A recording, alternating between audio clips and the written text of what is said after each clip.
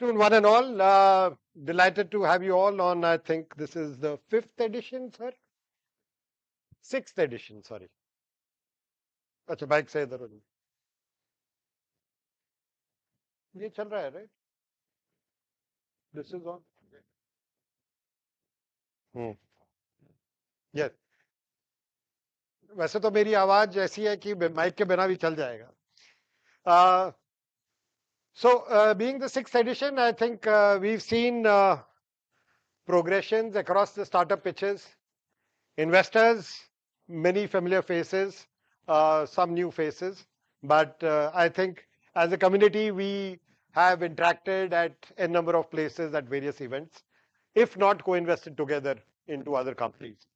So one of the key requirements in this is more than the startups. Okay, we as investors need a little bit of control on question and answer session, because that has got each company will get 15 minutes and 5 minutes they will pitch, 10 minutes is for Q&A. But please ensure that that is brief. Otherwise, I would have to step in to moderate, whether you like it or not. But keeping that in mind, let's start in a short while. The first one is, sorry, I have the list. Wait, where did it go? I gave it to this guy.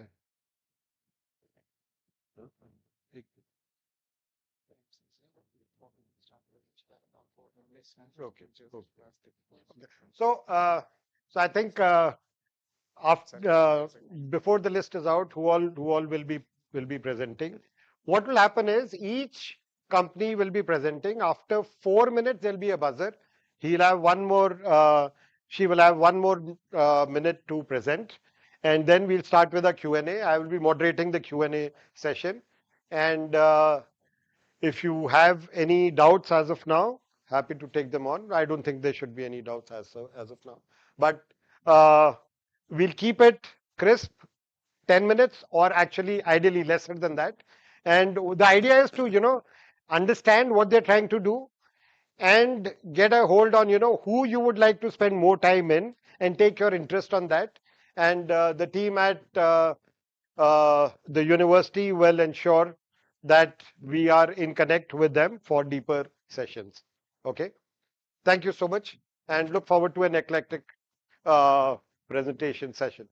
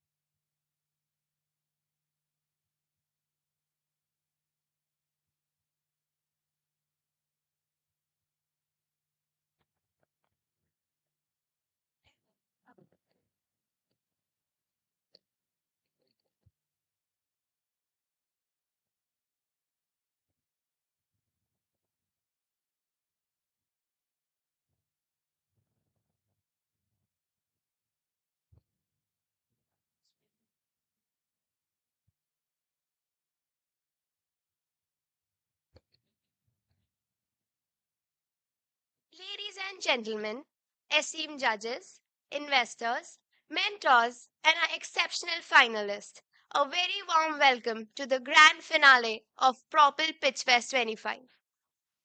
Over the past few months, we have witnessed an incredible journey of ambition, resilience, and groundbreaking ideas. From the initial stages of rigorous evaluations, our participants have demonstrated remarkable dedication and vision. Today is all about innovation, determination, and the drive to create something impactful. Behind every startup, there are months of dedication, problem solving, and the courage to turn ideas into reality. It's a journey of perseverance, and today we celebrate that spirit. This journey would not have been possible without the unwavering support of our mentors, evaluators, and partners, who have played a crucial role in shaping and refining these startups. We extend our heartfelt gratitude to them for their invaluable guidance and expertise. And now, as we move into the final round of pitches, we have with us a seasoned expert in the startup ecosystem, someone who has spent over 2 decades investing in and mentoring startups, helping angel investors discover hidden gems. He is a strategic advisor, investor, and a regular speaker at industry events. It is an absolute honor to have him here today. Please join me in welcoming Mr. Manish Johari, who is going to be the pitching director for the day.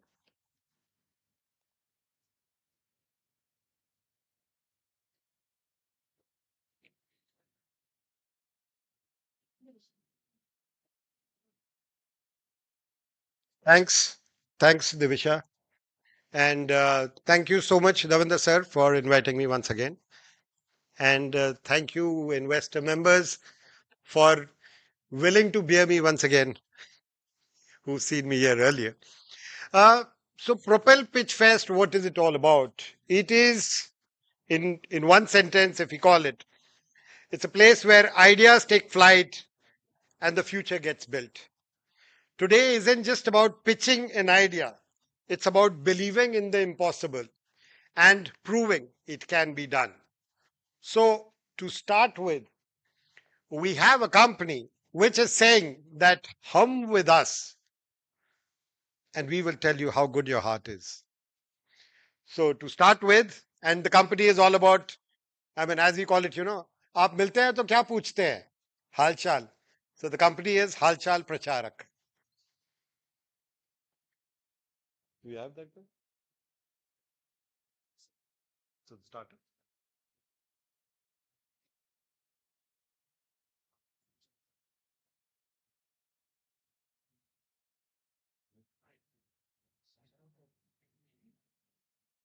Arun Adarsh is here.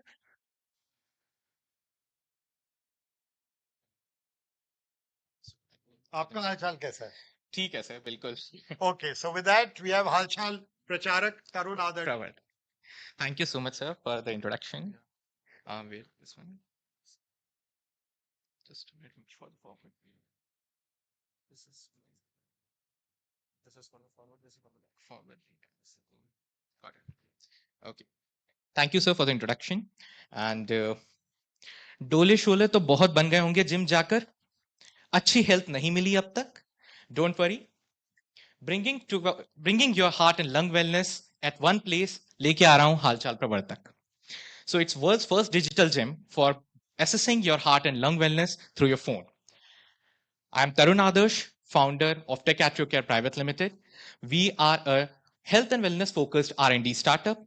Our focus is on health and wellness of your heart and lung. We develop research-driven solutions for empowering the wellness in you at a very convenient cost and affordability. Our vision is to empower well-being through innovative technology and personalized therapy.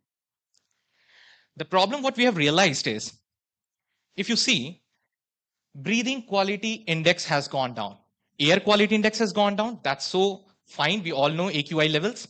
But there are so many other unaddressed heart and lung health risks which are there. It's like increase in stress level, rising pollution levels. And to manage that, we have early detection, prevention, and regular monitoring. But in the market, there is no such solution which are affordable, maintaining adherence, having the invasive, non-invasive part, inexpensive and affordable. So we have come up with our solution, Halchal Pravartak, which is your phone is now a digital gym. It involves 3 main parameters. The fulcrum of our solution is adherence, convenience, and personalization. You have to hum for 7 seconds, like Brahmari Pranayam, we do Om like this. And that our proprietary algorithm will track all the parameters, breathing patency, and many more, which I'll discuss in the coming slides. And then we have our proprietary therapy, which can tell you how to optimize your immune system. Transforming humming into health insights. So you have to record your 7 seconds audio and just send it back. And we'll give you the weekly assessment report every Wednesday. And before you have the spirometers and all, but now it will be a low cost accessible tool what we have. So this is the technology architecture.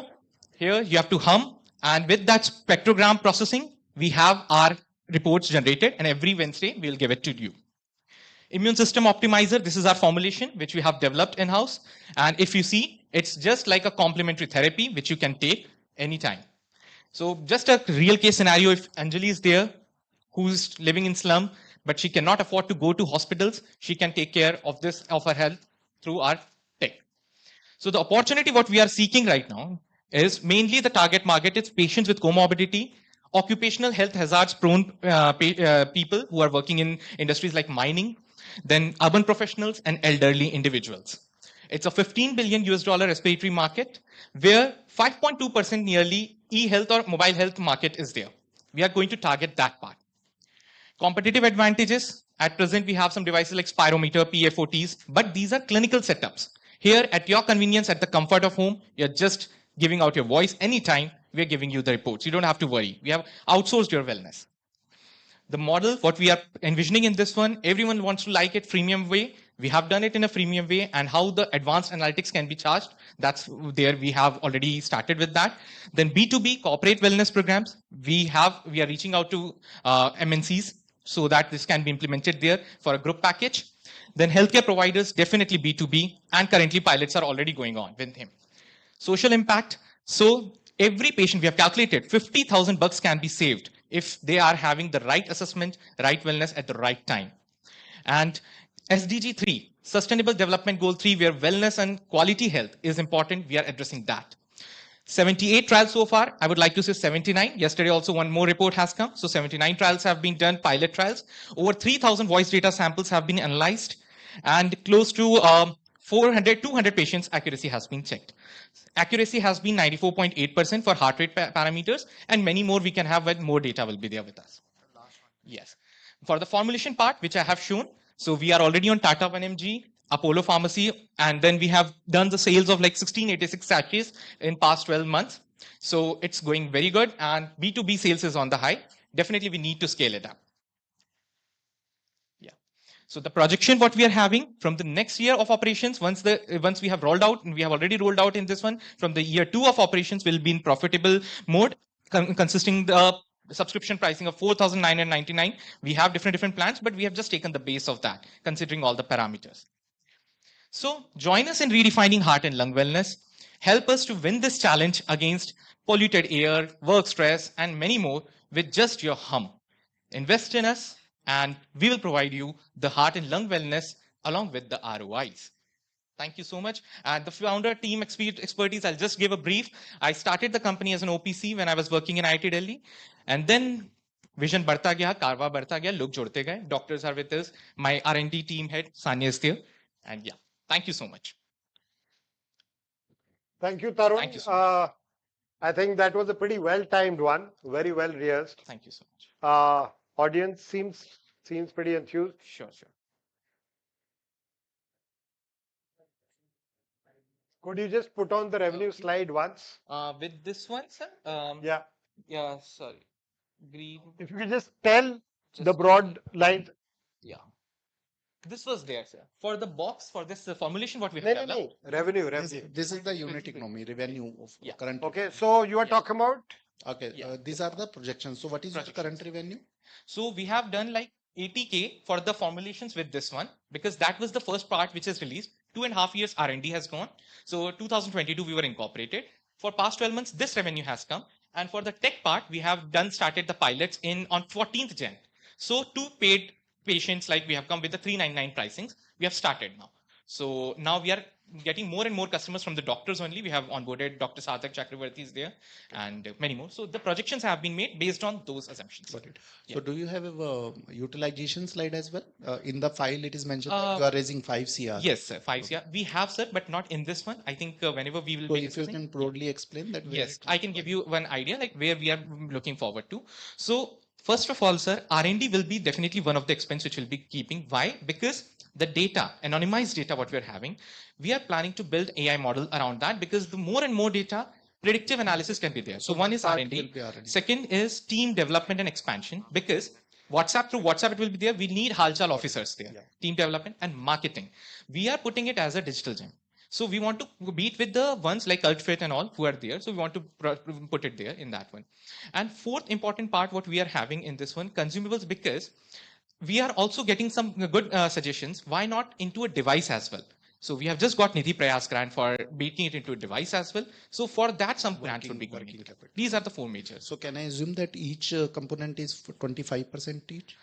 So difference will be there, Difference like will be some there. Okay. variations. So will be last question, what is the rationale behind 60 crore valuation which is mentioned in the file? there. So okay, so I'll tell you, sir. It is negotiable. Patents that can be negotiable, but the thing is, first of all, the patents what we have. So 2 patents for the formulation part and 1 patent for this one.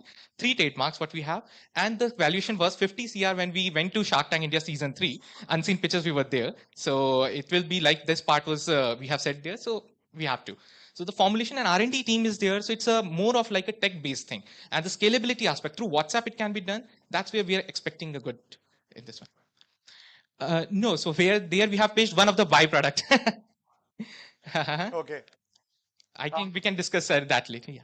So quite a few questions answered.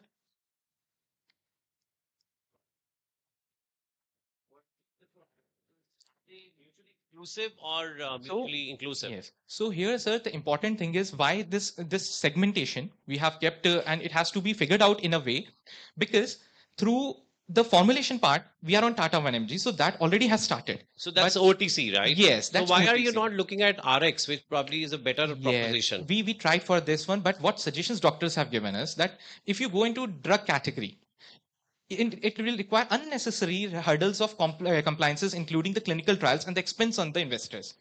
Other thing is, we are just FSSCI approved and ingredients approved, and the medically all data we have for the patients, over 300 patients we have got, reviews are exemplary, studies have been conducted. So what they are suggesting, why don't you include it as a gym where like with the data, person can have how many sachets they can take out of. So I think when will be part of package, let's say 6,000 package care program, both will be inclusive in this one. And we have all the data like COGS will be all we have figured out. We can discuss that whenever it will be there, that how the breakup will be there between each of the So components. this, of there. when you mentioned clinical trial, is this Uh-huh. data sort of published somewhere? No, or- clinical, not in trials, sir. I would call it real world evidence or observational study, where the Yeah, patients, yes, that's observational great. cross-sectional study. So you Because- should not be using this Huh. word clinical trial. No, actually. clinical studies, sir, in terms of medical supervision, what we are seeing. Trials would be going for the drug category. We are not going. And into the unit economics for this product, like you said, Yeah. 399 is the. So what is the unit economics there? Because that was- we have this just is not given- getting correlated to what you Yes. presented here. So it's a 4,999 subscription pack for the entire package. What we in this, the sachets are also there. It's a package thing. Like let's say 1 week, the 3 sachets will be there, 4 sachets will be there, and the humming part every week you can submit. So 4,999 one plan we have taken for projecting this particular thing. But you're anyway selling at 1 mg 399. Yeah. So should you not be mentioning on No, that? no, not 399 for this sachet thing. Huh. So that is even available in the sachets form, like 49 rupees also So sachet. if I want to He's buy asking- this, I have to. He's asking, what is your gross margin on this? Is it? Yeah, Correct. the gross Yeah, 70, yeah. 70%, sir. 70. 70%. Yes, sir. 70. Yeah. Okay. So on a And- standalone basis, you're selling this Yes, at 1 on mg, the- right? Yes. I can buy it if I just want to buy this. I Sure. don't want to buy your all other Yes, plans, right? yes. That So you can do, sir. That Okay. you can do. Sure. We'll do a deep dive later. Sure, Thank sir. you. Sure. Okay, sir. So 2.5 years it has gone, but I'll tell you how it will work. So the research papers, which are published in some journals like, Brief, yeah, Because I need 2 more questions. sure, sir. Sure. Brief, I'll just be brief, very and- brief. Huh. Uh-huh. Hmm. Mm-hmm. Mm-hmm. Okay. So very brief, I'll sir answer. First of all, from speech data to heart rate extraction, several research papers have been published there. Okay, they are the patterns which you can take. One of the slides I have shown there with ECG, what we have done in our screening, what we have innovated there is, can we do it through phone, like through WhatsApp data or something like on phone also? It can work offline as well. We are working on that also, but that aspect. But coming to that part, when you hum, you have some frequencies which are known as formants, which are just passed out there. These are the transferred frequencies, and from there we are figuring out those patterns where the RR intervals we are figuring it out. like where the QRS peak, if you have seen in movies, ECG, that QRS levels, between those two peaks, we are figuring out RR intervals. And the spectrogram ratios, what we are having, that will tell you airway patency, which is wheezing nahi hai, kahin clogging nahi hai, that all will be you can figure out with a threshold. Let's say 0.3 से नीचे जा रहा है, यानी कि breathing कहीं कहीं कुछ hinder हो रही है. So you have to keep it 0.3 above. So it's a tracking thing which you can track. So this is the work which we have done. And validation, sir, as you asked where it was done, पहले तो heart rate parameters का validation through pulse oximeters we have done, ECG we have done, and then under medical supervision we have taken, like with the Professor Arpan Gupta. So he is highest, like we have seen, 94.8% accuracy. I've demonstrated that in IIT Delhi mechanical students batch here. I've demonstrated that live where with the pulse oximeter we have close to 94.8% accuracy. So approx we'll take 90 to 94% accuracy in heart rate estimation. And airway patency part, it's just you have to keep on tracking कि 0.3 से नीचे नहीं जाना है. Keep it up till 0.4. So जो patients हैं जिन पर trials हुआ है, it is always like 0.12, 0.3. कभी कभी 0.3 आ रहा है जब वो दवा या कुछ medications ले रहे हैं. So that trigger what we are figuring it out. So you can track your efficacy of the treatment what is going on. Yeah. I hope that answers your question. Anyone else?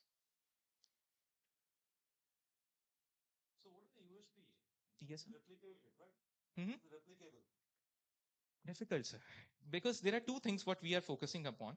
If the tech part is there, so algorithms till somebody starts from scratch, like to develop that and trials, because we have done on every sound like A pay, E pay, I pay, what all. Humming is good and A vowel will also work in that. So ek to R&D will be difficult. Another thing, if they do also, our aim is not just to have this voice-based assessment. With the therapy part, which is also 2.5 years of R&D it has gone, the therapy part and this tech part, we can have the personalized intervention, data-based intervention. There it will be difficult for even the bigger players to get that how you can crack that part. So it's a combination can be a difficult part to copy that. But individually, if somebody wants to, sir, even Alexa and like Amazon, they were also building so many voice-based tools. But this thing, convenience, what we have offered, plus the distribution, what we are building towards doctors and all, it's a complete stakeholder thing. I think बहुत difficult होगा उस पूरे उसमें फिर in that case to replicate. Yeah.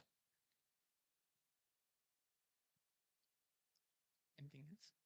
Any other questions? Okay. Thank you so much. Have a nice day. I have a question. Okay, sir. Sure. Okay. So, how are you taking care of the GDPR issues and the privacy issues of people? Okay. Because you will be using the data to perfect your AI also. How do you go about that? Could you just tell? So I'll tell this part. First of all, the work, very important part what we have done is anonymization. We don't worry about your name, whatever your thing, just basic details like age and your gender, because that will tell you heart optimization range indicator.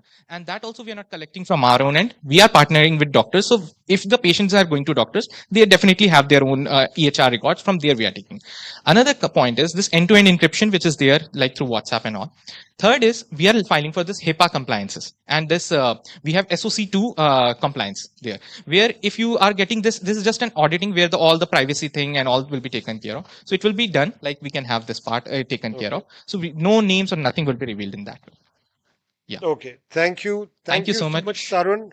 Thank you, sir. Thank you. And thank you, audience, for the patient hearing.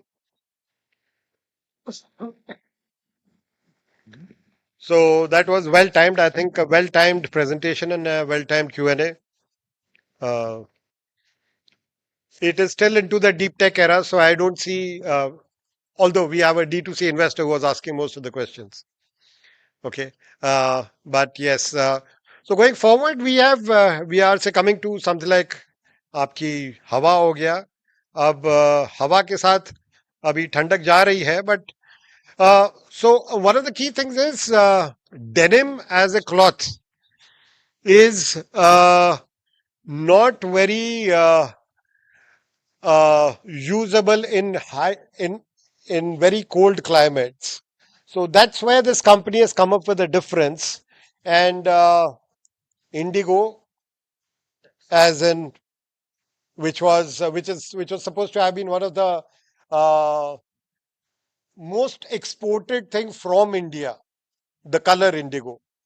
And वो textile के अंदर वो denim को बनाना and making it with similar properties and look and feel, and yet you can survive the cold climate.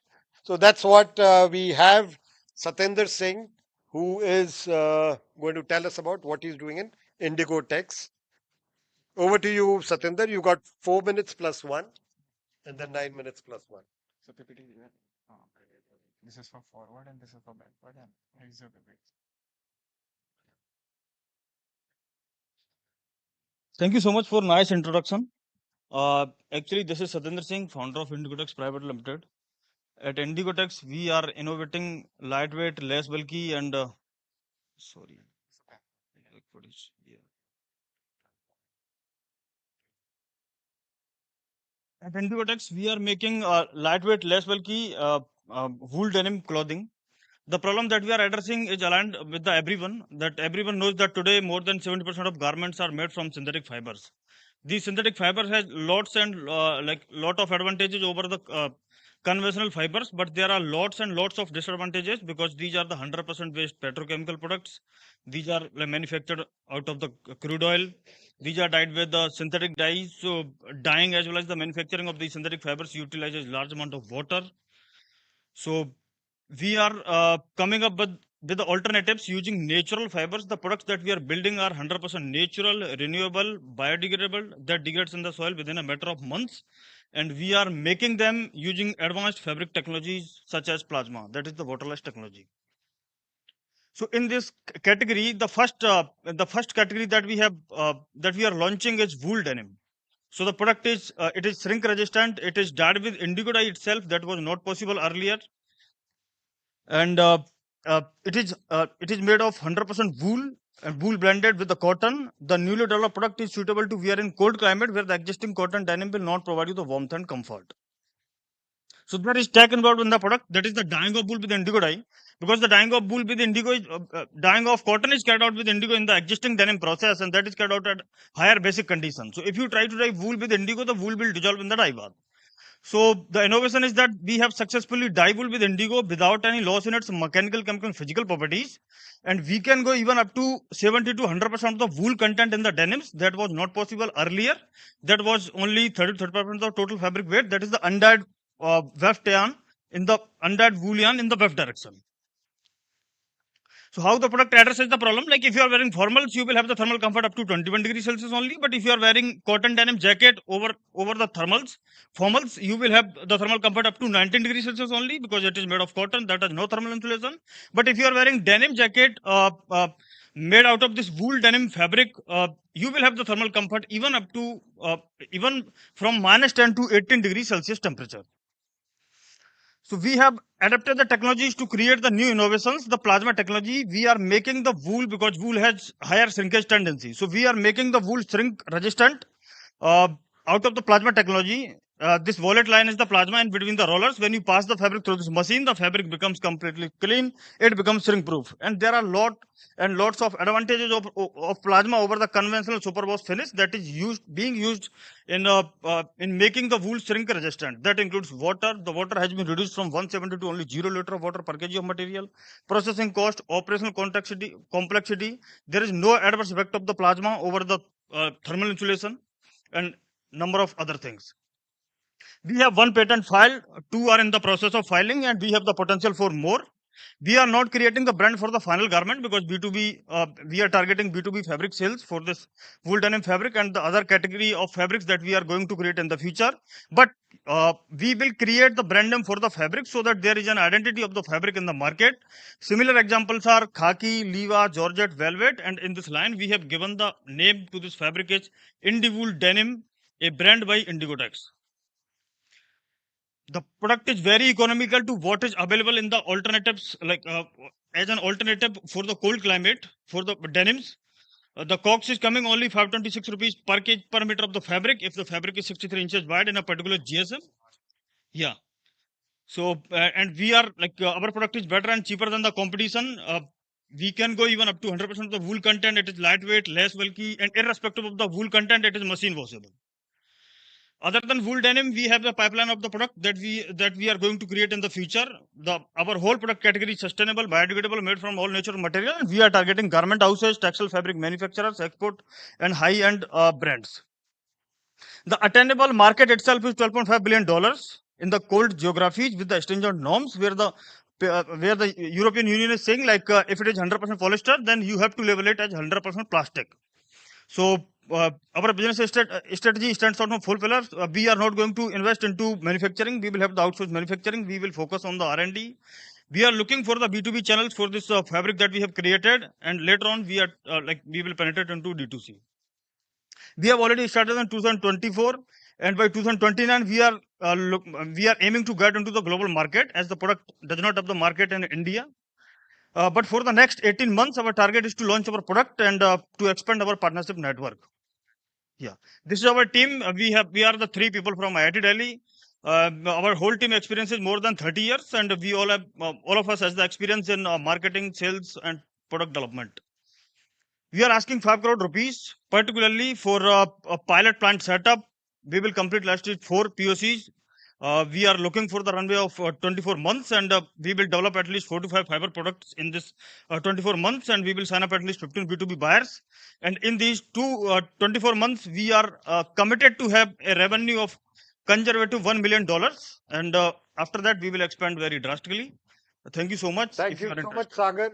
We'll take it over to the Q&A. Little spillover allowed. Bharat. So we start with Bharat. He had certain queries on this. So while he's asking, can I ask, can it be also used in the say the Leh or the Siachen area? Basically, Siachen it is minus 54 degrees Celsius temperature, so it is not like it cannot be used. In It cannot be used, but it can be used in like in the temperature range of this. Yeah. Okay. Yeah. Why do you need plant? What, sir? Why do you need plant? You don't need plant. Plant, sir, because the technology is dyeing of wool with indigo dye and the plasma that we want to Plasma exists, technology exists, right? Plasma technology exists, but it is not. And the fabric manufacturer using plasma. No. Can't you repurpose that plant to make your production? Sir, nobody is using plasma at the commercial scale right now. In the textile, plasma. Nobody in India using plasma. Plasma does not like exist in the textiles actually. Plasma is there because plasma is the 4th state of matter, and but nobody is using the plasma in textiles. Yeah. We have identified the first application of plasma in textiles, that is the shrink proofing of wool fabrics. This is not easy care fabric, which all the produce, right? No shrink, like no that. Easy care, sir. It is easy care means it is crease resistant. Is it coating one or is a plasma? I thought it's a plasma. All the no shrink. Yeah, fabric. Because wool has scales on the surface of the fiber. So because of these scales get entangled with each other, and the fabric gets felted. So what the plasma is doing, plasma is just removing the scales from the surface of the fiber and making the fabric shrink resistant. Okay, so that's why you need plant. That's why we need plant. One for the plasma, and we want to have in-house manufacturing for the dyeing wool with indigo, because that is our IP. So that these 2 things we want to keep. You can have dyeing with the plant, somebody else's plant, right? He would like to keep that in-house. Yeah. He doesn't want to let it out. Okay. That is, we want to keep that in-house because in textile it is very competitive market, and like anybody can copy it because it is not like rocket science. Okay. So, okay. Yeah. Thank you. Okay.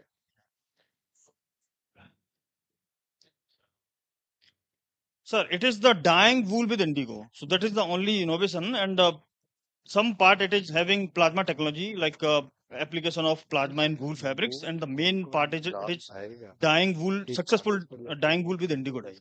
Okay, so that's the primary claim, and its patent is granted already?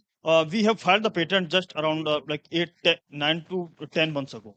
Okay, this is PCT or India? It is India, sir. Only India? Yeah. Okay. Have you done a freedom to operate search on this aspect? Because I believe there are already players from Germany who are trying to do very similar stuff. Yeah. So not from Germany. One competitor is from Japan, and it is Nikkei Denim. So what they are doing, they are making the 100% wool like denims. They are making like whatever product it is, but they are not dyeing it with indigo dye, because that is the main IP that is there.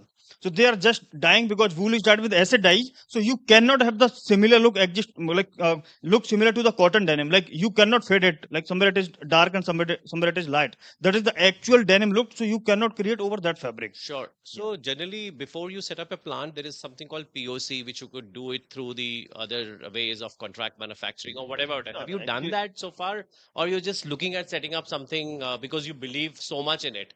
we are not just like making like we are not going to put the plant directly. We are going to do the POCs. Our first product that we have So then developed. your requirement should be much lower to do POC, because you are looking at setting up a plant and asking for 5 crore. Should you not be looking at POC I am first? not saying you just give me 5 crore rupees at But one that's time. the pitch that you made. No, I'm not saying just give me that 5 CR at one time. We can have we are looking for the plant after but if you don't have a POC and if it doesn't work, then why do you need commitment from us like for 5 CR? Have you created the Trying to product so understand. far? we have created the product and we have created around 10 days ago. So we have just participated there in Bharat Tech and we got very positive response from the European buyers. Okay. We got very positive response from the buyers in UK, Canada. So and all last these question buyers. for Yeah. now is any use in the medical side? Do you see medical textiles? Is there any angle there? A medical textile is like it You doesn't haven't have- explored. No. That's okay. Thank you. Yeah. Thank you so much.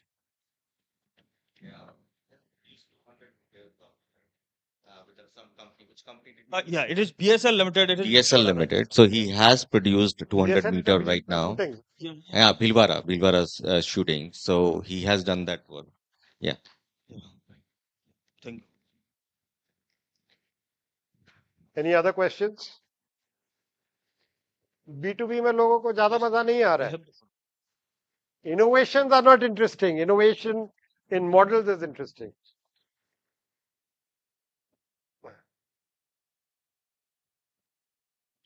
Stephen is interested. Okay.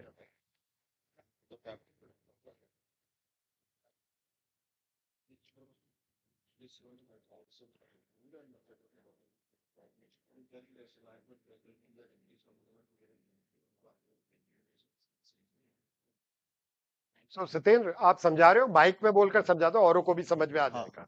क्या वो पूछ रहे हैं? मैं बोल रहा हूँ ये जो फैब्रिक है like it is 100% wool denim and it is very lightweight and less bulky. It is the thickness is less than. Can you pass it to him? denim. Can you circulate it so that they can have a look? Jeans jacket sir. Jeans बनेगा jacket बनेगा और इसको आप fade भी कर सकते हो similar to the existing cotton denim. तो वो मनीष जी को दे दो, वो औरों को पास कर देंगे. They can have a look and feel of it. Okay.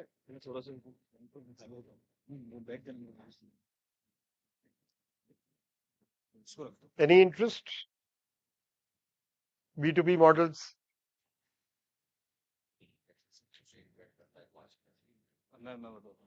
Actually, what happens is like existing denim, it is made of cotton. So cotton is comfortable for the skin, but wool is not comfortable for the skin. It is irritating for the skin. So what happens that Raymond and Arvind, these are also making, they are inserting wool in weft direction. Like fabric has two things. It is Tana and Bana. तो ताना जो है वो इसके ऊपर आता है और बाना जो है वो नीचे की तरफ आता है. That remains undyed. इसलिए जो कोई भी डेनिम का जीन्स है वो ऊपर से ब्लू और नीचे से व्हाइट दिखता है. तो व्हाइट वाला जो पोर्शन है वो तो आप कुछ भी डाल सकते हो. Like you can even insert polyester, wool, cotton, कुछ भी इंसर्ट कर सकते हो. तो Arvind and Raymond what they are doing, they are inserting wool in the weft direction. बाने में वो डाल रहे हैं. वो at the back side of the fabric आ रहा है. At the back side of the fabric, you cannot wear it in like next to skin garment. Jeans में आप उसको पहन नहीं सकते, उसको आप जैकेट में पहन सकते हो. उसके अंदर भी 30% वूल है. That because weft constitutes only 30% of the total fabric weight. हमने वूल को इंडिगो से डाई कर लिया, तो we are keeping this wool in ताना, in barb direction actually. तो जो जैकेट वाला फैब्रिक है जो नेक्स्ट टू स्किन गारमेंट नहीं है, उसमें हम ताना और बाना दोनों में वूल डाल रहे हैं. That is 100% of the wool. और जो जीन्स वाला है उसके अंदर वेफ्ट में कॉटन डाल रहे हैं. Fabric has 70% of the wool content. And cotton is comfortable for the skin, so you can have in jeans. Produce an allergic reaction and all that. Have you done any biocompatibility study? It is sir wool, wool and cotton. No, agreed. But there still needs to be a biocompatibility study, because how does it react, right? Yeah. Allergens. You have no idea, right? So a little bit of that maybe. I'm saying this thing because this is actually, we have not done biocompatibility study. Biocompatibility test. We have done number of other tests like this is the shrink resistant test and all these things. Yeah. ठीक है. So we can get deeper into it. Okay. Any other questions, Ankur? No. Yes, Shweta. How is it different, or why will customer buy your product? Why will customer buy our product? Because in cold climate, the people are using denims. That is the layered fabric. It is outer layer of which is thin cotton denim, while inner is a heavy woolen fleece. So that becomes layered. It becomes heavy and bulky. So ये फूला फूला dress हो जाता पूरा. We are providing denims similar to the existing cotton denim, and you can wear it in that. So is it for the international market or domestic? It is for international market. Domestic in North India, it has some market, but So production. you have shared that so that the things would be very clear, Okay. right? Yeah, thank you so much. Yes. Yes. They Stephen, would you like to get a little deeper? Yeah. मैं आपको बताता हूँ fabric दो में washes Bharat? में वो निकल के लूज हो जाएगा. वो नहीं निकला है, वो तो 50 वॉशेस कर लिया उसका, वो निकलता नहीं एक्चुअली. होता क्या है कि जैसे वूल में अगर फिनिशिंग में उसको कंट्रोल किया जाए उसके श्रिंकेज को, तो that will not come out. Stretch की आप बात करो तो डेनिम में जानबूझ के वेब डायरेक्शन में स्ट्रेच डाला जाता है, कपड़ा खींचता है, लाइक्रा स्पेंडेक्स जो है वो डाला जाता है. You are also doing lycra in weft direction. Warp के अंदर उसमें अभी ऐसा पैटर्न आया है कि उसमें वो लोग कॉटन में भी लाइक्रा डाल रहे हैं. एग्जिस्टिंग कॉटन डेनिम में तो वार्प और वेफ्ट दोनों, मतलब एक नॉर्मल डेनिम में भी थोड़ा स्ट्रेच तो चाहिए होता है. चाहिए होता है, तो उसमें ऑलरेडी वूल में उतना स्ट्रेच वार्प डायरेक्शन में है, और वेब डायरेक्शन के लिए we are also inserting lycra in weft direction with wool. Great. Yes yes sir. So manufacturing actually पैसा तो हमारे पास कुछ है नहीं. मैन्युफैक्चरिंग के लिए हमने पार्ट बुक किया है बीएसएल लिमिटेड भीलवाड़ा राजस्थान के साथ में. They are producing around 2 lakhs of the metre per day fabric they are having. Wool की एक दो चार ही कंपनियां हैं इंडिया में, बीएसएल उनमें से एक है. बीएसएल के साथ में हमने मैन्युफैक्चरिंग पार्टनरशिप की है. So they are producing this fabric. Like marketing हम देख रहे हैं, टेक्नोलॉजी हमारी है, बनवा हम उनसे, जॉब वर्क हम उनसे करवा रहे हैं. बीएसएल क्या सर? एनडीएसएन किया हुआ है. NDAs are all signed. So we have 3 people who are interested over here. Anyone interested to deep dive? Amit? Okay. So Vishal Gandhi, thank you so much. Bharat Gupta, Manish Srivastav, and Stephen. Okay. Anyone else? No. So this is a classic case of, startups or the valuations are not dependent on innovation. पैसा innovation पर नहीं बनता है. Otherwise, Nikola would have been a multi-billionaire at that time. Okay. I mean, it is not the innovation that makes the difference. It is innovation in the business model that makes the difference. Okay. And keeping that in mind, here we have an innovation. Can we create a different model around it? Satyendraji, maybe you need to look at it, how you create a differentiation in this, and how this thing can help your customers who would want to sell it on onto the consumers basically. अभी कपड़ा भी हो गया, हवा भी हो गई, अब क्या बचता है? One sector which you will not like to touch right now, can anyone name it? Sorry? EdTech. The next one is on EdTech. Okay. So, I mean, why EdTech? Because again, see, it's a problem which is broken at many places. We've got engineers, millions of engineers, and yet very few are employable. And that's what my equation plans to do. They plan to, make them employable. They want to do their bit to make the youth, useful for the industry. And with that, let's see how my equation is trying to do something in the EdTech. Let me forearm you that you will get a lot of questions. Interest may not be commensurate with the questions. So we have my equation. You have to come from there.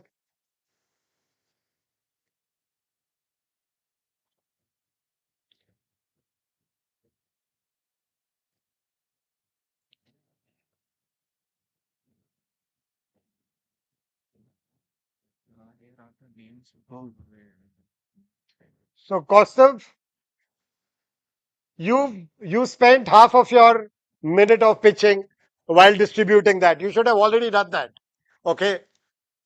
An entrepreneur needs to be very stingy with his time, with his resources and everything. Now, in 4.5 minutes, complete what you wanted to do. Okay. Am I audible to everyone? First of all, let me just start my pitch. I am not an ed tech, I'm a skill tech. So there's a difference of it, and I'll just prove it up to you, for every one of you. How many of you are engineers over here? Could you please raise your hands? I am in an engineering college, so how many of you are engineers? Very good. Very nice. I see quite a few. Now, if I ask you, what are you going to do after 4 years of college? You're going to probably get a job, probably do masters, do something in MBA, do something out there. Now I'll give you a challenge, every one of you. Why don't you open any company's career portal right now, search for any job description right now, and read out the job description and tell yourself, you know 90% or 80% of everything that is written over there. I think most of you wouldn't know it. If you wouldn't know it, then you would think of it कि एक बार try कर लेते, पता नहीं शायद हो जाए, शायद नहीं हो. Every year, 32.8 lakh people appear for the engineering, basically joint entrance examination and common entrance examination. उसमें से 28.86 lakh plus people want an acceleration, specifically in the core engineering field. Mechanical, electronics, electrical, civil, automobile. What do they do at the end of the day? They either shift their jobs, they have very minimum job opportunities, there's not a lot in the sector right now, and they have masters as an option. There are 4 main problems. That is the reason why they are doing it. Number one, there's an outdated curriculum that usually a lot of people go through, which is starting from the college itself. It goes through the software implementation. It goes through the industry exposure, no industry exposure, and misleading internships. Presenting my question. We bridge the gap between what the college wants to give to the engineers and what the industry wants from the engineers. We are making engineers of today to become future industry ready. And how are we doing it? We are doing it by 4 main solutions: live industrial training, industry exposure, young mentors with industry standards, and with software technology. These are some of our services. We provide webinars, we provide industrial training programs, and obviously with nano degrees. We are also going to be launching a lot more into physical assets like kits. We'll be also working up with VR sets such that we can make industry 4.0 and 5.0 really interesting. But we are here to solve a bigger problem. The problem lies by focusing on not only one sector, but focusing on a community.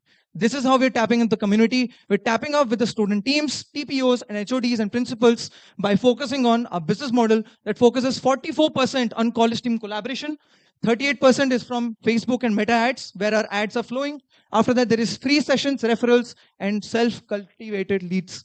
These are some of our pricing models that I would love to take it up in the Q&A, obviously, when you're going to ask.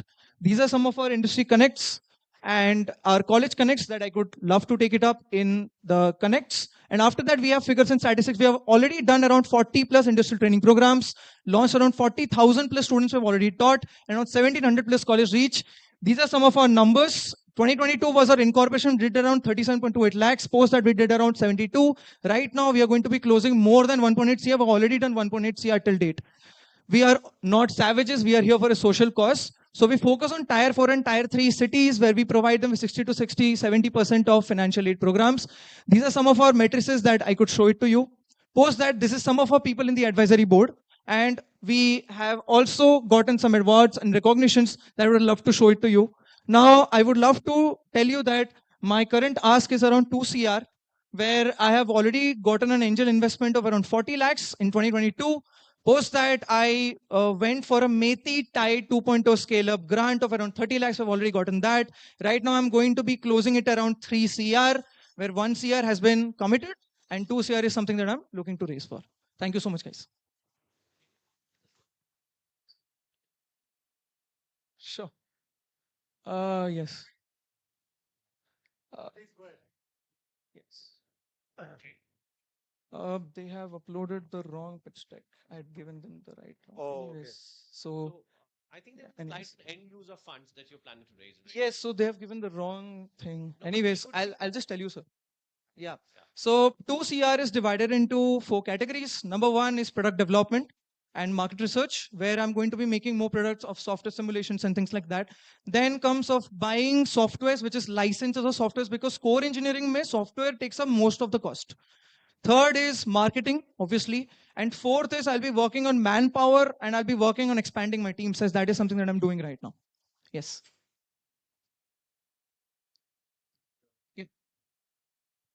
I've already done around 1.9 CR. Yeah. So I'm going to be closing this year by 2.16 CR. It's more than what I had thought of.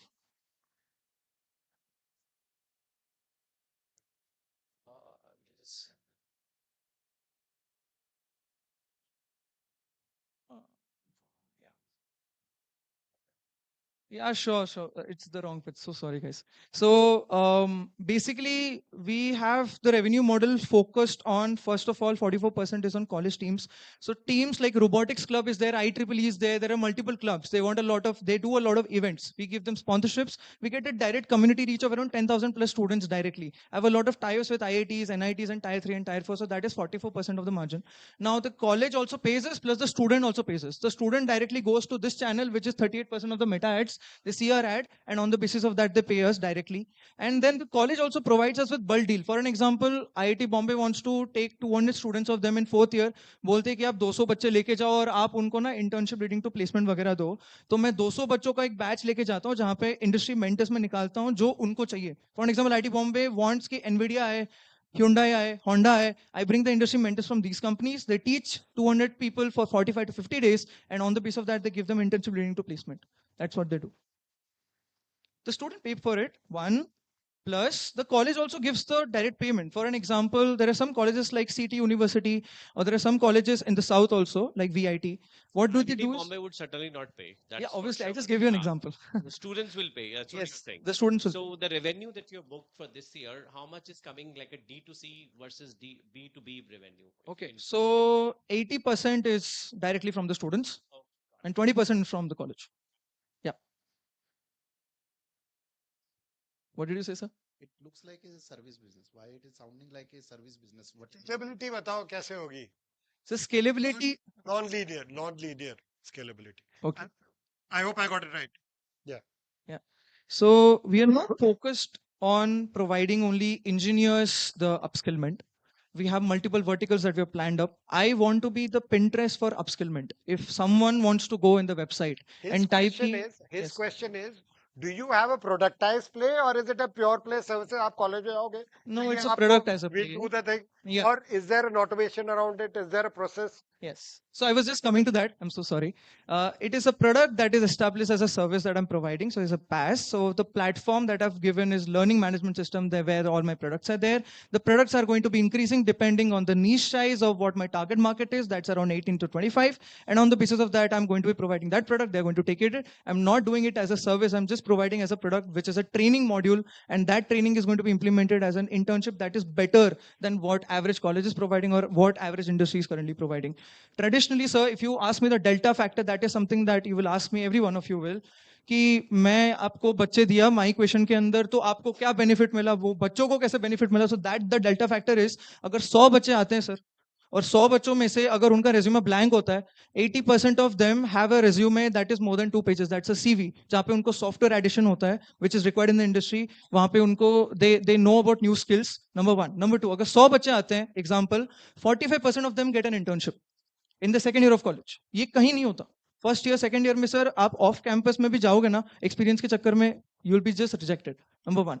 If 100 people are coming for jobs, 27% of them get a better job. Example, अगर mechanical का एक बंदा 2.5 lakh rupees कमाता है at an average, after my equation they go for around 12.35 lakh. That's around 200% of jump. And I do it within 50 to 60 days. That's higher than Internshala or Naukri.com that can ever do. Plus, according to your needs. Industry को चाहिए, college बच्चे दे रहा है, बच्चों को पता नहीं industry में क्या चाहिए. इंडस्ट्री डायरेक्टली अगर बच्चों को वही पढ़ा दे जो इंडस्ट्री को हायर करनी है, आपका वो एग्रीगेट वाला जो टाइम लगता है 3 से 4 महीने, वो सॉल्व्ड है. And that is what I do, and I do it quicker. Yes, it's in the market. We are doing revenue of it, and we are not just limited to engineers. We are also working on creative side, which is my scale. We are also working on the business side, which is my biz, where we are launching financial based product, entrepreneurship based product. So we are in the scale of that. Plus we are working on very deeply with VR. कि industrial training आप VR headset पहन के खुद से आप कर लो. So this is something that we are scaling up into. One question. Sure, sir. Would you ready for converting this into non-profit? No, sir. I wouldn't be. It's an equity investment, not a Yes. CSR activity. I'm saying the structure of the company. Yeah. Yeah. So yes, sir. Industrial training, sir. Industrial trainings, that is online, sir. Yes. Not on the job. Online training. तो online training, sir. वो आते हैं, they pay for the program and after that they get enrollment for 45 to 50 days. वो Zoom के classes में होती है, online training होती है. उसके बाद sir internship leading to placement. It depends on what the job do. नहीं तो offline होती है, नहीं तो online internship होती है. That's how we do. So everything is online. We're focusing on offline collaborations, like collaborating with the college, like this college. We're collaborating with multiple colleges such that मैं offline जाके training करूँ. जी.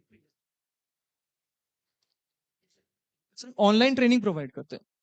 Yes. No sir, I am covering the hands on software. मेरा sir पूरे के पूरे programme में 80% software होता है, 20% थ्योरी होता है. That's what I am doing. हाँ. हाँ सर. हाँ सर. जी. जी.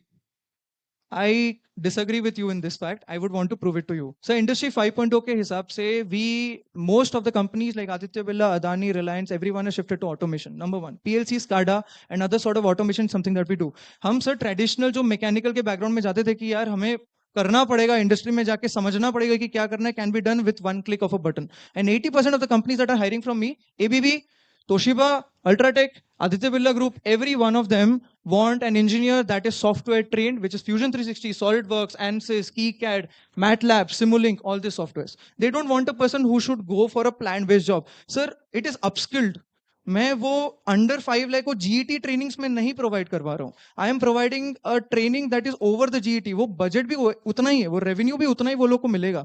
The salary for GET is around 5 lakhs. The salary that I am providing is 13 lakhs. वो सब प्लांट में जाके काम नहीं करेंगे, वो सर एक कॉर्पोरेट ऑफिस में बैठ के सॉफ्टवेयर चलाएंगे, वो ऑटोमेटिकली पूरा प्लांट काम करेगा. How much does it pay? What will the student pay for that 45 to 60 days? So 4,000 to 5,000 rupees is my ATS. Sorry? 4,000 to 5,000 rupees. Per student? Per student. Okay. I hope that answers the question. Yes. Huh. What percentage of the total job in manufacturing? So manufacturing is divided into multiple parts. So which sort of manufacturing are you talking about? So you're upskilling to a certain type of jobs. Yes, sir. Right. Now, of the total workforce required for the India to be superpower in the manufacturing, what percentage of that job will be this category of jobs? That I'm currently doing? So that's around 30 to 35% at the moment. So 35% will be hired by the top manufacturer. The SME manufacturers will not require this skill set? They would require, sir. That's the reason I want to upskill. That's the reason I would really afford it. Yes, sir. Would they be able to afford this, sir? They would be able to, sir, easily. And they have actually done it before. Yes, sir. So what is your? Yes, sir. My lifetime value per customer is around 15,000 to 22,000 rupees. Number one. Number two, my CAC is around 2,430 rupees. Right now, my CPL is around 45. A daily active customer comes to around 45. Per batch size is around 90 to 120. And अगर multiple batches होते तो there are multiple products के हिसाब से 120 से 130 के batch size में होता है from basic to advanced level. Yes, sir. Sir webinar होती है फ्रीमियम मॉडल में 99 रुपीज में भी होती है, कभी कभी फ्री में होती है. उसके बाद वेबिनार में इंडस्ट्रियल ट्रेनिंग प्रोग्राम प्रोवाइड करके आपको थोड़ा और देंगे. Workshop is 199. उसके बाद then there is the industrial training program that's around 3999. Then there is a nano degree that's around 13,999. Yes. So now in this 1.9 crores that you have earned so Yes, far, what is the gross margin, what is the EBITDA, and what kind of numbers are you looking at? 2.1 crore. Okay. Are Right. you looking at? Thank you so much, sir. Yeah. So EBITDA right now is around 28.26%. Okay. My net margin is around 8.96%. Right at the moment, I am EBITDA positive. I am probably one of the only skill tech organizations in this educational Byju's wala hua who is currently doing profit by doing that much amount of percentage in terms of meta ads and marketing. Number one. Number two is, sir, I've clocked around 2.10 CR at the moment. So yeah, just a correction for that. Yes, sir. Yes, sir. Huh. Yes, sir. So I am going to be projecting my net margin to around 12 to 15% at the most. क्योंकि sir अभी skill tech का organization है until I am subsiding with a lot of companies. जैसे for an example मैं आपको एक problem बताता हूँ जो हो रही है मेरे साथ. Nvidia मेरे को क्यों पूछेगी? मैं कौन हूँ? You get the point. So at the end of the day, in order to succeed to that level where I receive that net margin, in order to make sure to do that, I need a lot of collaboration. I need a lot of company strategies. I'm able to do it with my network, with my already investors जो भी अभी हैं, they're able to help me. But in order to go there, I need collaborations. I need partnerships. No one will entertain me because I'm just one more like startup or a company that is coming in the play. But I'm trying to reach out in that mark and I'm going in that right direction. Obviously, with the support of all of you, I would love to change that bracket of what education has in a mindset. And obviously, sir, one of my advisors is Biani Group, Future Groups. So one CR has been already committed from them. So if they believe, if Big Bazaar or Biani Group also believes in us, I think जहाँ पे market सबसे ज्यादा लो जाता है वहीं पे ही invest करना चाहिए. और अभी तो मार्केट ना हाई होने वाला है क्योंकि PW की भी अभी आ रही है अभी IPO. So yeah. What Yes, sir? is your conversion rate? I'm so sorry, ma'am. Content my technical team is building, which consists of the technical people who have 3 to 5 years of experience in the industry. So my team isn't based in Ahmedabad. There are around 45 people right now in the team. I'm scaling up to Pune and I'm scaling up to Gurgaon right now because I'm already incubated in ACIC BMU. Yeah. Thank you so much, Kaustav. So who all are interested? Can I have a show of hands, please? See, flavor of the day पर मत जाओ. जो चीज अच्छी है उसके लिए flavor नहीं चाहिए. That's why most of the people they say, you know, I'm sector agnostic. EdTech सबने मना किया था and everyone is interested. Once again, so Amit, Vishal, it is again EdTech only. Okay. Who's interested? Manish is interested. Stephen is interested. Okay. आपने sorry. Oh, okay. I'm so sorry. I don't know your name. Divya. And you're with? Okay. IN. Good to have you over, ma'am. So I have a question. What is your typical? Can we have that later? Not now. That will be in the say this thing. So the time is over. We'll make sure that I talk to you. Huh? But I'll ensure that he said. But you are interested. So Divya from IN also. Thank you so much, guys. Means a lot. Okay. Good. Lot of energy you bring into the thing. Cheers to that. Okay. Now which one is it? Ouch. Where is my paper?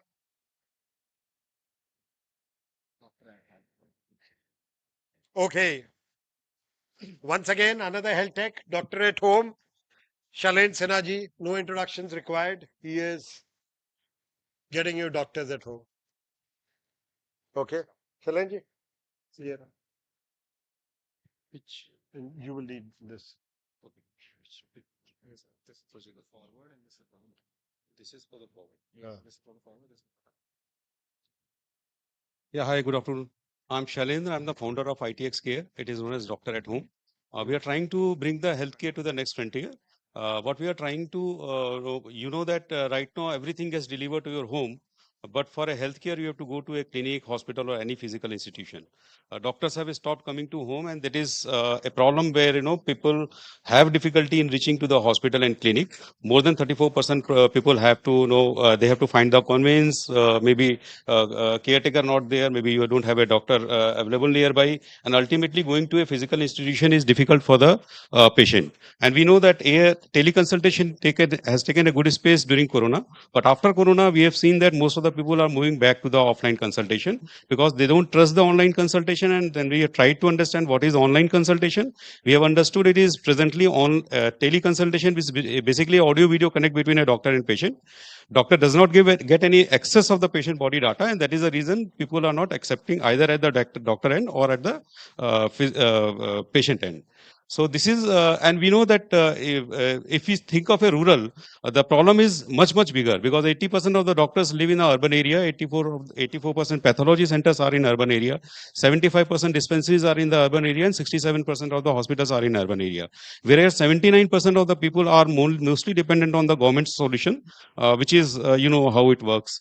And it is like full of quacks and other solution, and that is the reason people migrate and people move to the tier 1 and tier 2 town to get the consultation done. This is what is the opportunity where we are taking it the healthcare at the rate of rural by opening the physical boundaries and enhancing the access data and the quality of consultation. What we have understood is like what all doctor does during physical consultation. We have made a device and software solution to connect the patient live to the doctor as good as a physical consultation. So what all doctor does during physical consultation is possible through our device and solution. We have made a complete ecosystem of it, which is like understanding the problem of the patient. Doctor will see all the live vitals of the patient on his screen, like BP, ECG, respiration, pulse, oxygen, everything. He can hear the heart sound, lung sound, respiration sound from a distance. He can do the physical examination of the body part also. Even hair type of thing can be seen from a distance. So this is where we are actually bridging the gap by connecting the patient live to a remote doctor on a click of his, and then the prescription and rest of the things is also possible through the same solution. So this is all what we have done, a lot of trials, pilots, etc., paid pilots, etc., and we have already applied for the patent. FER and publication done, and most probably in next 3 months to 4 months we will get the patent also. This is how it looks like.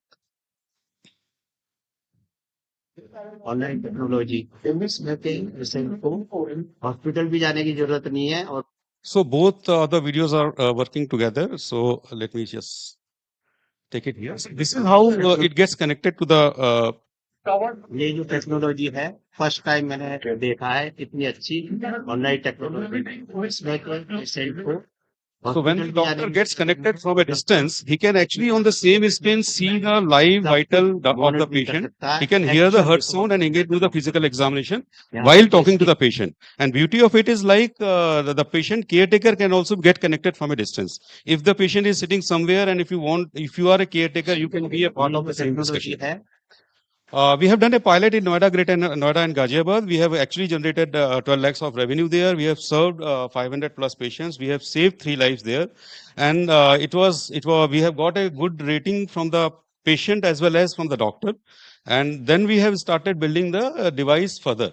Now what we are trying is like we are bringing up a e-clinic solution for the suburban and rural area where there is no good doctor, no MBBS or MD doctor, and we are actually it will be a paramedic-led franchisee model where we will be giving a franchisee to the local healthcare solution provider. It will be a clinic there, and we will be converting and doing the consultation from there. It has many use case like I think it is malfunctioning. Yeah, it has a many use case like if you put this device into ambulance, we can convert the ambulance into the live ambulance. We are getting a good traction in all the things here. We have already we have a traction of already 400 devices, which will be like covering around 5 crore of turnover in next financial year. We are now in a process of finally making the device, which will be ready by April or May, and then by the time we will start our revenue also. I think potential is like if we take only 4% as SWAM, then it can take us our company to 600 crore turnover in next 3 to 4 years. This is what we are projecting here as a turnover. We are planning to have a 50 pilot franchisees, which will be giving us a turnover of 4.1 crore, and which will give us a EBITDA of 15 crore. Moving forward, if we open 5,000 franchises, it will be like 294 crore turnover. Yeah. So I think. Can we move to the ask sheet? Yeah. Yep. So we have got the sanction of 1.5 crore from GAIL on a valuation of 10 crore pre-money evaluation, and we have got 30 lakhs from SISF, 10 lakhs grant from IIT Roorkee, and 10 lakh UP incentive. We have already invested 2.25 crore of ours, and we are looking forward for 2.3 crore. Out of that, 1.5 crore of GAIL is there. So 80 lakhs balance on the same valuation at the same round. So great. Yes. All the PSUs have been tasked with investing into startups. IOC, BPCL, GAIL, all of them. Okay. What is the cost of the device? So when we have made the device in the pilot MVP level, it has costed 1.5 lakhs. And now commercially, it will be like less than 60,000 rupees, which we will be selling at a price of 1,25,000. And this is a product plus subscription model. So we'll be selling the device first, and then next 3 years, we can have the subscription for giving the complete solution, which is the cloud solution. And what kind of a path test in that?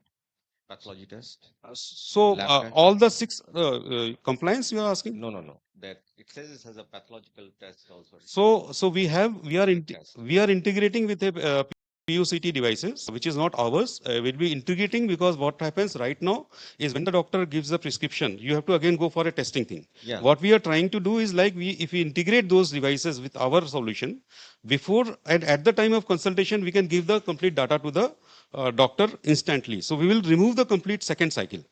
So all these like 70% of the tests like kidney profile, liver profile, lipid profile, blood test, all 70% of the test is possible through the device. Right there on the device. Right there within 10 to 15 minutes. So we'll put the patient first on the test. Once the report comes within 5 to 7 minutes, then we'll put to the doctor and doctor will see the report live there.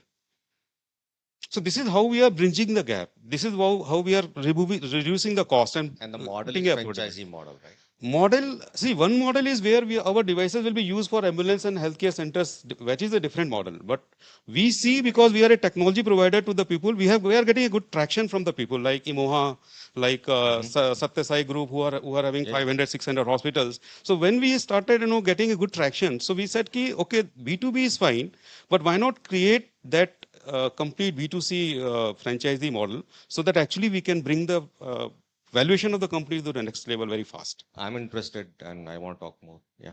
What is the valuation? 10 crore is the valuation which GAIL has accepted pre-money. Okay. And 11.5 post-money. And I think we are taking it in the same round. Okay. So 10 crores is pre-money. So it'll be 12.3 crore post-money. 11.5 crore. 12.3. Yeah, 12.3. Yes, 12.3. Oh, yeah. Okay. So we have one interest. Yes, Rajiv ji. You're already in touch. Sagar, you're interested. Okay. Amit is interested. So Sagar, Tiashi. Okay. And so Foxhog is interested. Jito is interested. Fluid is interested. Vishalji is already connected. Rajiv is interested. That is Campus Angel. And you have Bharat Gupta who's interested. So Divya, would you like to have a talk after this? India Angel, we are connected, and I think we are moving forward there. Manishi? Not right now. Okay. Ankur, you're in touch already. So half of them are in touch, the other half want to get in touch. Okay, so thank you so much. Thank you, guys. Thank you. Thank you so much. Okay.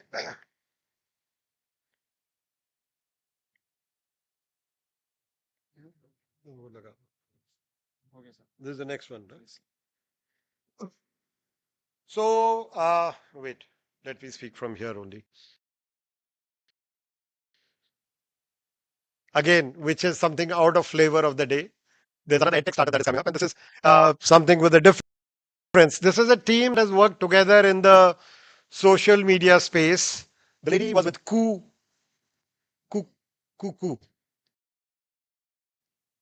FM, right? Cuckoo FM, and her partner in crime was a Josh. And they have come up with a company called Prep Odd. Now, the odd is spelled with AUD, which means audio.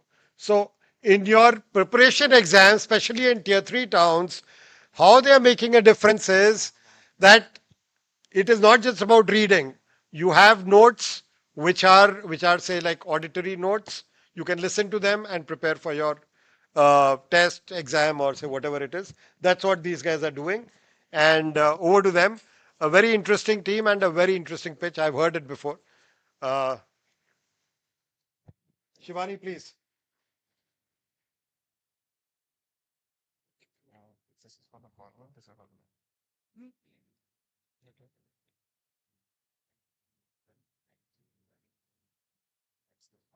This is for the back. India में 7 crore aspirants हर साल government job exams देते हैं और ये बच्चे on an average अपने youth का 3.5 years preparation में झोंक देते हैं। इन 7 करोड़ बच्चों में से 85% एस्पिरेंट्स टायर 2 टायर 3 सिटी से आते हैं जिनकी मंथली फैमिली इनकम 25,000 रुपए है। अब तैयारी की शुरुआत करने से पहले इन सभी बच्चों के लिए फर्स्ट स्टेप कॉमन है जो कि है नोट्स, जहां पर ये बच्चे देखते हैं कि ये कितना पानी में है और आगे जाके इन्हें कितनी मेहनत करने की जरूरत है। लेकिन अपना फर्स्ट स्टेप लेने के लिए ही ये बच्चे 3 मेजर प्रॉब्लम्स को फेस करते हैं जो है अफोर्डेबिलिटी, एक्सेसिबिलिटी और असेंबल्ड नोट्स की प्रॉब्लम।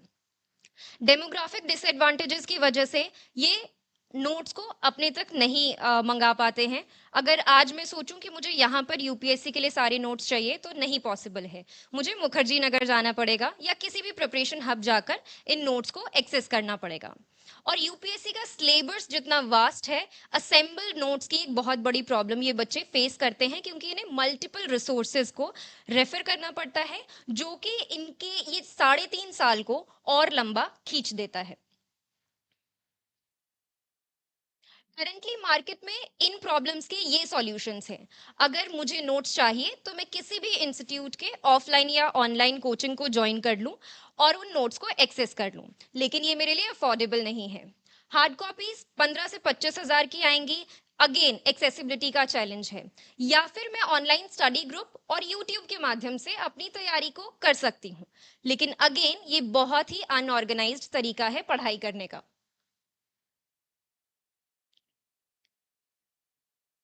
इसी में हमने बनाया है प्रेपॉड। प्रेपॉड एक AI enabled audio notes and practice test platform है जहां पर टेक, ऑडियो और AI की मदद से हम बच्चों के ये सारे चैलेंजेस को सॉल्व कर रहे हैं। यहाँ पर बच्चों को सारे कंपाइल्ड नोट्स अफोर्डेबल प्राइस में मिल जाते हैं। 25 से 40 मिनट के अंदर अंदर बच्चे अपने कॉम्प्लेक्स से कॉम्प्लेक्स टॉपिक को सुन सकते हैं और रिपीट करके उन्हें याद कर सकते हैं। ये एक ऐसा मीडियम है जिसे कहीं पर भी कभी भी कंज्यूम किया जा सकता है और AI की मदद से हम पर्सनलाइजेशन की प्रॉब्लम को सॉल्व कर रहे हैं। अब यहाँ पे इतने सारे लोग हैं और आप में से हो सकता है किसी को इस स्लाइड में इंटरेस्ट ना हो और आप चाहते हो कि मैं कितना रेस कर रही हूँ, आप वो जानना चाहते हैं। एग्जैक्टली यही प्रॉब्लम हम पर्सनलाइजेशन के थ्रू बच्चों के लिए सॉल्व कर रहे हैं। हमारी लाइब्रेरी कुछ इस तरीके की दिखाई देती है जहां पर हम बेसिक से शुरू करते हैं। एनसीईआरटी नोट्स प्रोवाइड करते हैं बच्चों को, उसके साथ साथ कंपाइल्ड नोट्स, उनका सारा रिसर्च वर्क हम खुद करते हैं। बच्चों के फ्रीक्वेंटली आस्क्ड क्वेश्चंस जो होते हैं वो सर्विंग ऑफिसर्स के थ्रू एड्रेस करवाते हैं। एग्जाम पीडिया के माध्यम से अवेयरनेस बढ़ाने की कोशिश कर रहे हैं ताकि बच्चों को पता हो कि अगर उन्होंने इतना टाइम इन्वेस्ट कर दिया है और एक एग्जाम वो नहीं निकाल पाए हैं तो वो और किन किन एग्जाम्स के लिए एलिजिबल हैं। और एसेज हमारा सबसे बड़ा यूपीएससी है, ये यूएसपी है सॉरी, क्योंकि कोई भी इंस्टीट्यूट इस प्रॉब्लम को एड्रेस नहीं कर रहा है। हमारी बहुत बड़ी लाइब्रेरी है एसेज की जहां पे बच्चों को पर्सपेक्टिव बिल्ड करने में हम मदद कर रहे हैं। हमारा आपने पुराना डेक लगाया है फर्स्ट ऑफ ऑल, बट अब हमने काफी इम्प्रूव कर लिया है। हमारा AI फीचर बच्चों को पर्सनलाइज मॉक्स जनरेट करने की सुविधा प्रोवाइड कर रहा है, जहां पे अगर मुझे हिस्ट्री का मॉक जनरेट करना है तो मैं हिस्ट्री का मॉक जनरेट कर सकती हूं और मुझे किसी पैटर्न के हिसाब से पढ़ाई करने की जरूरत नहीं है। मैं सब्जेक्टिव आंसर्स AI के थ्रू जनरेट कर सकती हूं। हमारा मार्केट साइज 7 बिलियन का है, लेकिन हमारे सब्सक्रिप्शन प्राइस के हिसाब से हमारा सॉम बनता है $420 मिलियन का। अभी हमारे ऐप में 2.5 लाख से ज्यादा साइनअप्स हैं, बच्चे यूज कर रहे हैं। 3 मिलियन से ज्यादा लर्निंग मिनट्स वो कंप्लीट कर चुके हैं। 2 मिलियन से ज्यादा क्वेश्चंस, यूनिक क्वेश्चंस वो AI में पूछ चुके हैं और हम गूगल ऐप स्केल एकेडमी की टॉप 30 एप्लीकेशन में से एक थे। 45 मिनट ऑन एन एवरेज हर बच्चा हमारे ऐप पे स्पेंड कर रहा है। 80,000 बच्चे हमारे मंथली एक्टिव यूजर्स हैं। ऑर्गेनिक रेटिंग हमारी प्ले स्टोर पे 4.5 प्लस है। हम सब्सक्रिप्शन मॉडल पे काम कर रहे हैं जिसमें जो हमारा एनुअल सब्सक्रिप्शन है वो बच्चे सबसे ज्यादा ले रहे हैं। सारे कॉम्पिटिटर्स जितने भी इस मार्केट में काम कर रहे हैं उनमें से कोई भी इतना डेडिकेटेड प्लेटफॉर्म नहीं है कि एक ही अम्ब्रेला के अंदर सारी प्रॉब्लम्स को सॉल्व कर रहा हो, तो हम बहुत ज़्यादा फोकस्ड हैं। सारा कंटेंट क्यूरेटेड तरीके से बच्चों को प्रोवाइड कर रहे हैं। ट्रिक ड्रिवन होने की वजह से हम पर्सनलाइजेशन की प्रॉब्लम को सॉल्व कर रहे हैं। अगेन मेरा नाम शिवानी ठाकुर है, मैं एक्स कुकू एफएम हूँ, मैं ऑडियो में एक्सपीरियंस रखती हूँ। इस इवेंट में मेरे साथ विश्वकांत भारद्वाज मेरे को फाउंडर हैं, जो एक्स जो स्टॉक हैं, दिवाकर हमारा सीटीओ है और वो एक्स माइंट्री है। हम इस प्रोडक्ट को और इस प्रॉब्लम को सॉल्व करने के लिए एकदम रेलिवेंट टीम है, क्योंकि हमें पता है फर्स्ट स्टेप लेना कितना मुश्किल होता है। अब तक हम 1 करोड़ रेज कर चुके हैं 15 करोड़ की वैल्यूएशन पे, और अब हम 5 करोड़ रेज करना चाह रहे हैं। Thank you so much. Is our slide there on this? Yeah. No, yeah, this is the old one. Okay. So, innovation for Bharat, which is the true India. हमारी दो पोर्टफोलियो कंपनीज हैं which is into this space, right? Government preparation exam. One is called Exam4, the other is iExam, which is focused on banking. Scale is a challenge. Okay. You know, and cost of acquisition of a person is very high, and the LTV is not more than 5,000. How are you going to address this problem? What's your thoughts? Okay, scalability के लिए already हमारे पास 2.5 lakh synapses हैं, और ये तब है जब हमने पूरा सिलेबस कंप्लीट नहीं किया है। 1 करोड़ से ज्यादा साइनअप्स हैं। बिल्कुल बिल्कुल बिल्कुल। तो sign up to conversion is the key, right? Right. So मेरा नाम विश्वकांत है सर, और जैसा आपने कहा कि 1 करोड़ साइनअप्स हैं, फर्स्ट ऑफ ऑल स्केलेबिलिटी में सबसे बड़ा इशू जो इस मार्केट में आता है दैट इज द कैक। हमारा more than 85% aspirant base organic channel से आया एट जीरो कॉस्ट। सेकेंडली, जिन प्लेयर्स की आप बात कर रहे हैं, we are an add on to their services. So apart from going to our users directly subscription के साथ साथ जितने भी बड़े छोटे इंस्टीट्यूट्स हैं या अड्डा पीडब्ल्यू जैसे बड़े इंस्टीट्यूशंस हैं, एडटेक्स हैं, वो हमारे सर्विसेज को अपने फुल फ्लेजेड कोर्सेज के साथ एड ऑन करेंगे, और इस डायरेक्शन में हम ऑलरेडी काम भी कर रहे हैं। We are partnered with more than 10 small institutes in different cities, and we are already talking to one big edtech जिनका एवरेज टिकट साइज 70,000 रुपए का कोर्स का है 6 महीने का, and they are also integrating our application with their services. तो हमारा scale हर एक एस्पिरेंट के साथ वो आएगा दूसरे बड़े पार्टनर्स के साथ कोलैबोरेशन करने से। मेरा क्वेश्चन है ना इसी चीज से रिलेटेड है, where you are saying that you have so many users while the MRR which I read is 2 lakh rupees per month, so is that correct? Sir वो थोड़ा पुराना है, अभी करंटली हमारा एमआरआर हमने जो रीच किया that is 4 to 5 lakh rupees monthly. Last year we were not working on the revenue, हम लोग सिर्फ प्रोडक्ट के ऊपर काम कर रहे थे क्योंकि हमारे एआई को हमें और ज्यादा ट्रेन करना था। Useful life of a customer कितना है आपके पास? कस्टमर एक्स डेट से शुरू करके कितने टाइम तक आपके प्लेटफॉर्म पे? हमारे पास जो इस टाइम पर एस्पिरेंट आ रहे हैं वो अपने तैयारी के एकदम पहले कदम पर हैं, तो हम फॉर अ सेफर साइड ये कह सकते हैं कि आज जो हमारा एस्पिरेंट आता है वो 4 से 5 साल तक हमारे साथ है। ठीक है। कितने लैंग्वेजेस आप सपोर्ट कर रहे हैं? फिलहाल हिंदी और इंग्लिश, और अगले 6 महीने में will be going into Telugu and Malayalam.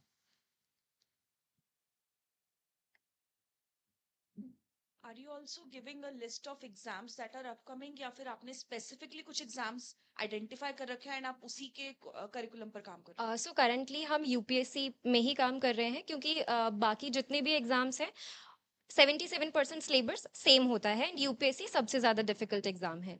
तो अगर हमें दूसरे एग्जाम्स में जाना होगा तो हम बहुत इजीली वहाँ पे भी जा सकते हैं, बट हमारा सिलेबस कंज्यूम करके बच्चे दूसरे एग्जाम्स के लिए भी एलिजिबल हैं। सबसे पहले हम लैंग्वेजेस को केटर करना चाहेंगे यूपीएससी के अंदर रहते हुए ही, उसके बाद हम एग्जाम्स की तरफ जाएंगे अगर हमें जाना होगा तो। Thank you. Thank you. Sorry.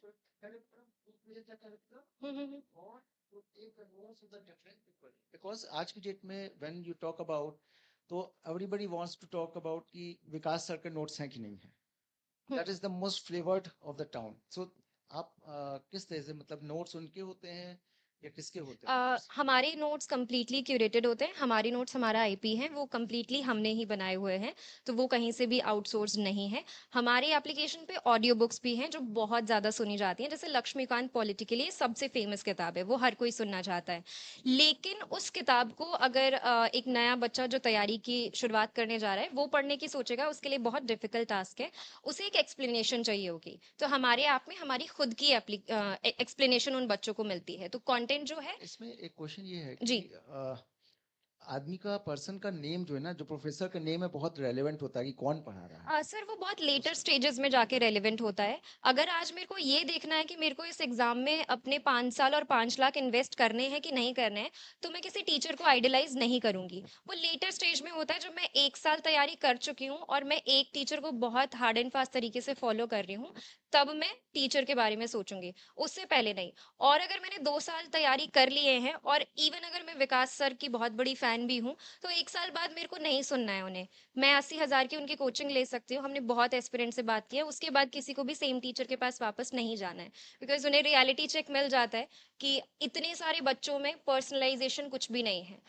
Sir अंदर आएंगे, सब पैर छुएंगे, लेकिन उसके बाद तो पर्सनलाइज चीजें नहीं मिल रही है ना उन्हें, तो वो बच्चों को अब समझ आ रहा है। जी, thank you. Any other questions? Sorry. So अभी हमारे ऐप में जितना सिलेबस अवेलेबल है वो 50% से भी कम है। तो सबसे पहले हम 100% यूपीएससी का जो सिलेबस है वो खत्म करना चाहते हैं, 1 मिलियन साइनअप्स रीच करना चाहते हैं, एंड हिंदी और इंग्लिश साइड बाय साइड हम लॉन्च कर चुके हैं। उसके बाद हम रीजनल लैंग्वेजेस को लॉन्च करना चाहते हैं, जहां से पेड यूजर सबसे ज्यादा आ रहे हैं। Thank you. कंटेंट हमारी in house content team build कर रही है, एंड इस टीम में सारे वो लोग हैं जो ऑलरेडी 4-5 बार मेंस दे चुके हैं, इंटरव्यू क्रैक नहीं कर पाए हैं, तो उन्हें ये सिलेबस मुंह जुबानी याद है, वो लोग इस कंटेंट को बनाते हैं। और ये कंटेंट हाईली क्यूरेटेड होता है, जैसा मैंने मेंशन किया कि असेंबल्ड नोट्स का चैलेंज है। अगर आपको वर्ल्ड वॉर पढ़ना है तो आप किसी टीचर को सुनोगे, एक किताब पढ़ोगे और 10 टॉपर्स के नोट्स रेफर करोगे, तो वो बैकग्राउंड का जितना भी काम है वो हम करते हैं। फाइनल प्रोडक्ट जो 40 मिनट का है वो आपको मिलता है, तो आपका टाइम भी बच जाता है और आपको आपका जो रिटेंशन है वो भी बेटर होता है।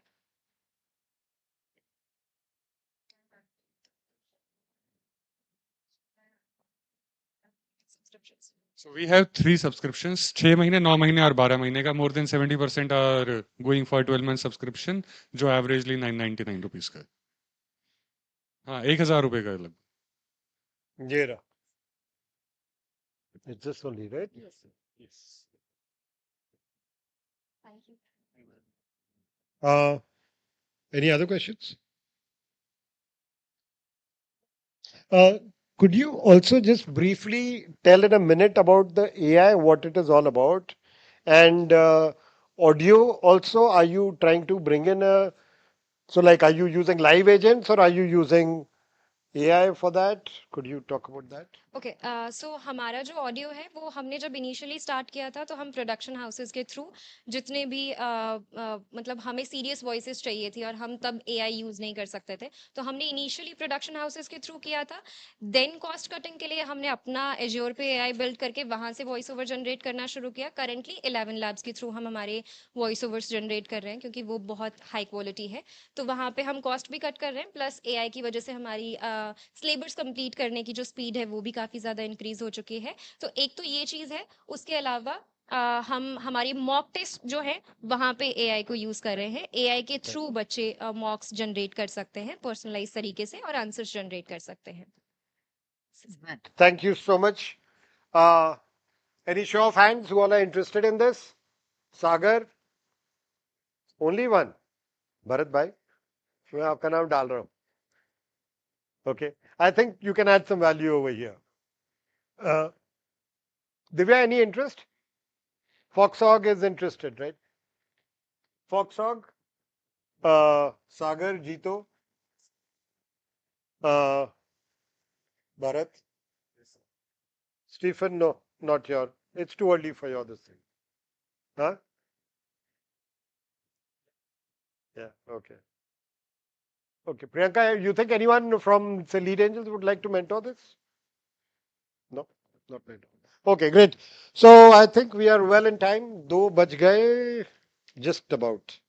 I think we did a good job of controlled this thing. So over to you, Devisha. Passing on the baton. That was truly an inspiring session. A huge round of applause for our finalists who have put in tireless effort to refine their ideas and bring them to life. Before we head into the break, we would like to take a moment to express our heartfelt gratitude to the incredible partners who have supported Propel Pitch Fest 25.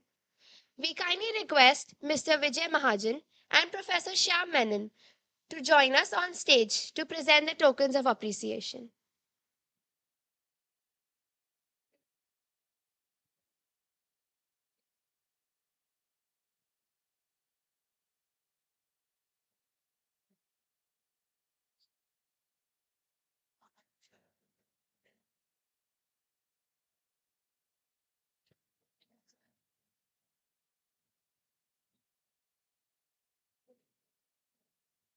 We now call on stage our esteemed partners whose guidance, mentorship, and belief in innovation have played a crucial role in making PitchFest 25 a success.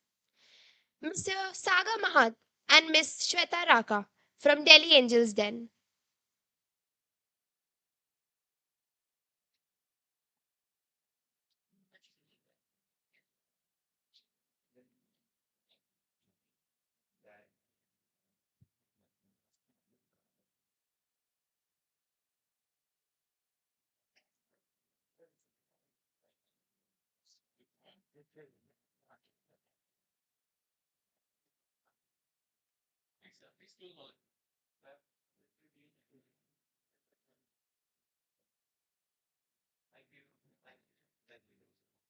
Mr. Sagar Chandrakant Gosalia from Jito Incubation and Innovation Foundation.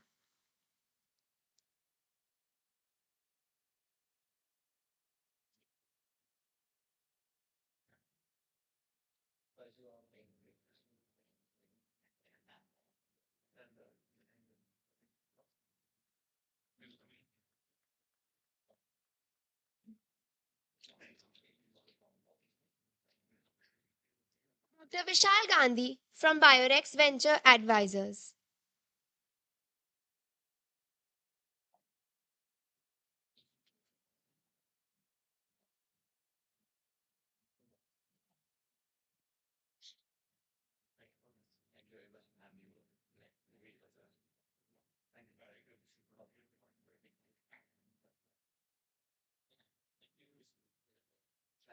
Paro from Lead Angels.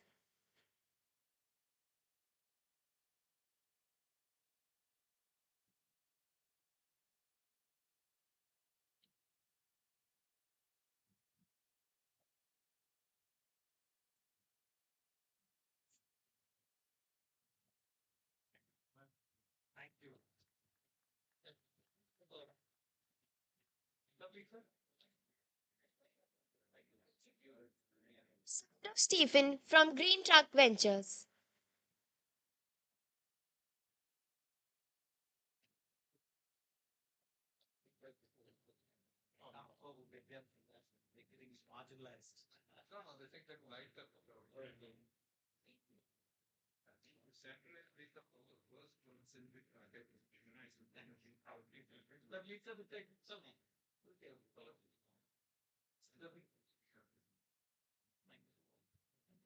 Nihal Akhwara from Agility Ventures.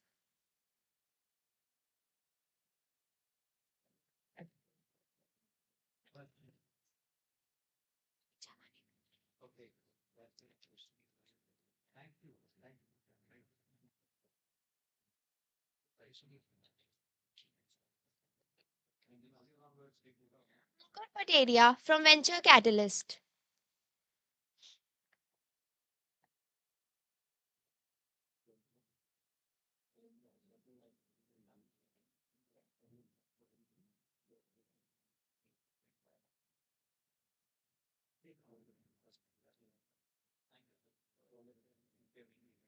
Sandeep Jindal and Manish Srivastav from Alpha Value Ventures.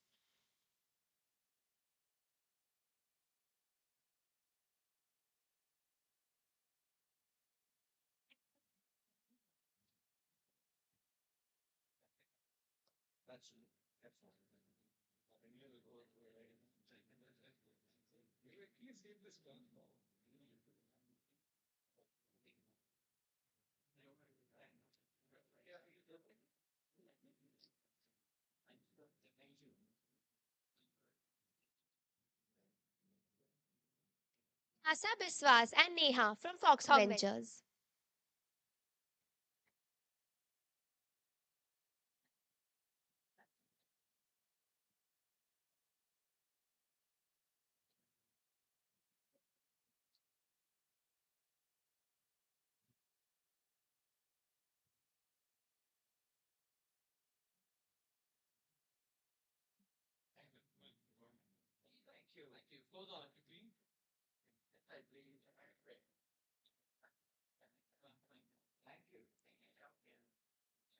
Divya Jain from Indian Angel Network.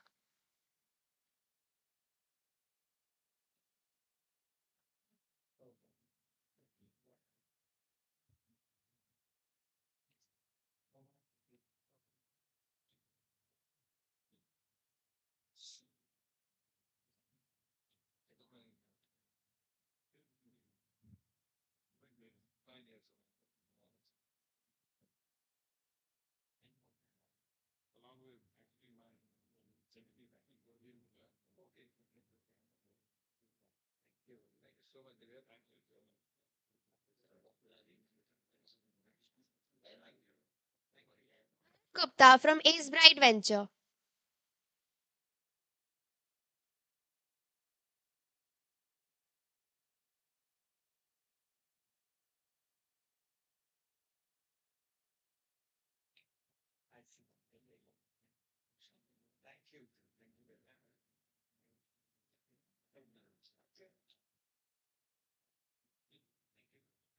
Amit Singhal from Fluid Ventures.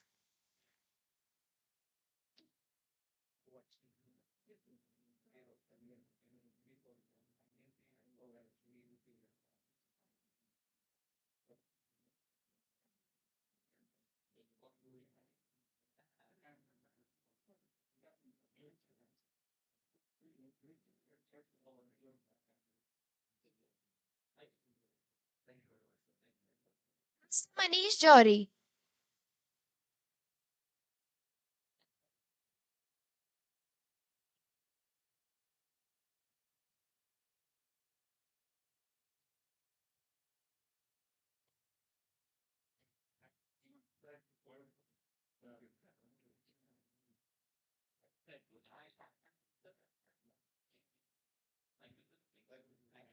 Anmol Sani from India Accelerator.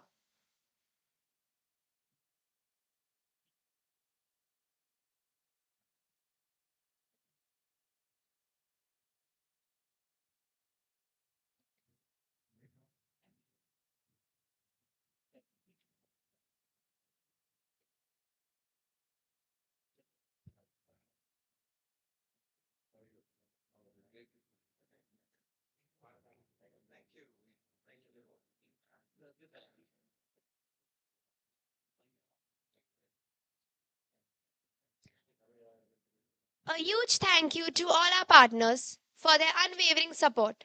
Your contribution and insights. I think we missed out a couple of people. Mr. Rajiv Gupta from Campus Angels, please.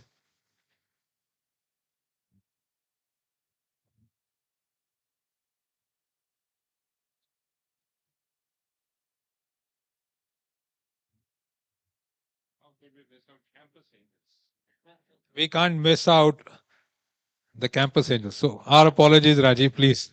You know, if something goes wrong, it keeps going wrong. We sent a car, and unfortunately, the car wasn't working when it reached him, and now we are forgetting. So this can't be too good for us. मैंने सोचा तो यही था शुरुआत को आने के लिए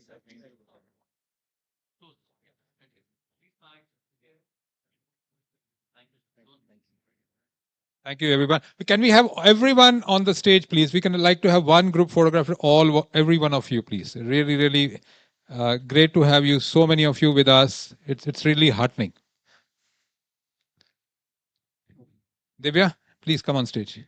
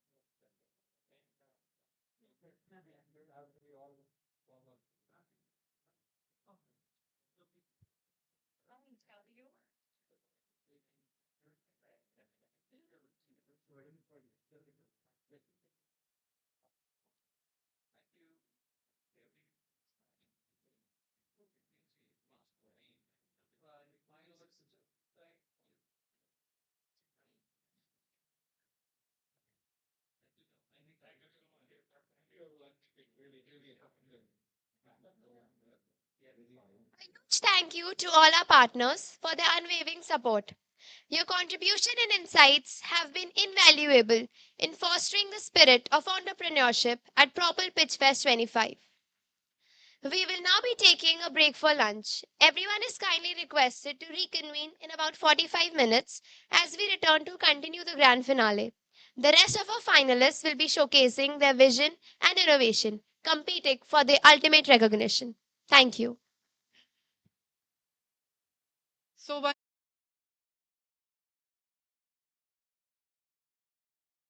already after lined up after lunch as well.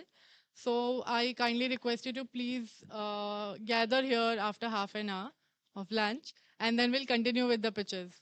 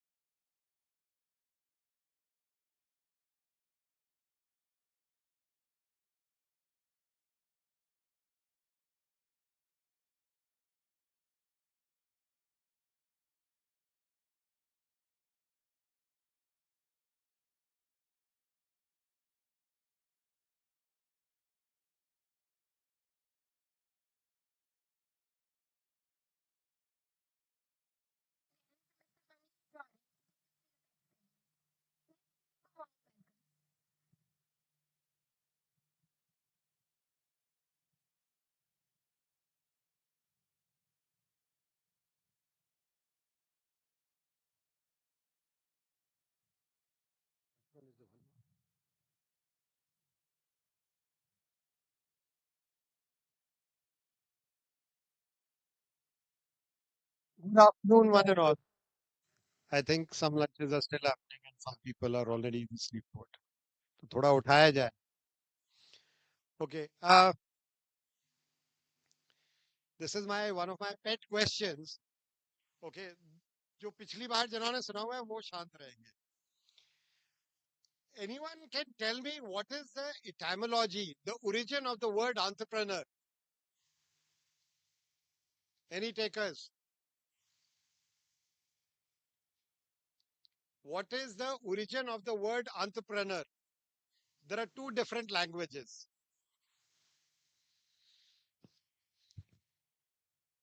Anyone?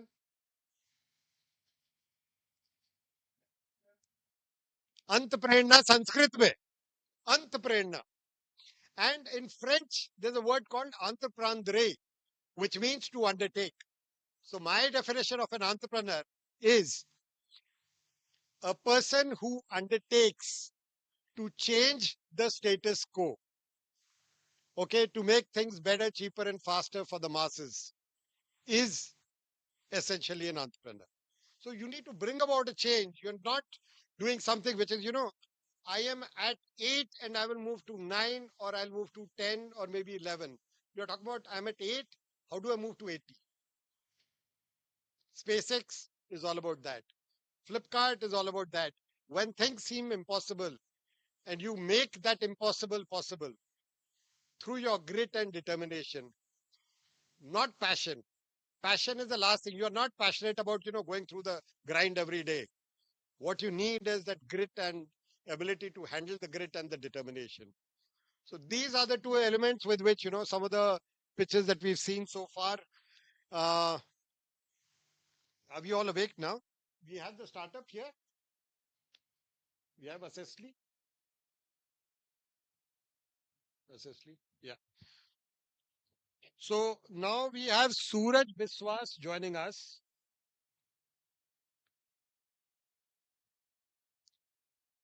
Who's talking about Assessly. We'll have only 4 pitches. Again, so a reminder, 4-minute pitch, 1-minute roundup, 9-minute questions, 1 minute finishing up. Okay? Over to you, Suraj.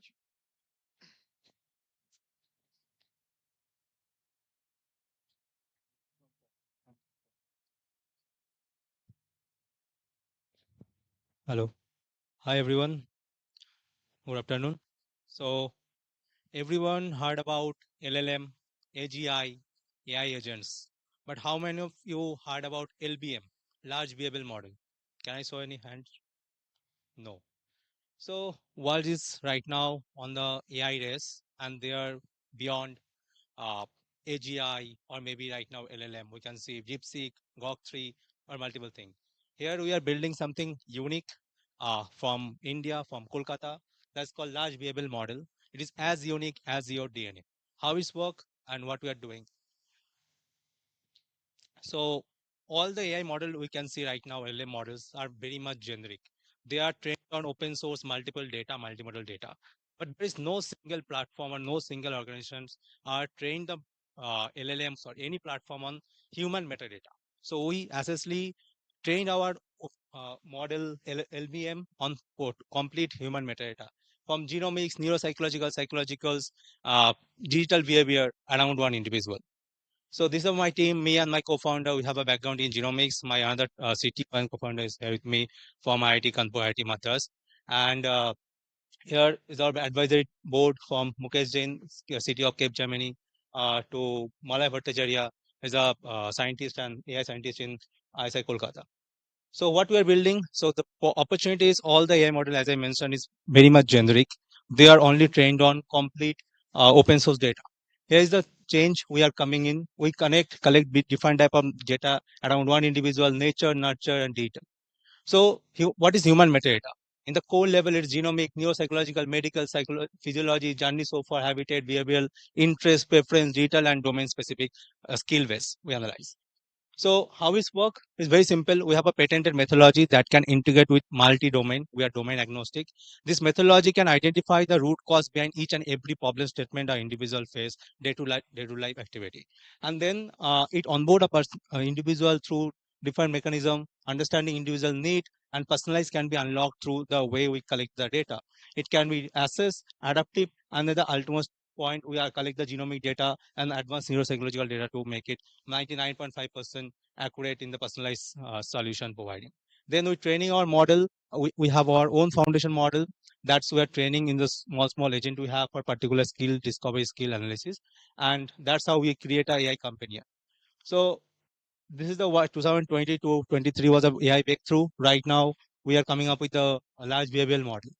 We have a very differentiation with any other existing AI companies like Boston Dynamics. They are training their robots on the human behavior or how they work, how they talk and all.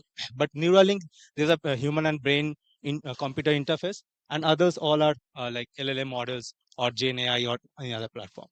Uh, so this is the differentiation. We have achieved more than 95% right now, 98% accuracy in personalized providing. Other any existing model, according to Spinger research, there are only about 57%. There's a reason behind that. We will explain into Q&A. We are collecting 500 billions of unique parameter of data by next 2 years. This is our AI companion. It is not a generic AI chatbot. It can create action plan on the behalf of you. It is not suggesting you, but it creates the solution for you, right? Your journey so far, your day-to-day activities, and it can be utilized for multiple domains. So this is how we have right now already launched the AI companion. 50 plus domain specific knowledge base we have. We are right now going for pan-India and globally. We are just onboarding around 10 million users right now for B2B, B2B2C, and B2G collaboration. So this is the some partner we have already worked with. We have already raised 2.3 CR. Right now we are raising 12 million USD, and we'll have utilize this fund for our own data center and train our model. So these are things we have 40,000 user base already. 4 CR is in the purchase order, and 5 million user we are onboarding through. This is the customers we are collaborating with right now. We have a use case for HR and education. So this is the ERP companies, coaching institute, aggregators we are serving. We have around 58 lakhs user right now in the pipeline and potential 85 lakhs user. So these are the some achievements. We have top 10 NASCOM Global AI Game Changer Award. And also we are the top 5 assessment platform globally by QS. And we worked with like India's largest school chains and coaching institutes. Thank you. Yeah.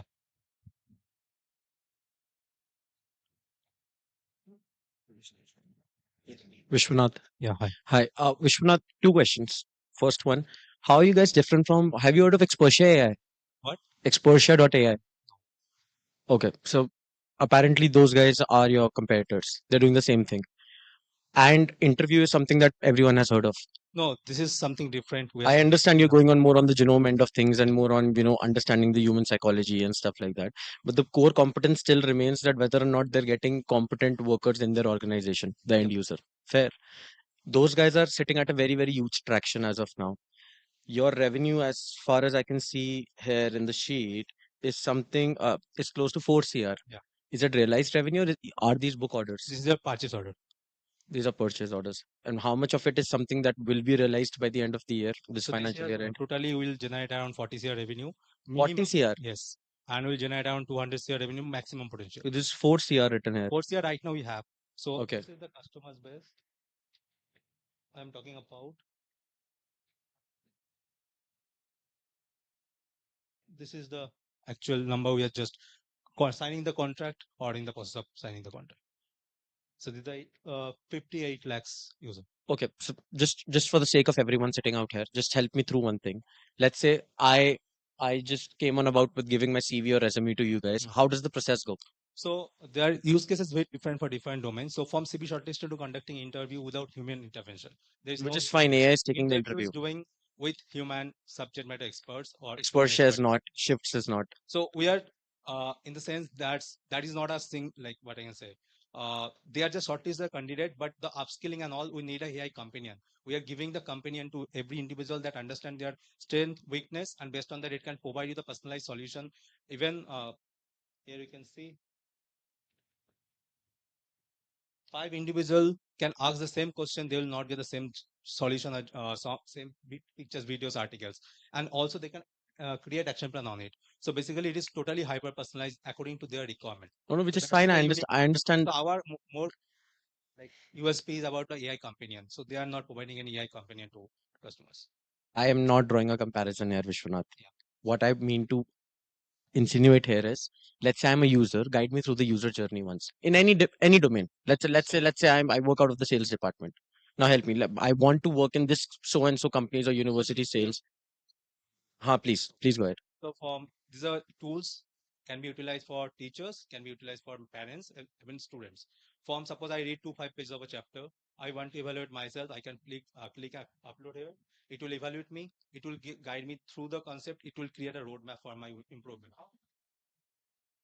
How does that customer come to you? How do you reach that? So it's a B2B. No, so he's going B2B, right? So let's say he ties up with BML Munjal University, and they then have them on board with the same thing. Yeah. So we don't have any B2C side. No, I'm saying people have downloaded it because they are part of this cohort. They have downloaded it. And now what will incite me to use it? I have so many apps on my phone. I don't use 80% of them. You can see first, it can be up to the customers with the consent. It can be on board to first we understand the individual need, their goals, their skill set, and what is the gap. Then we assess the gap through our. How do you do that? That's exactly the question, right? How do you do means? I have been asking you the user journey since the past 5 minutes. Just it's a general user journey. अच्छा Vishwanath, let's Suraj. let's start from the top. मैं यहाँ पर काम करता हूँ. मेरे CRM basic CRM जो BML Munjal में है, उन्होंने बोला कि ये ऐप है, इसे डाउनलोड करो. This will help you upskill. Fair? Sure. Now मेरा day 1 कैसा होगा जब मैं फोन खोलूंगा, ऐप यूज करूंगा, कैसे होगा? How do I onboard myself? What is it that the AI will help me with? So AI will And what's the end result? I will first ask you, understand you by through defined mechanism of. So domain-wise skill set will be analyzed first, and then it will evaluate to adaptive.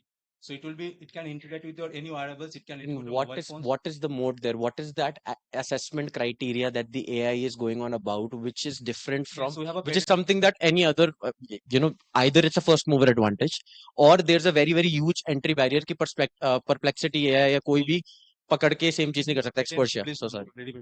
That's we have a unique assessment to identify the root cause behind each and every problem step. When do I take that? It's on the onboarding time only. So when you onboard through interest, then you can select upon your interest assessment. Like you want to evaluate on this particular skill set or this particular skill set. So I onboarded today on 20th February, and then I have moved on. Okay. After 1 week, what will happen? After 1 week, it can be adaptive. So when we evaluate you. No, I've not used it for a week, right? It's fine. So you have to evaluate, like integrate with your like real-time behavioral data and digital data. So that's how we understand your day-to-day activity also. How you're like. So you mean to say it will be on all the time in the phone, and it will see me through across the thing? Data to you on the basis of like it's a zero prompt things. You don't need to give a prompt or any data into it. Notification based. No, so the initial time just totally zero prompt. When you evaluate you, this is a one-time assessment. It can be multiple time. So first we understand yourselves. Okay. So first we understand you through the defined. That's his core area. Now he is to make X number of prospects every day and close as X number of sales and do so many number of customer care calls. How will he So this platform will help him to be more productive, even 1% improvement every day, identify his schedule. So that's how it integrate with multiple things. It can integrate with my digital watch. It can integrate with my mobile phones. It can understand my day-to-day life activity. This work activity. So there are defined mechanisms. So I can take it offline. I'll explain you. Okay. Huh? Yes. Yes.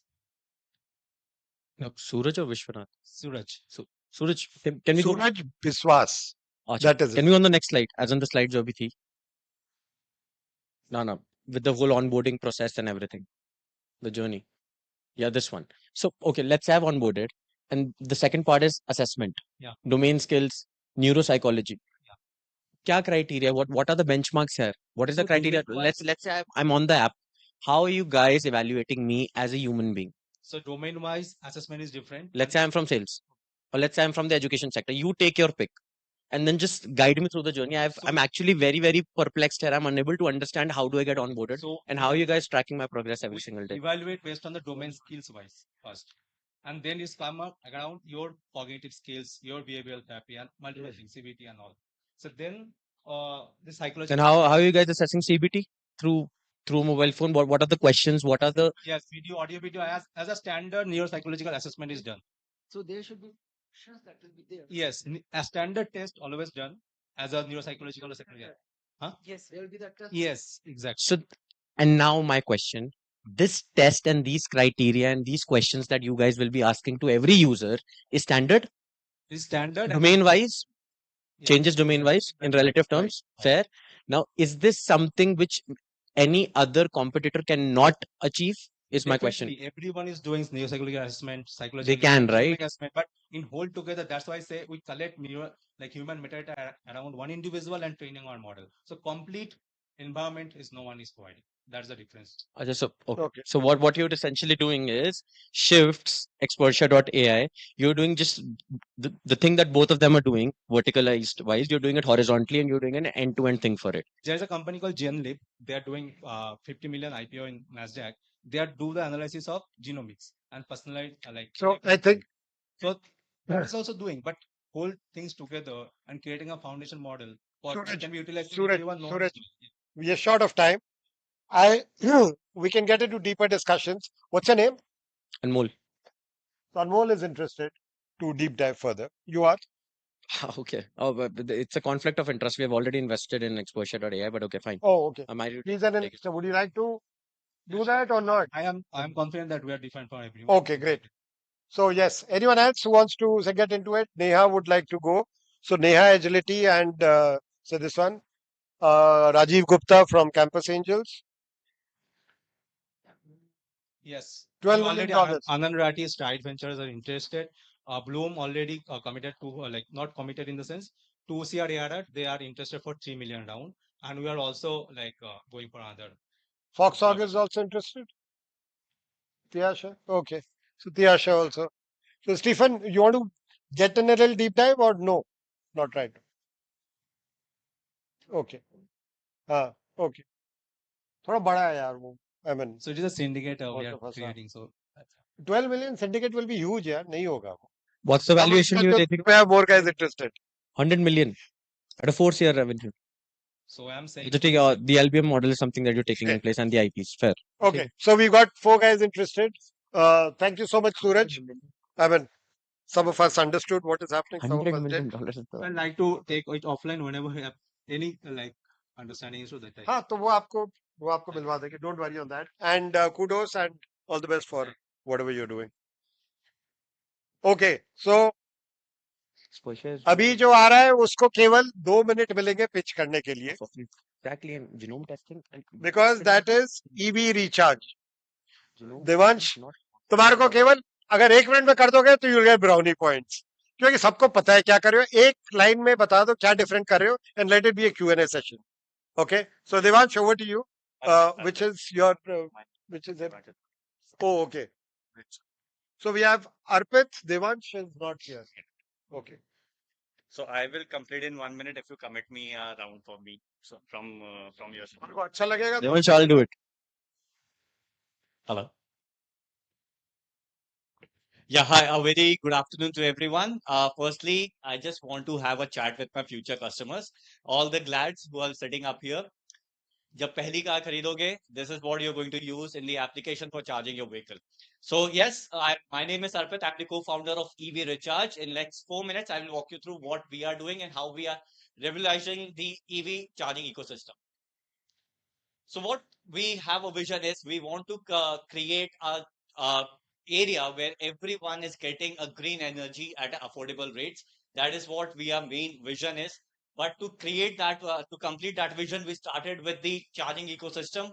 What we are creating is a convenience, a grid-free energy, and a renewable energy supply. Again, a convenience combined with grid-free energy and a renewable energy supply. In short, we are going to be a Blinkit or Zepto for EV charging. Problem statement, why we want to do this part is, firstly, the public charging infra in India, we all know it's not maintained well. That's why whenever an EV user goes to a location, it faces a lot of challenges. Apart from that, there are two main unseen challenges that we focus on. One is the emission of the grid energy. That is, since we are using EV, but again, we are charging from the grid, which is using fossil fuels to burn, to generate electricity. That does not create a complete green environment. Second is the load on the grid ecosystem. As we grow, the loads on the EV, because of the EVs, is going to increase. And that's where we are going to have a lot of power outages down the line. Apart from that, primary challenges, long charging time, limited charging station in India right now. Finding a right spot, we have 4 standardized charging station, charging standards in India at this point of time. And especially for a B2B client like a logistic fleet operator, it's very difficult for them to find a bulk charging location. So how we are charging, how we are resolving this issue? The first and the foremost important thing is we created this device, which is a mobile charging device. It goes on the location wherever your vehicle is standing, and we do a fast charging. To do that, we have created a first prototype, which is of 50 kilowatt. It is operational in Noida location. We are covering Noida location at this point of time.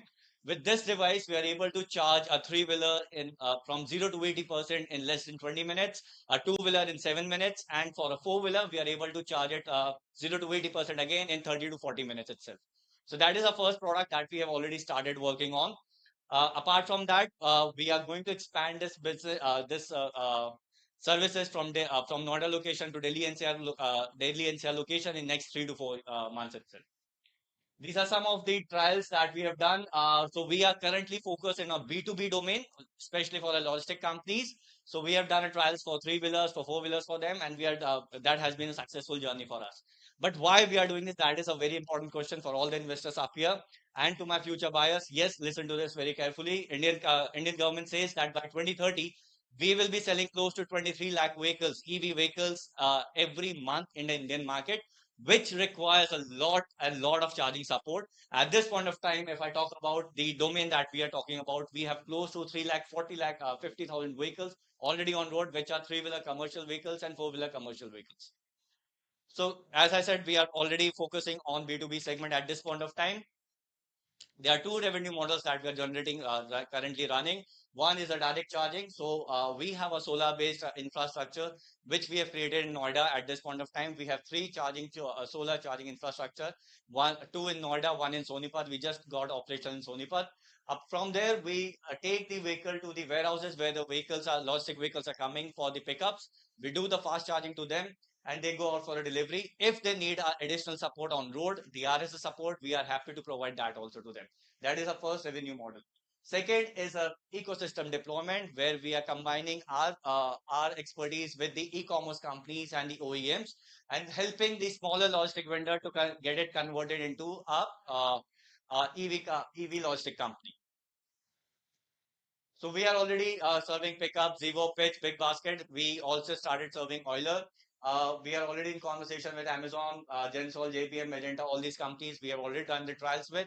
We are going to come up with some projects with for the mobility services also. We are already partnered with the Log9, Euler, Mangalmay, Mechanic Guru, Surface Moto. These are some big companies we are already partnered up till now. Talking about the competitors, so fast charging, fixed infrastructure, battery swapping, all these are our indirect competitors. Why we take them into the consideration is because with their asset, they have a limited area where they can serve as compared to us with a one single asset. When we deploy it, we are able to cover a radius of 5 kilometers. That is a direct advantage. Apart from that, we have a direct competitor in the name of Opcharge in Kargar, doing a similar service, but into a B2C. So this has been our journey up till now. So talking about the numbers, we in this year we are projecting to do a revenue of close to 80 lakh rupees. We are already in a track to do that. We are going to surpass that. And from next year onward, we will be focusing on creating a more revenue heavy company. Thank you, Arpit. Can you move to the ask slide and we'll start with the Q&A. So we are raising a total of 1.75 crores at a valuation of 18.75 crores pre-money. We are that will be utilized mainly for operational expansion, marketing, and R&D. These are 3 areas that we will be putting our investment amount into. That will give us a revenue runway for next 12 to 14 months. That is what we are focusing on. Arpit, Sorry. Hi. Hi. Arpit, quick word. How big a fleet do you have as of now? So we started with one single fleet as of now in Noida, and now we're expanding some more fleets in that particular location. So by March, we will be having close to 5 vehicles in Noida location. All owned? Sorry? All owned? No, so we are going on a lease asset light model where we are going on a leasing model directly. So the first model, the first vehicle was on our books. Now from here onwards, we are going on a asset light. So last time we met, you were doing a revenue of somewhere close to 20 lakhs. No, we were actually planning to scale the things up, but we wanted to have some trials done prior to that. And now from March onwards, we will be focusing on that revenue on a monthly basis. Perfect. Yeah, they're making revenue. Your revenue? Sorry? What's the revenue right now? At this point of time, we have done overall sales of close to 15 lakh rupees. Now we are having a monthly revenue of MRR of 6 lakh rupees. At this How much is the capex? Per vehicle, it is 6 lakhs. 6 lakh rupees per vehicle that we have just deployed. How percentage of Right. So at this point of time, as you see, all the trials that we have done is majorly with the GBT circuit. And now we will be using more money for the CCS2 circuits, which are majorly used in buses and EV private cars. So that is one thing that we will be focusing on. Because But that's OpEx, right? What is R&D? Like you we want have to to spend like say 20, 30 lakh rupees on R&D. So we So, have prototypes for that, Vishal. Like, okay. because So why are you not leveraging on the government ecosystem, like to get R&D? Why should you be using equity money to pump R&D? Well, you're a smart guy, right? You should know how to leverage on the ecosystem.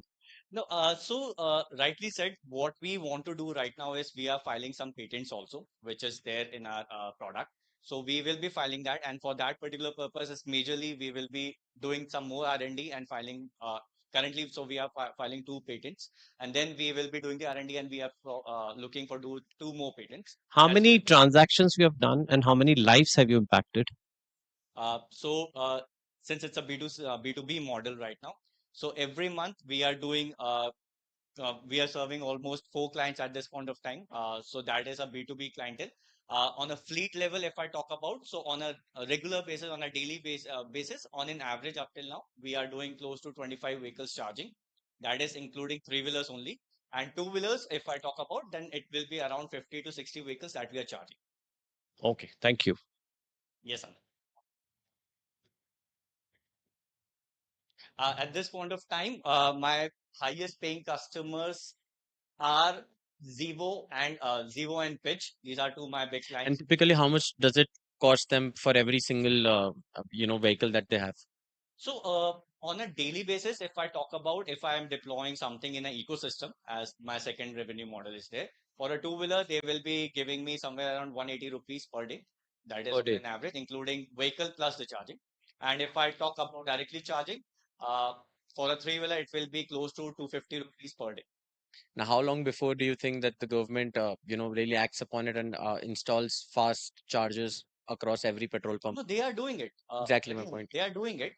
The major concern is, again, charging will take at least 30 minutes to 40 minutes on the fast charging stations also. And if I'm talking about a bulk charging, then there will be a queue, which we see in CNG CNG pumps also. That will be even worse in the EV charging ecosystem. And that's where the problem for the logistic companies will start. That will start hampering their operation. And that's where Battery Smart comes in. Yes, and for that is they have a And limitation. just for your information, FYI, Battery Smart is in talks with the government to install their pods across every single Definitely. petrol pump across the country, so to speak. So it will hardly take a minute for them to just replace the battery, and they're Definitely. good to go. And the only limitation that we have seen up till now for Battery Smart is they will have a 2-wheeler customers, which will be coming for the swapping, and limited 3-wheelers, because only one company, that is OSM, is working on a swapping technology in 3-wheelers. Rest all are moving towards the integrated battery setup. Reason being, you have But experienced it your phones. cuts down half of your clientele for you. If they no, if they hop onto the of course they will hop onto the 2-wheeler end of things, but it cuts down half of the market for you. Yes, you can have a word with Blue Smart guys, you can have a word with these guys, and get on board with them on the B2B end of things. But again, accessibility and not GTM, but scalability for you becomes an issue until unless you get equity money, as he rightly mentioned, right? Yeah. Because so you would need a lot of funds to reach Yes. that scale and to get that penetration and adaptability in the customer, as in instilled in the customers, Correct. and that will become a lot of issue for you. Correct. क्योंकि इतना पैसा एक ऐसे model पे जिसपे 0 to 1 है for a lot of VCs, and we've had a chat before on this, right? And that's the reluctance that even we have. We're very keen to invest, but again the reluctance comes in that we will give you 10 cr, we will give you, you want $5 million, we'll give you $5 million, but the point is reaching that stage is still 0 to 1 in this segment as of now. Correct. So Rightly that is said. something that becomes very, very perplexing for every single one sitting out here, and for them to take it forward in their respective organizations. Yes, I will just add one pointer to you, Aman. Anmol. That is what we focused on is you rightly said that there is battery swapping, which we have already experienced. The companies that we are already talked with, the the process is very simple. What happened to our mobile phones? Initially, we were having our swappable batteries. Nokia used to have it. Now, every single battery, every single phone, even our cheapest phone, will have an integrated battery setup. Reason being, it has a more powerful experience to the entire device. That is one thing. This same thing has happened with Piaggio. Piaggio was having a swapping technology in their three-wheelers. They have stopped doing it because that has hampered the range for the Piaggio vehicles, which hampered their name by the end of the day. So that's where they wanted to focus on an integrated battery setup. Thank you, Arpit. The part is two-wheeler setup. We are not very much keen to expand our business in a two-wheeler setup. We want to expand more in a three-wheeler and four-wheeler and the buses segment. That's the right. Yes. But again, that needs a lot of that's why we are going on an asset light model. That's where we focus on an asset light model. So what? Not yet, sir, but yeah. Okay. Right. And that would be a good model for India to have battery swapping, like they sell fuel in bottles there, right? Okay. And that will happen. I think you should focus back on two-wheeler. 7-minute charging, that you focus on. You focus on mobility, you focus on convenience. Don't focus on B2B. You will be getting I can tell you with my experience that without grid, this problem is not solvable. You have to rely on grid if you're selling 20 million car per month, right? And the Tesla will be coming in India, and they will change the game for charging ports. Okay. Right on the onset of the coming financial year. Yes. If So without grid, it is not solvable problem. Don't solve that problem, which is like with this. I think laser focus on two-wheeler market. Find something partner with you like Ola and all that. They will help you scale and give them rider, or go with that Bali model of battery swapping. Every Fortune Dukan wala should have battery reserves. People walk up to it, change the battery, go next, and you charge them additional money. They swap it next, and then again. Yeah. So that is Thanks, what the Bharat. model for the India. Thanks, Bharat.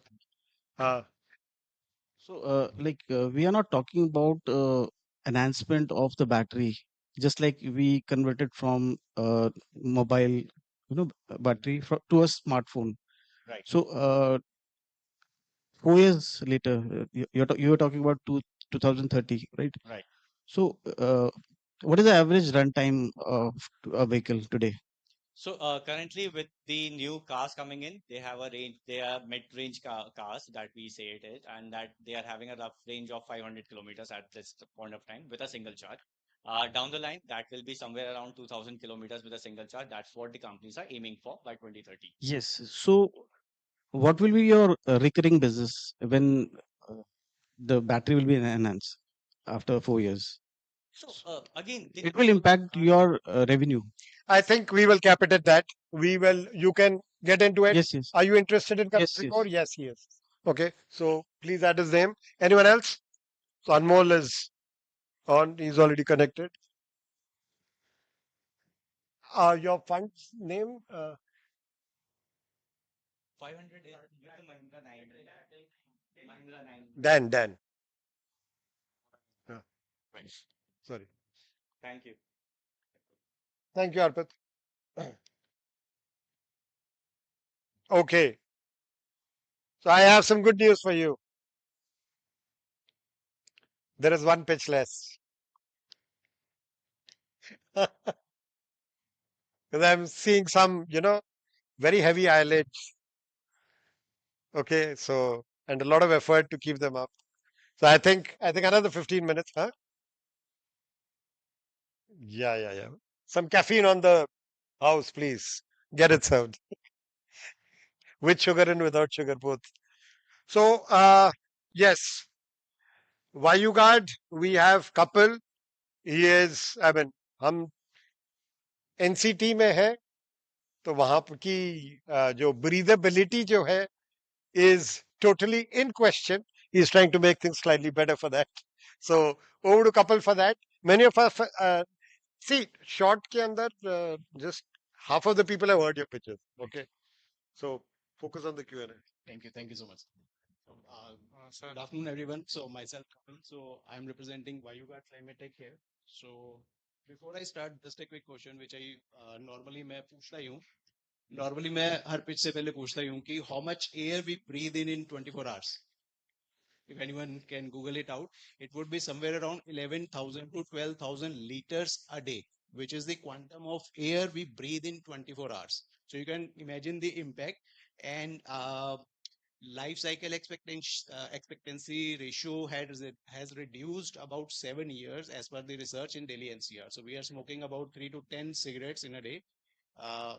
Or major problem, many of you might be using air purifier. So अभी तक आपने कोई problem उसमें face करा हो, which is the at prominent top of the pyramid? Which problem is that? Okay, so if we talk about the room air purifiers, major problem is replacing of the filters. And if we are using mid-range of the filters, they will be acting as a secondary source of pollution, because many of, or majorly 100% of the room air purifiers are using HEPA-based filtration. After a certain period of time, those mechanical filtrations itself act as a secondary source of pollution in terms of microbiology. So that is the hostile environment for microbes to grow on that particular surface after accumulating the dust. So we call it as a filterless magnetic based technology. It is basically purely based out of electronics and magnetic principles in the electrostatics. Though it is a branch of electrostatic, but the major principle which we are using is magnetic. So like for example, if the two alternate layers are there, positive and negative, there will be electromotive force will be generated that is prone to occur.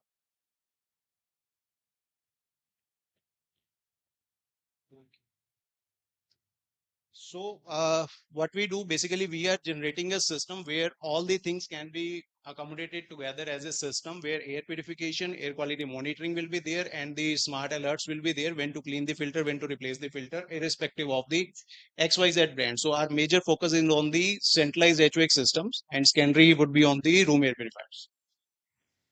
So these are the problems which I have mentioned earlier. So this is the one granted patent which we have. We have two more patent we have applied for.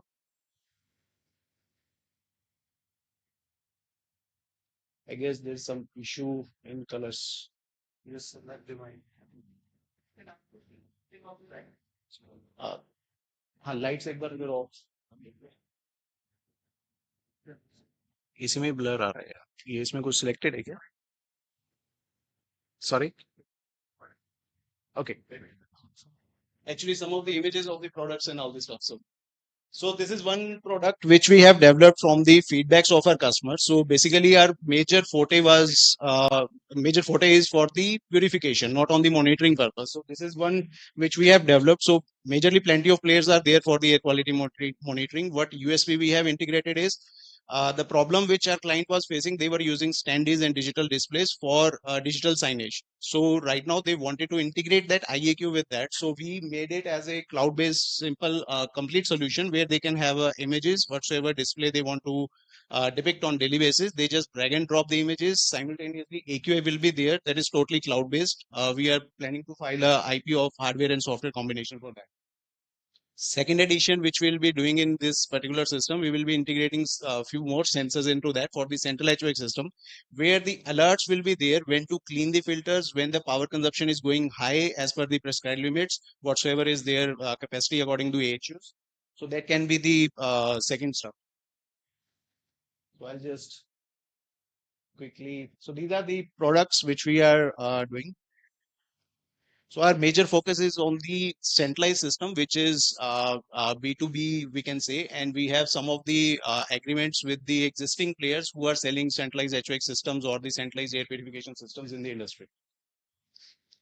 So I am taking care of technical parts. So Avinash is taking care of marketing and Pravinder, she is taking care of admin part. And we have two advisors on board. One is Mr. Ajay Gupta. He's our client as well. He is the TOT holder with the. So these are the numbers. So first year we started with the in 2022 we started our journey, and in the month of November we starting generating revenues. So our first year was somewhere around 9.29 lakhs. Second year was 16 lakhs, and this year we are somewhere around we will be closing 1 year. So these are the clientele which we have served in this particular 2 years of time span. So these are for the Q&A. So Thank you. Right.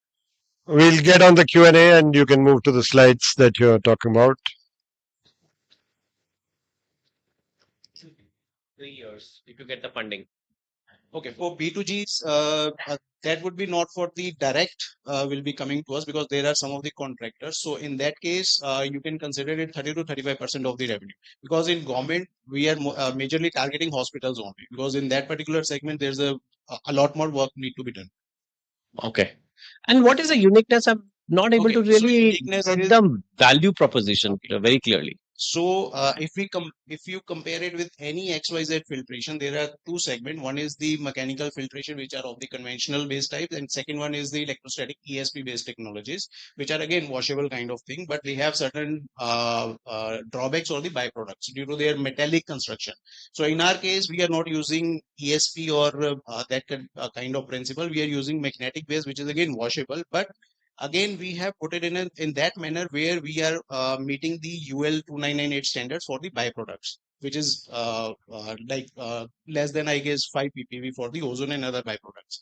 And then we are doing sanitization within the same set of the filtration, which is जो और कोई filtration नहीं कर रहा. So within the air, we are doing sanitization within the medium of air by the air. So basically in air, relative humidity is there. So we are just breaking it down into the hydroxyl so that it will be. So your direct competitor would be like Dyson's of the world? Not Dyson, because they are using HEPA filters. So HEPA is majorly for the room air purification category, and primarily the HEPA is used for OTs. In OTs, HEPA cannot be replaced because they will be requiring single pass efficiency. But yes, we can prolong the life of HEPA by replacing their pre-filter sets and reduce the power consumption as well as giving them the better yield.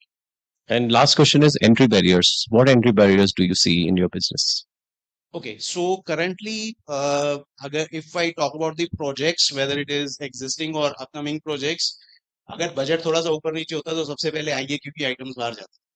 So that is the only challenge. Otherwise, if it is a premium kind of project, then there's no issue. And commercially और अभी तक का जो भी आपने revenues देखा या जो clientele देखी, that is a 100% success ratio. अभी तक last 2 years भी हमने कोई marketing नहीं करी, कोई कुछ नहीं करा. Last 15 years का जो experience था, उससे जो भी पुरानी clientele थी, जो हमारे पास full time inquiries I, that we have served. This year we are planning for the marketing. Hi. Yeah, hi more. How juxtaposed is your filter in terms of price range compared to HEPA filters? क्या price में फर्क है relative terms में? If compare it as a capex, And I'm talking in terms of service, okay, not the one-time cost. HEPA cannot be HEPA. No, so they replace it, right? So They have to replace it. everyone is making money through HEPA filters only. It's not the purifier through which they're making money essentially. Right. Apart from the ones which are the Gucci's and Armani's of their, exactly my point. Philips का लो तो Philips के हाँ, पास से- आपको जाना पड़ेगा. Right. In our case, so we have electronic filtration. It is washable kind of thing. I'm aware. AMC. I'm just asking about the pricing. Pricing के point of view से अगर capex की आप बात करो तो we are somewhere 1.5x higher than HEPA filtration. But if you compare it 2 years of life cycle, we have better ROI, and our filtration life is about 7 years in Indian environmental conditions. And HEPA आपकी power consumption को increase करेगा, whereas our filtration has a static of 5 to 8 mm. 5 is initial pressure drop when we put the new filtration or after washing, and 8 is the final pressure drop, whereas HEPA has 45 mm of pressure drop as a new filter. the same question to you that I asked you last time. We met 8-9 months back, right? Right. Same question. Do you understand the basic Indian psychology? Do you know what is Fevicol called? Fevicol is the brand name, but essentially the thing that they're selling is an adhesive. Right. अब आज की date पे मैं किसी को कहूंगा ना कि कुछ स्टिक करना है तो वो ये नहीं कहेंगे एडहेसिव ले वो कहेंगे फेविकॉल ले so the Indian mindset is essentially one thing जिसमें they are more reliant on the brand and the marketing and the positioning so to speak और अगर मुझे ये पता लगेगा ना कि compared to Dyson I am getting in a company ValueGuard जो मेरे से 1.5x ज्यादा पैसे लेगा in terms of servicing also in terms of filters मैंने आपको just बताया अगर आप पूरे सेट की बात करोगे तो we are cheaper मैं रिप्लेसमेंट के लिए बता रहा था कि if you talk about HEPA only ना तो HEPA is a filter तो HEPA के filter के साथ हमारे filter को if you are comparing तो we are on a higher side but if you compare as a whole system we are cheaper if you compare it as a ROI purpose we are cheaper if you compare it as a power consumption aspect we are cheaper we are better. It's a Japanese motorcycle with expensive auto parts, but सस्ती है, ज्यादा देती है. So coming back to your question, Toyota Indian mentality के हिसाब से इसको design किया गया कि भैया एक बार मैं खरीदूं बार-बार मेरे को उसके ऊपर अच्छा मेंटेनेंस के लिए since the last time that we met से लेके अब तक B2B में कितना expansion हुआ है और revenue में कितना uptick आया है? So last we met तब हमारा उस टाइम पे revenue somewhere around 2.5 lakhs था starting में अभी we have already crossed 25 lakhs and PU we have approximately 75 lakhs for DRDO product. Okay. So for DRDO we are doing OEM for them. उस time भी DRDO अटका हुआ ही था. उसके अभी recently we have given them 25 and 50 those lots में गया है next year में फिर continuation basis पे जाएगा तो first plan of them is to deploy these kind of technology in their existing labs and offices where there is a no central HVAC system where there is a central HVAC system then this is the same technology can be integrated with their AHUs. So product wise तो SKUs बहुत है depending upon users क्योंकि air is a very vast field depending upon so first thing is we have to analyze what is the problematic parameter whether it is PM 2.5 PM1 PM10 VOCs CO2 or microbial. We are yet to go B2C. B2C yes we are planning for the month of August where we are planning to launch direct consumer market product. And that will be B2B2C just see the D2C. D2C के लिए तो we will be waiting अभी सिर्फ online portals पे और via our website so B2B2C होगा. Perfect. Great, thank you so much. So although the time is up, but Varun sir, why don't we have one question from you?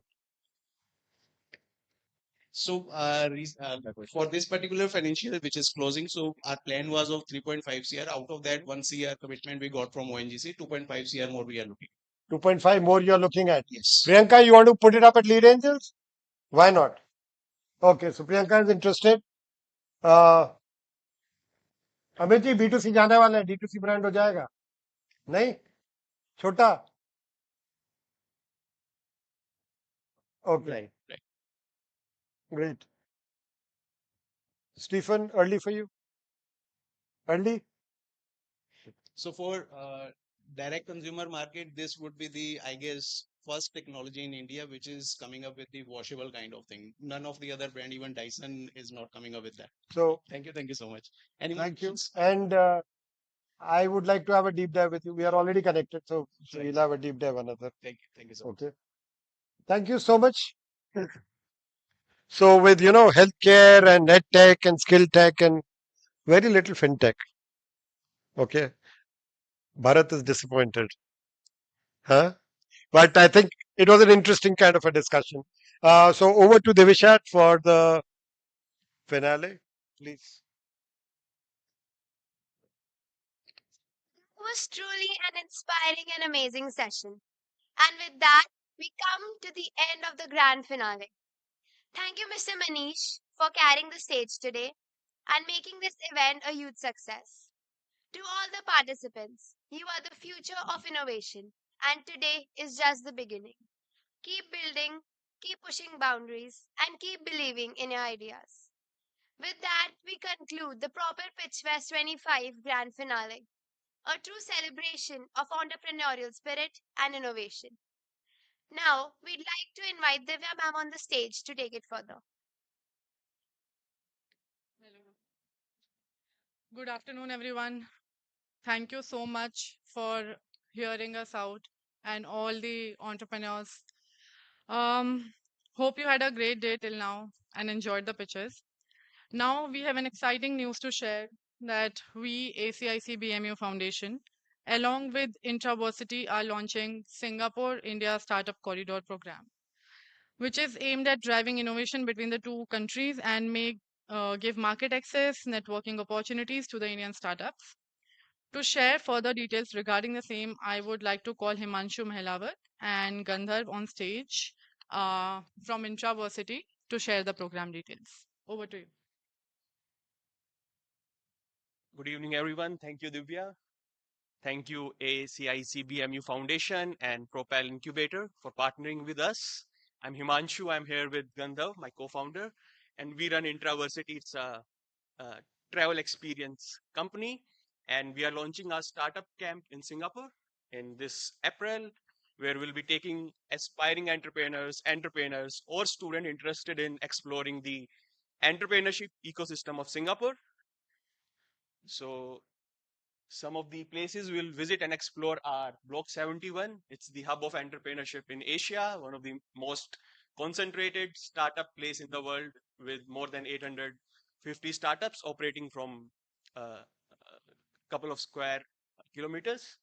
Then we'll be visiting and meeting people from Draper Associates with their hub called Draper Startup House in Singapore. Then SG Innovate, which is a government agency in facilitating deep tech startups in Singapore. And Accelerating Asia, it's an accelerator based out of Singapore. Enterprise Singapore, another government agency, especially focused on SMEs and startups. And we'll be visiting KPMG headquarters in Singapore for a talk with KPMG people. I'll be exploring NTU Startup Hub. Then we'll be visiting Antler, which is a leading accelerator in Singapore. And we'll be exploring, talking with their existing cohorts, the people in their current cohorts, and explore the opportunities in the coming cohorts. Then we'll be visiting Sleek headquarters. Sleek is a corporate, a company which is into corporate services, helping startups incorporate in Singapore, taxing and accounting services, company secretary services. It's a leading startup in Singapore, and most of the startups operate with Sleek in Singapore. Then, of course, NUS, Innovent Capital, Angel Central. It's an leading angel fund in Singapore. And for deep tech startups, bioinformatics startups, biology startups, we'll be visiting A-Star. Some people will be meeting and exploring would be Ajay Sanagaria. He's the partner of KPMG Tech Station. He'll be sharing some interesting stories with us. Then Craig is the general partner at Accelerating Asia. Mingxia, she is the venture associate at Draper Startup House, as well as the head of community. Christopher runs a space tech startup called Galamed Aerospace. He'll be sharing his fundraising journey and how he's building his space tech startup in Singapore. Nick is the founder of Mission Plus. It's a fractional CTO agency, as well as he's the general partner at Draper Startup House Venture Fund. Naveen Makhija, he's the regional head of Southeast Asia at Times Group. Bharat Bivi, he's the investor with Angel Central. Arthur is the founder of a pharma supply chain company called Farmint, as well as he's an investor with AB Collective. Joe is an investor at Innovent Capital. And of course, Nilesh Bhatia, he works at Block 71 and he's the senior director with Enterprise Singapore. This camp or program is for 6 days, which includes startup pitch workshop at NUS Block 71, workshop on how to incorporate your startup in Singapore with Sleek, how to get into incubators and accelerator in Singapore at Antler, and raising angel investments in Singapore. Then some networking events. We'll be visiting various startups at Block 71, networking sessions with entrepreneurs and investors. There'll be a live pitch session at the end of the program, and a couple of industry visits like KPMG and Google Developer Space in Singapore. Of course, there are sightseeing activities included in the program: Gardens by the Bay, Universal Studios, beaches and fun, and some local tours. Cost is 85,000 plus air travel, which includes your sightseeing activities, all the workshop, all the program, some talks, and 24-hour local support in Singapore. Unveiling the journey. Mark your calendars for April 3rd week. Thank you.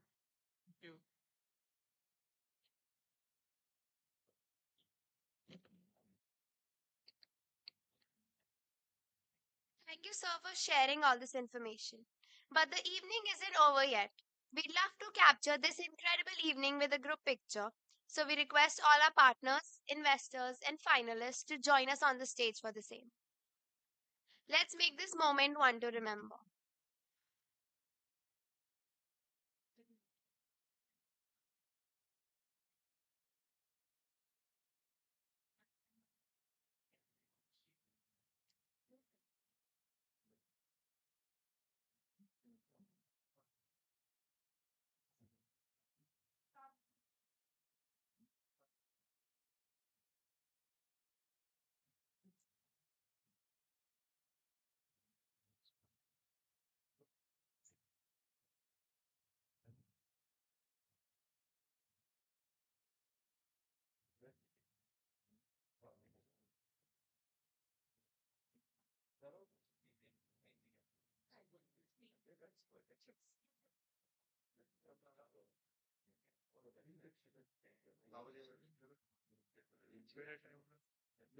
ये लीजिए आपका gift thank you so much this yes yes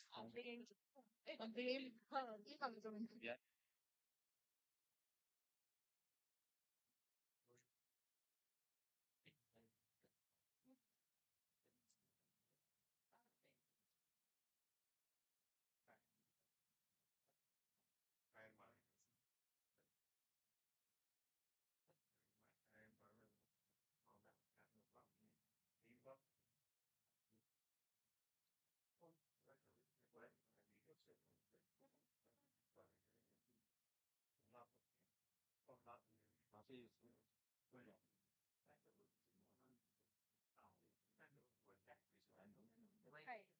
I'm not from education. No.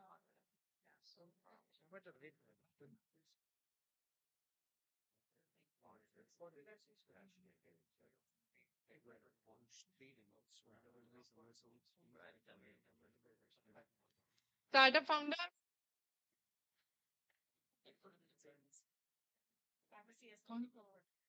bunker man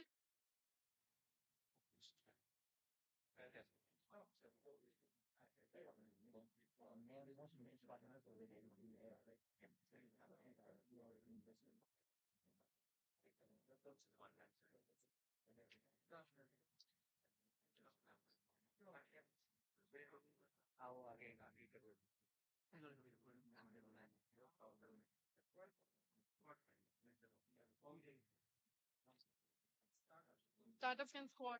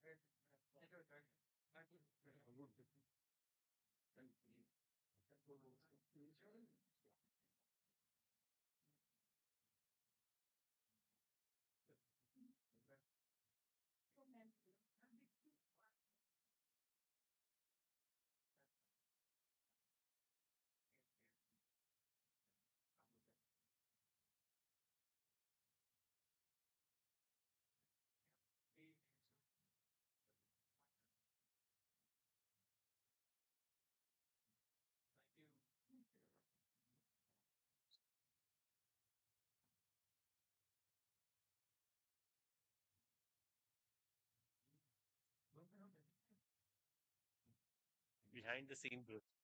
I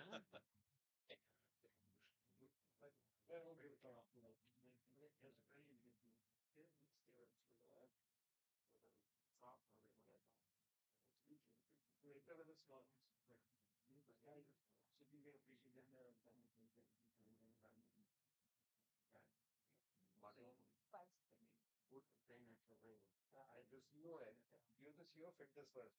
If you remember that people we done the fitness first deal with Pure Fit, right? Right. So he was the CEO at that time. So it's a long association. Yeah, right.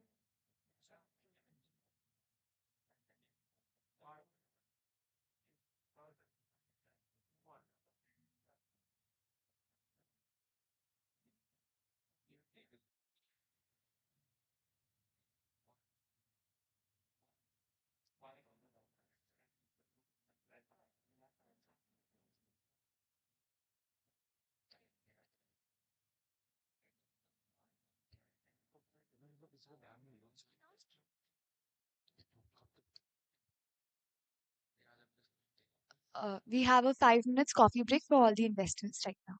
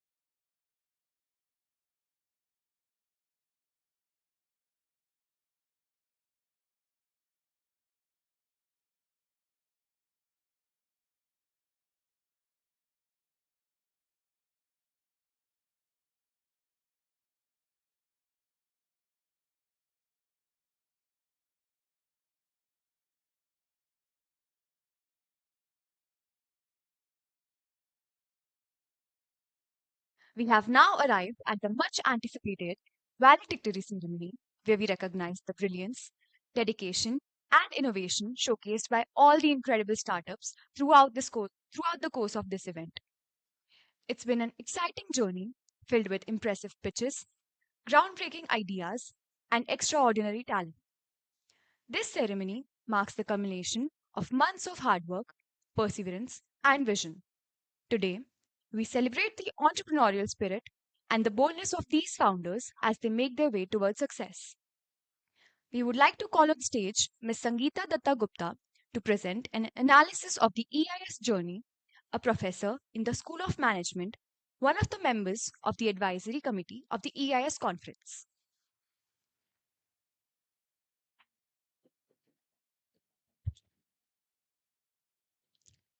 Well, it's my great pleasure to present the closing report for the EIS 3.0 conference on the theme AI and Sustainable Solutions for a Circular Economy. But please excuse my sore voice, but nevertheless, I'm extremely excited to share the conference details and which has been a tremendous success. Over the last 2 days, we have delved into critical discussions and explorations of how artificial intelligence can significantly contribute to sustainable practices in a circular economy. A key theme that has emerged throughout the conference is the central role of entrepreneurship in advancing AI-driven solutions for a circular economy. Entrepreneurs are leading the change in developing innovative technologies and business models that integrate AI to address environmental challenges while opening up new avenues for business growth. Startups and entrepreneurs are pioneering AI-powered systems for waste management, resource optimization, and sustainable production, which are critical for realizing circular economy goals. Our distinguished keynote speakers, Professor Sriram Ramakrishna, Mr. Vijay Mahajan, Mr. Mahankali Srinivas Rao, delivered thought-provoking addresses that beautifully anchored the theme of the conference. Mr. Mahajan highlighted the importance of socially conscious entrepreneurship, emphasizing that growth should not only focus on economic success, but also incorporate environmental and societal considerations. Meanwhile, Mr. Rao discussed the crucial need to transform India into a product nation and underscored the significant role of entrepreneurship in this shift. Their thought leadership set a strong foundation for the engaging discussions and debate that followed throughout the event. The panel discussions were rich with impactful insights on various key topics, including the potential of AI for social impact measurement, innovative entrepreneurship for a sustainable world, social system approach, agri-tech horizons advancing AI and sustainability in post-harvest management, sustainable pathways for entrepreneurship, innovation and technology in an Industry 5.0 framework. These discussions contributed significantly to the success of the conference, offering unique perspectives and solutions that have inspired both thought and action. We're also privileged to host an esteemed group of international speakers for the panel discussions, including Dr. Alessia Argiolas, Chair at the Technical University of Munich, Professor R.J. Groen, Professor at the University of Groningen, the Netherlands, Professor Harvinder Singh, Associate Professor at Torrens University, Australia, Professor Jonathan Deutsch, Professor and Director at Drexel University, USA, Dr. Christina, Faculty of Social Sciences and Business Studies at the University of Eastern Finland, Dr. Anna Frizzle, Retired Professor of Technical University of Denmark. Their contributions have undoubtedly enriched our discussions, offering global perspectives on the conference theme. In terms of academic participation, we received 76 abstracts, 46 were shortlisted, and 43 of them were actually presented during the last 2 days. Among these tracks, we also had a case study track and a practitioner track. The conference features papers from researchers across India, including those from prestigious institutes such as NIT Calicut, IIM Lucknow, IIT Delhi, IIM Trichy, and Bennett University, among others. As we draw this conference to a close, I hope the insights shared here will inspire continued innovation and collaboration for a more sustainable future. Thank you.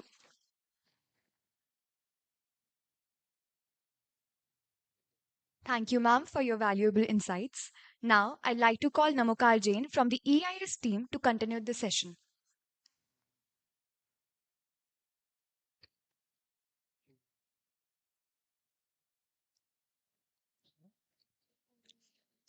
It is an absolute honor to welcome a distinguished thought leader, researcher, and innovator in the fields of AI, technology, and entrepreneurship, Dr. Throne Unehem, as the Executive Director of the C. Dean Metropolis Institute of Technology and Entrepreneurship at Babson College. Dr. Throne been instrumental in integrating technology and entrepreneurial leadership into globally recognized curricula. His extensive experience from academia to industry and policy has significantly shaped innovation, ecosystem, and AI driven entrepreneurship. Dr. Throne's remarkable contribution include his tenure as a research scholar at Stanford University, his pivotal role in leading the MIT Startup Exchange, and his advisory role in venture capital, corporate innovation, and emerging technologies. Beyond his academic and industry impact, he is an ingenious author with publications like Future Tech, Augmented Lean, and Health Tech, offering deep insights into the evolving landscape of disruptive technologies. We are honored to have Dr. Throne with us for valedictory session to share his invaluable insights on the future of AI-driven entrepreneurship and innovation. Please join me in extending a warm welcome to him.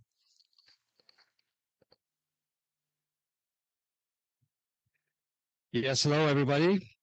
I am honored to be here. And as we conclude this extraordinary conference, I am deeply inspired by how BMU, despite being founded just a decade ago, has rapidly emerged as a powerhouse in entrepreneurship, education, and innovation. And your commitment to fostering impact-driven enterprise and especially academia-industry alliances supported by the Hero Group and other global partners exemplifies what we see as forward-thinking institutions and what they can achieve. I want you to just picture a young person, me, skiing in Norway in snow-covered forests. Each descent was kind of an experiment in pushing boundaries, using every fall as a feedback loop, treating the unknown as an adventure. That was me, learning resilience, creativity, adaptability. These are lessons that I later realized in the form of entrepreneurship. Today, climate change threatens these winter landscapes, just as it endangers coastal communities and food systems worldwide. Resource depletion, social inequalities, and sustainability challenges are challenging and are demanding urgent solutions. But within these challenges lie enormous opportunities for innovation, and especially through AI, from predictive analytics to automated resource optimization. Since its founding in 1919, Babson College has pioneered entrepreneurship education. And Roger Babson's revolutionary vision that entrepreneurship could be taught was radical at the time. And a century later, after being ranked the world's leader in entrepreneurship education for 30 consecutive years, Babson continues to reinvent itself. And through the Metropolis Institute that I represent and initiatives like The Generator, which is interdisciplinary AI lab work between faculty and students, working across technology, ethics, creativity, and business, students and faculty are together redefining the future of entrepreneurial leadership. But more than just teaching AI tools, we are developing solutions Sorry that to mitigate interrupt you, AI's sir. risks and ensure its responsible implementation. Sir, am I audible to you? So I'm wondering, can you see my slides here?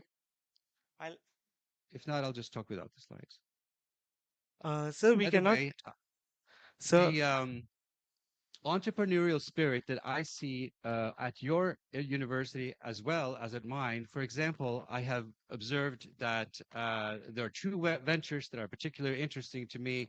at BMU, the BAT-X Energies and the ValueGuard Climate Tech. So many of these ventures are already, well, the slide. It's from there. Yeah, I can hear you. Let me see if I can. When you do slide. Yeah. Yes. And you've got the slide now? Yeah. So can you see them now? No.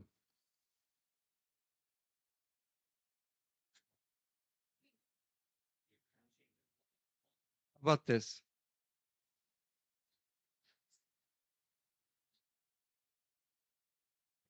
Change a couple of slides and show that it's working. Can you see my slides now? Then we can see them. All right. So we'll continue. Anyway, I was saying you have some wonderful startups. Look, Can you help me? You can start with the skiing picture because we heard you, but we didn't see the picture when you were saying. Now we can see it. yes, yes. I was just showing you an AI generated image of people skiing, and you can see some missing skis on some feet there without skis. It's wonderful. AI is in this interesting stage where we can try to recreate some of the feelings that we have in real life, but there's still some shortcomings. My challenge is there. Okay.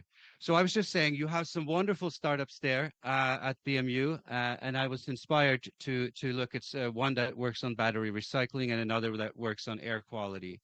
And I think these ventures exemplify how entrepreneurial thinking can address the urgent challenges and the environmental issues while creating sustainable business opportunities. And these are exactly the kinds of things that we should be furthering going forward.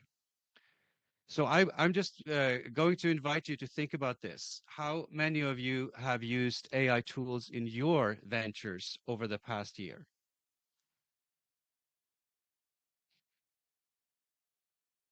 Because AI is having this impact already, I think, in entrepreneurship. And you can just consider agriculture. And here again, I created this little image just to imagine what is happening basically in smart farming. But there's enormous opportunities for optimizing farming. And, these kinds of previously very low tech areas, but, in the history of humanity, agriculture innovation has defined how we can live as humans. So it is no wonder that this is now becoming an enormous area for innovation. So my question is, what AI-driven solutions will impact your industry? And I invite you to think about that deeply, because as AI is rapidly improving, there are many, many opportunities to change things. One of the more important things in my research and work is the power of place.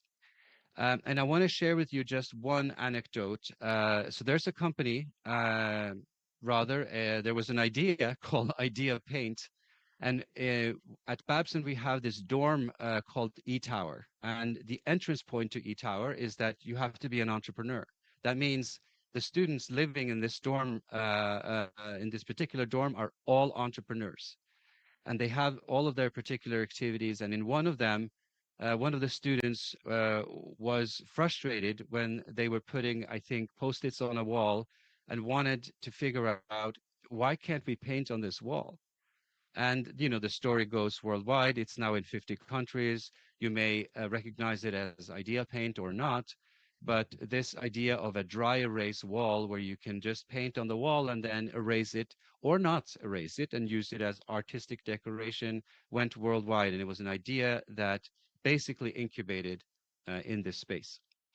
Now we have formalized this a little bit in a makerspace called the Weizmann Foundry. And I was just there yesterday, and it's really inspiring to see not just students there for formal work, but they actually use it as a hangout place, and they are creative there. And that's where our fashion ventures both incubate, and that's where we have our showroom and we have our events. So AI can indeed be a catalyst, but I don't think we can forget the physical innovation spaces and places that we need to create in order for this innovation to actually happen. So my final thought for you is simply that technology can be a useful and servant, but it is a dangerous master. And this is something one of my, I'm originally Norwegian. This is Christian Lange's quote.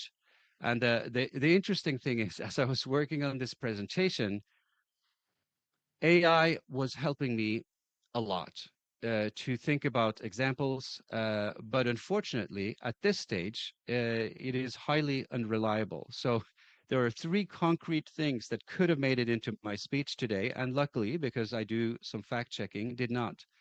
So Claude 3.5 created a fictional Babson alum called Priya Punjabi, and which was an interesting creation, but this student does not exist, and tried to tell me that a similar quote to this one about technology and wisdom should be attributed to Dr. Anil Ravanshi, which is also turns out not a real quote.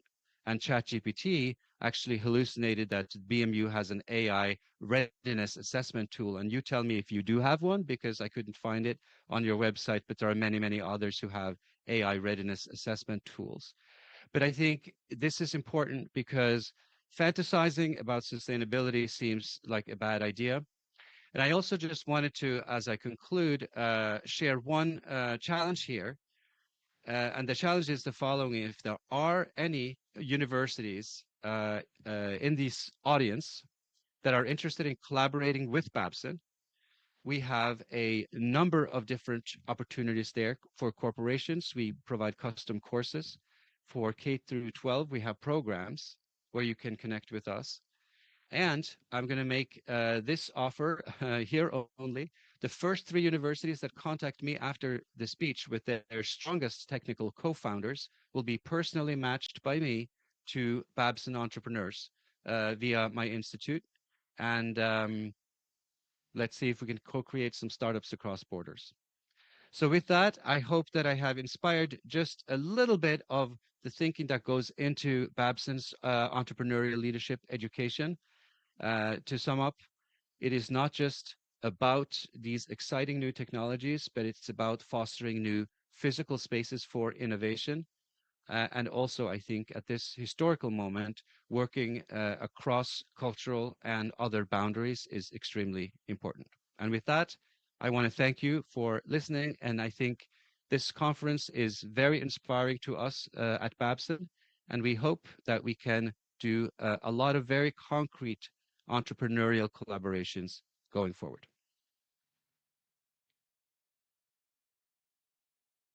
Rod, can you hear us? Yes.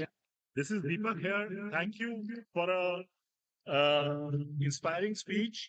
We had challenge in seeing some of your slides initially. And thank you so much for this offer of matching our tech startups with the Babson entrepreneurs. We will surely take it up.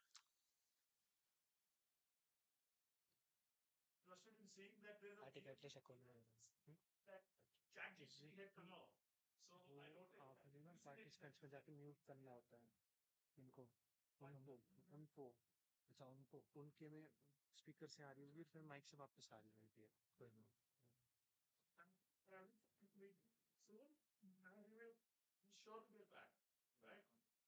Volume वापस शुरू कर दो फिर वापस okay कर रहे So we have an offer to match us.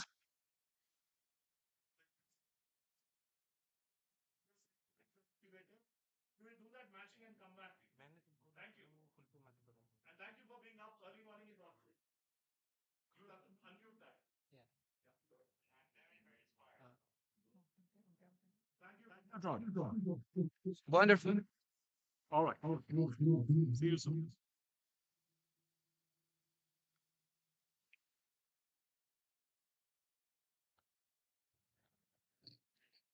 Thank you so much, Dr. Thron, for sharing your invaluable insight with us today. Now, I would like to call Bhavyanshi to take the validatory session ahead.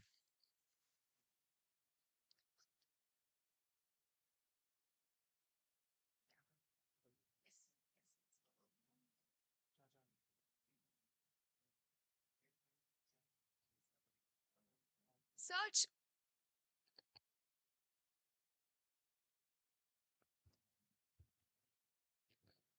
Research and innovation lie at the heart of progress. As we recognize the best minds for their outstanding contributions, I welcome our esteemed organizing committee, Professor Prabal Sen, Dr. Deepak, and Professor Sangeeta, to present the Best Paper Award. Please join us on stage. Professor Arun was initially part of the jury, but due to unforeseen circumstances, was unable to be here with us.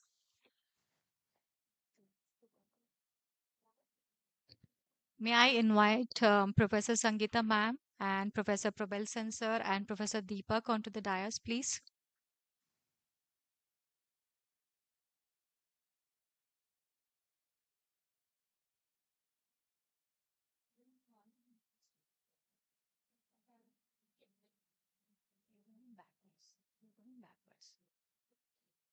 What did you say? Second runner-up first. Yeah, yeah. You start. I think, boys, how do we start this? Yeah. It's not to take second. So it's a 10-minute gap.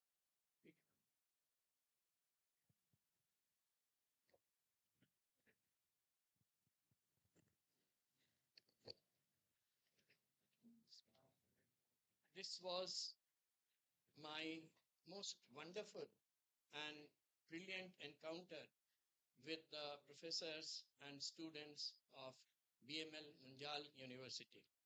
The context was the third international conference on entrepreneurship, innovation, and society.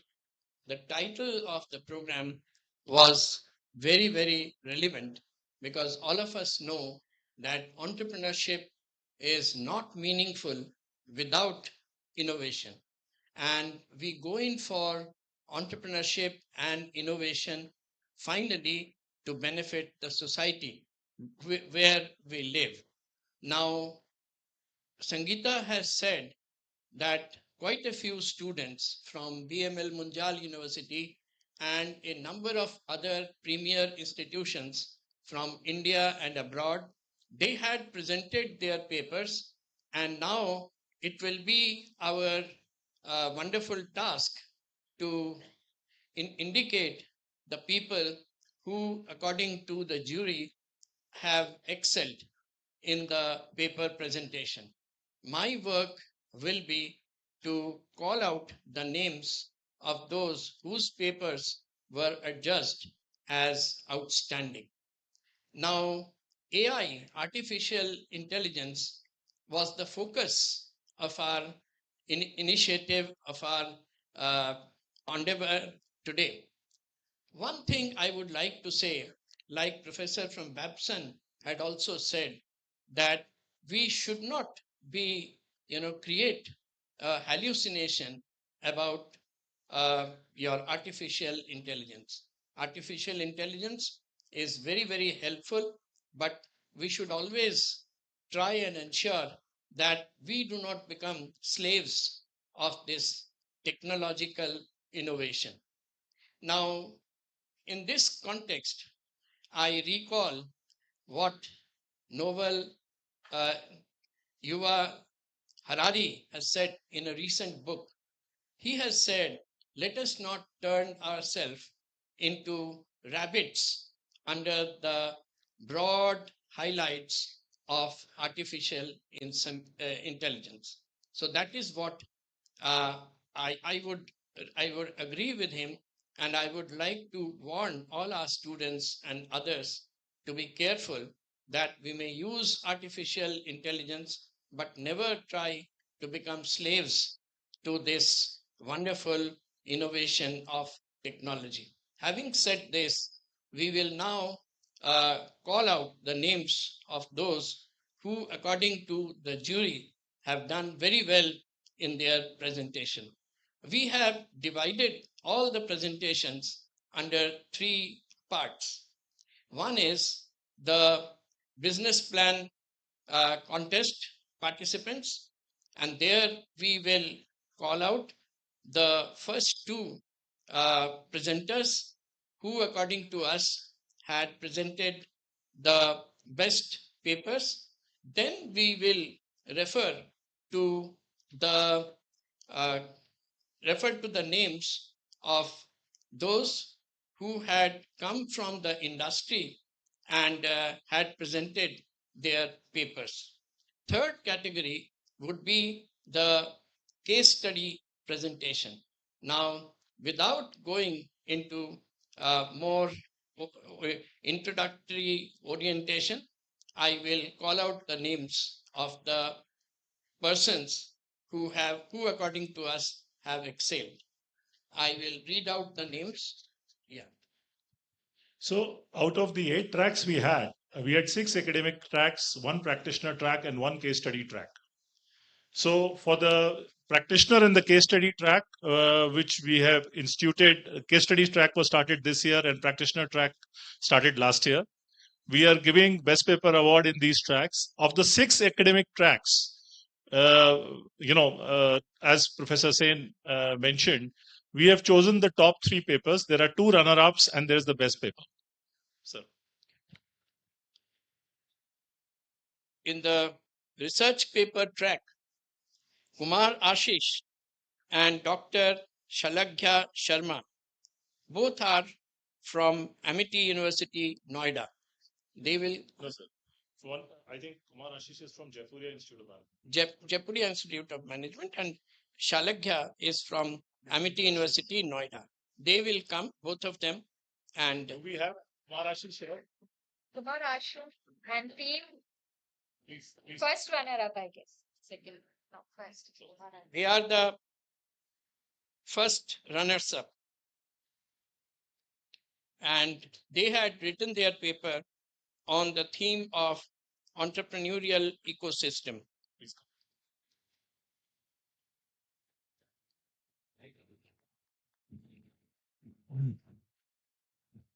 Thank you. Thank you. The second runner-up, again, he is from IIM Lucknow, Kanishk God, and his paper was on the interesting theme of digital enslavement. He's not here. He's not here. Okay. And the best paper was, according to us, written by Nityanand Deva and Krishnendu Ghor. From both of them are from Bennett University. Krishnendu is a faculty member and Nityanand Deva is a scholar under him. Let's give them a big hand. And their theme was sustainable manufacturing.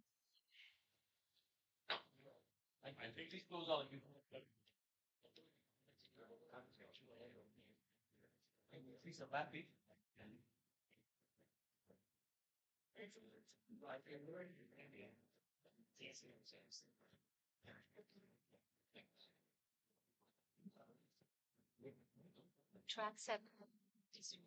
Now we come to case study track. Here,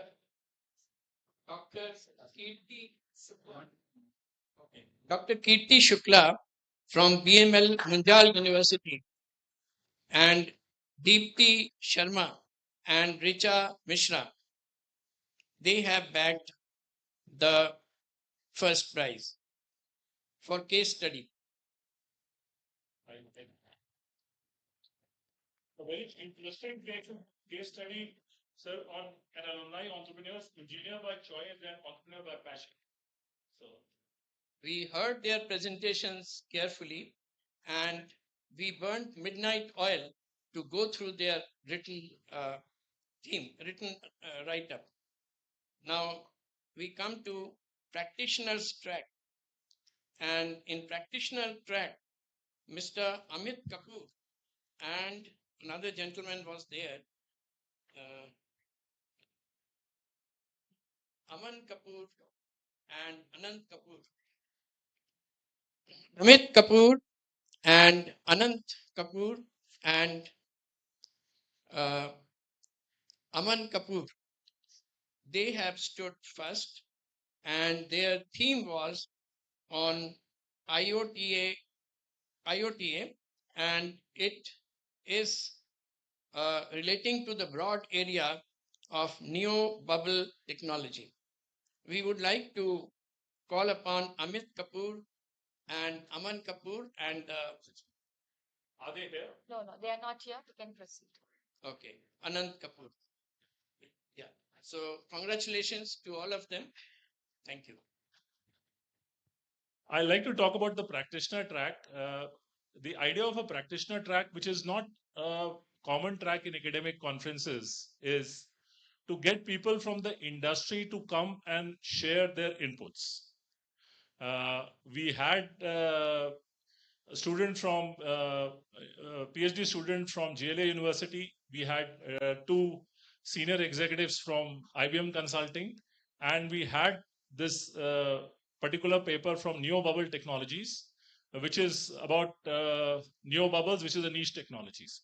It's a way of bridging the industry academia gap, and I think that's an innovation that we have done in conference where we are trying. We also had Mr. Rakesh Pati from Technology Center, Ministry of MSME, Bhiwadi, who was a part of that track, who shared how the government of India is interacting with the industry.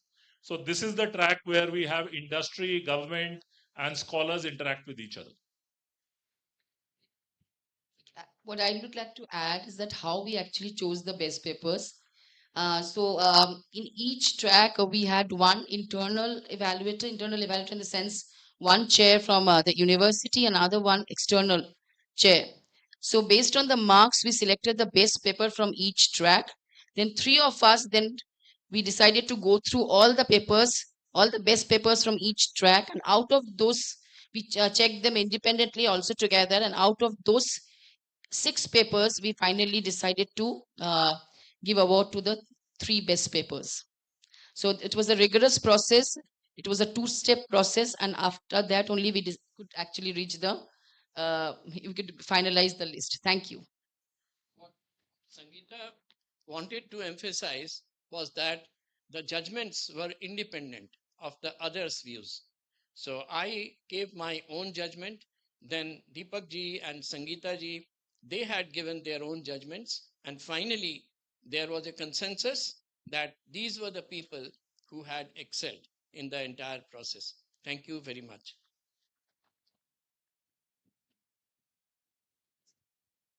A heartfelt thank you to the organizing committee of EIS for their support and efforts that helped bring this event to life. Now, I'd like to request Dr. Deepak, Professor Sangeeta, and Dr. Nirupama to felicitate Professor Prabal Sen. I request VC sir also to join us. Professor Shamanan sir, please join us on the stage.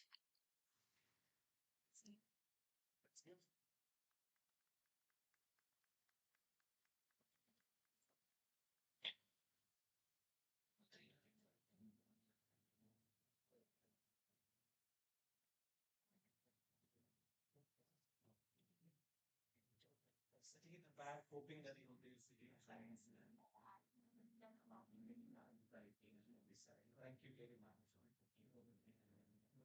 Especially the toughest part of the business part. One cash. The Congress was deciding. Thank you. Please look your answer. Please close all your answer. Thank you. Next slide, please. Thank you. Thank you. Thank you very much. Thank you very much.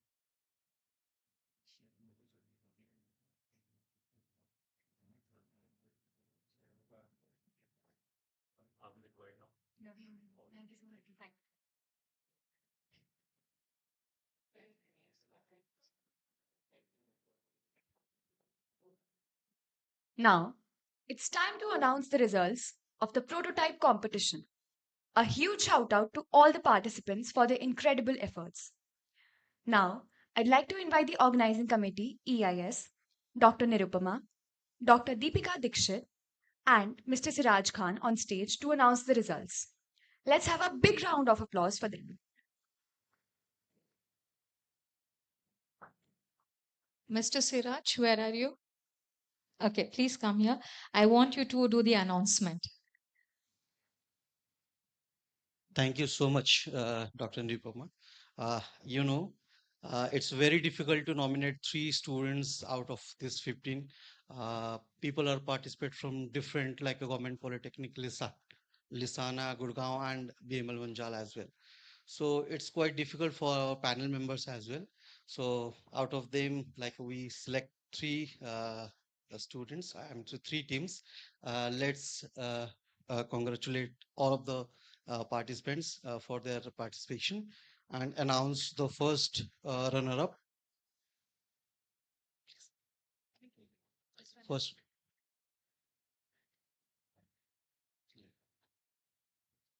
Thank you. It's Prasita Chandra Srivastav and Anandi Sarma from Team Shivam.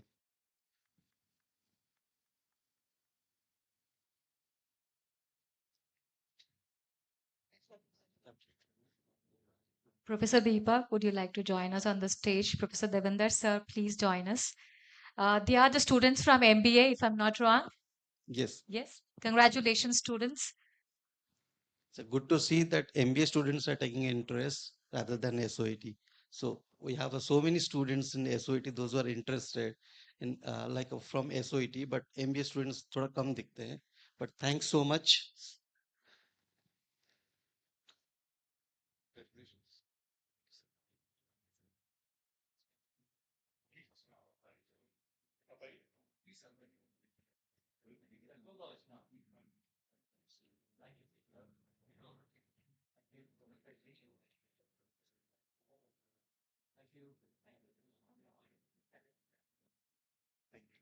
The next runner-up is, can you please, sir? Yeah. Radhika Bhati and Dipanshu Agrawal.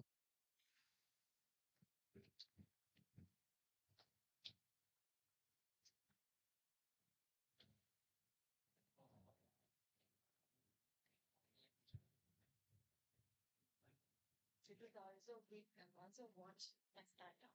I couldn't believe it did it. Yeah.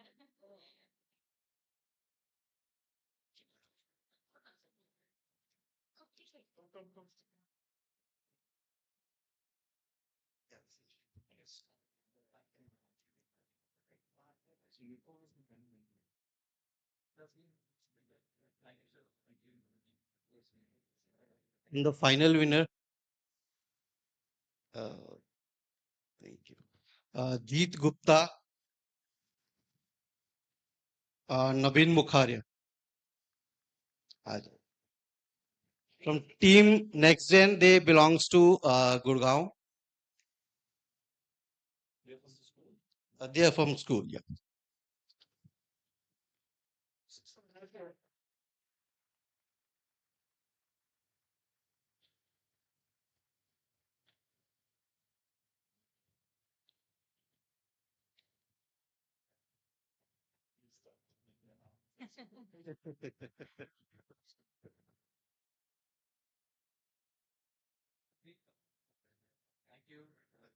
Your school name is Brighton School of Excellence, is it?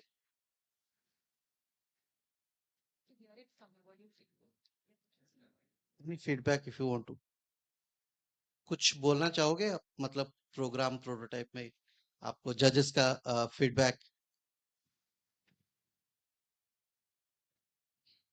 Hello everyone, मेरा नाम जीत गुप्ता है और सबसे पहले मैं thank you करना चाहूँगा BNLU इस BN यूनिवर्सिटी का। तो मैंने सबसे पहले एक अच्छा प्रोटोटाइप दिखाया, तो प्रोटोटाइप पे मेरे को एक अच्छा लगा क्या कि यहाँ पे इन्होंने आए और हमारे से पूछे, इन्वेस्ट किया, बताया उसके बारे में। मुझे अच्छा लगा उसको जान के कि उन्होंने कैसे पूछा और हमने समझाया क्या। तो वैसे हमारी एक NGO है, जो स्कूल है हमारी, वो सिखाती है हमें ये टेक्नोलॉजी के बारे में। स्कूल में हम वहाँ पे जाके ट्रेनिंग लेते हैं, स्टेम ट्रेनिंग। हमने ऐसे नहीं आ गया, हमारे को स्कूल ने कोई हमारे गवर्नमेंट स्कूल ने नहीं सिखाया है। तो वहाँ पे हमने स्टेम ट्रेनिंग लिया, हमारे ट्रेनर है हमें सिखाते हैं और तभी हमें ये ऐसा कर पाए हैं। हाँ, हमारा प्रोजेक्ट स्मार्ट होम अप्लायंसेस था, जिससे हम विदाउट इंटरनेट मोबाइल के थ्रू अपने अप्लायंसेस जितने भी है रूम के उनको कंट्रोल कर सकते हैं। हमारे सीनियर जो आगे ऊपर बैठे हुए हैं, इंजी सर और उमेश भैया, इन दोनों ने हमें ट्रेन किया, हमें बताया। वैसे तो हम सरहोल से है और जो हमारा एनजीओ है वो हमसे 3 किलोमीटर दूर है, तो हम वहाँ पे साइकिल से या पैदल जाते हैं लर्निंग के लिए।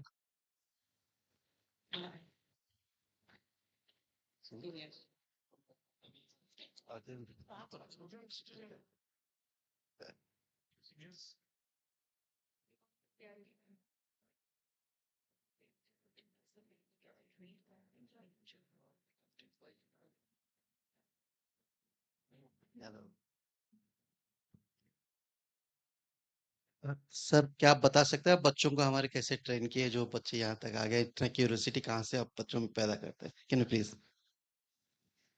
हमारे पास एक एल&डी लैब है, लर्निंग एंड डेवलपमेंट लैब, जो हमने नॉर्मली ओपन किया है कम्युनिटी स्टूडेंट्स के लिए।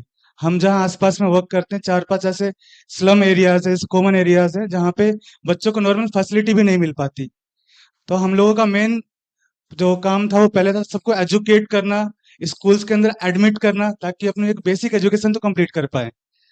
उसके साथ हमने कोविड के ठीक बाद अपना ये लैब स्टेब्लिश किया। एक और एनजीओ है सेवा इंटरनेशनल, उसके साथ कोलैब करके, जहाँ पे हमने अपना लैब सेटअप किया, एल&डी लैब, जहाँ पे बच्चे स्कूल आवर्स के बाद हमें ज्वाइन करते हैं और डिफरेंट डिफरेंट टाइप के प्रोजेक्ट्स पे एक्सपेरिमेंट करते हैं। रियल टाइम प्रोजेक्ट्स उनको असाइन किए जाते हैं, एक्सपेरिमेंट करते हैं, एग्जीक्यूट करते हैं, एरर्स आने पे रीटेस्ट करते हैं, अगेन इम्प्लीमेंट करते हैं। तो ये बच्चे उनमें से ही हैं। 7th 8th ग्रेड से हमसे कनेक्टेड हैं, अभी 10th में आ चुके हैं। ऐसे कुछ और बच्चे हैं जो अभी 12th पास आउट कर चुके हैं, वो भी अभी कनेक्टेड है हमारे साथ। मैं वहाँ पे as a robotics trainer work करता हूँ और करीब 5 साल हो गए मेरे को वहाँ पे वर्क करते हुए, जहाँ पे मेनली जो मेरा डोमेन है वो सेंसर पे रिसर्च वर्क है। तो होम ऑटोमेशन बेसिकली सेंसर्स के साथ कैसे उसमें वर्क करना है, किसी भी इलेक्ट्रिकल इक्विपमेंट में कैसे किसी सेंसर को इंटीग्रेट करके रन करना है, उस पर मेरा डेडिकेटेड रिसर्च रहा है। और वहाँ की सबसे खास बात आपको बताता हूँ मैं, वहाँ के 7th 8th और 9th ग्रेड के बच्चे इतने एक्सपर्ट हो चुके हैं आज के टाइम में, जो इजीली किसी भी सेंसर्स का यूज करके किसी भी इलेक्ट्रिकल इक्विपमेंट में उसको फिट कर सकते हैं और उस सेंसर के साथ उसको इंटीग्रेट कर सकते हैं। आई डोंट थिंक सो एक जो बीटेकियंस इंजीनियर्स होते हैं वो फर्स्ट टाइम उसको इम्प्लीमेंट कर पाएंगे, बट वो 8th ग्रेड का बच्चा उस चीज को बहुत इजीली इम्प्लीमेंट कर लेता है। जी जी जी ma'am. Skill Tech. So we heard about a company called Skill Tech. So this is Skill Tech, right? They made a big. Thank you. Thank you so much, Indrajit. Thank you, sir. Congratulations to all the winners. Your ideas have the potential to create real impact, and we can't wait to see where this journey takes you. A huge thank you to our judges for their time and expertise in evaluating these incredible projects. Let's give one final round of applause to all our participants and winners. Now, I would like to invite on stage Ms. Divya Saini, the manager at ACIC BMU Propel, to summarize Propel PitchFest 25.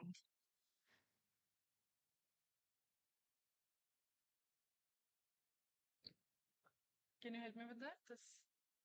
I need to change the slides. I need to.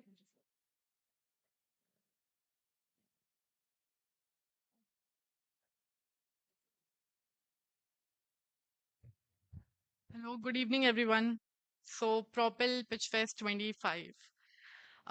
Today, we witnessed the conclusion of PitchFest 25, and this was the first time for me on the organizing side.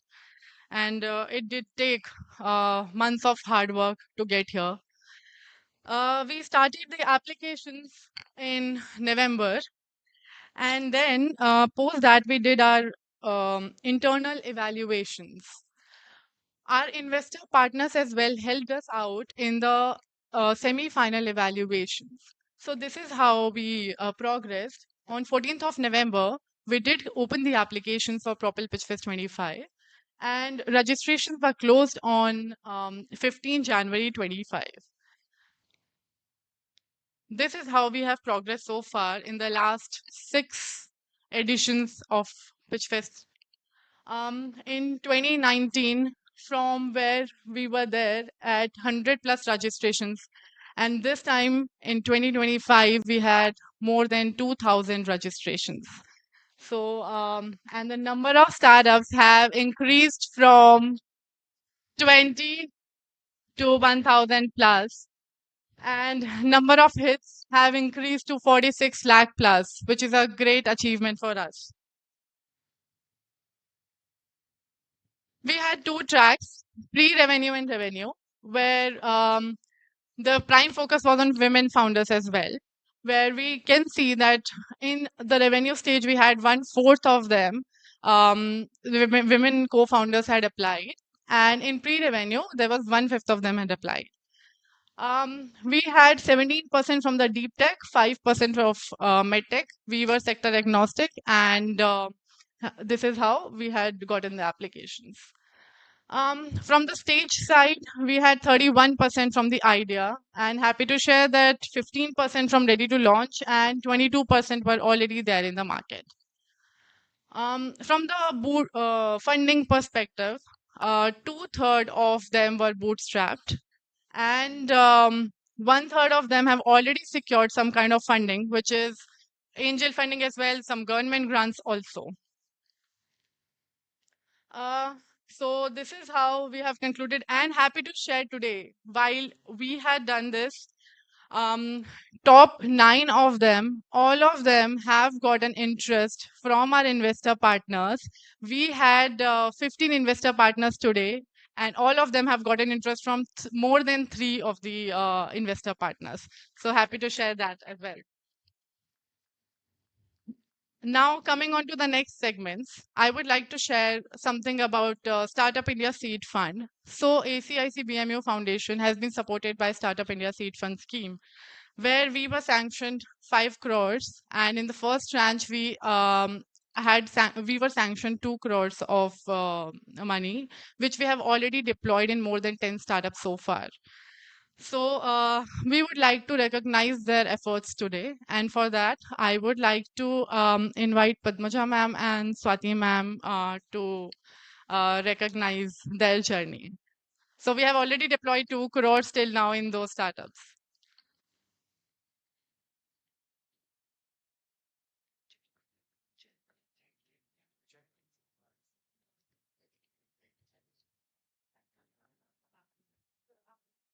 Devendra sir, can you please also come and support them?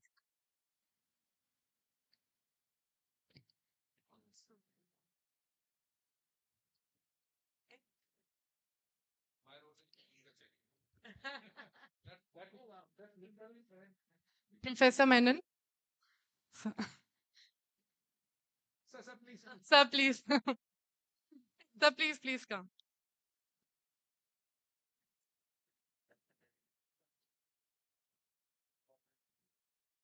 So, first one is VayuGuard Climate Tech Private Limited, dedicated to tackling air pollution through innovative climate tech solutions like central air cleaners. They are committed to creating healthier living spaces.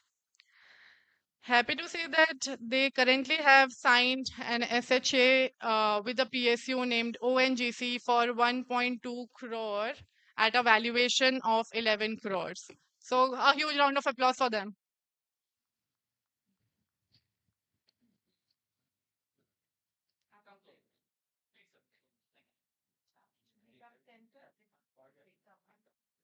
Okay.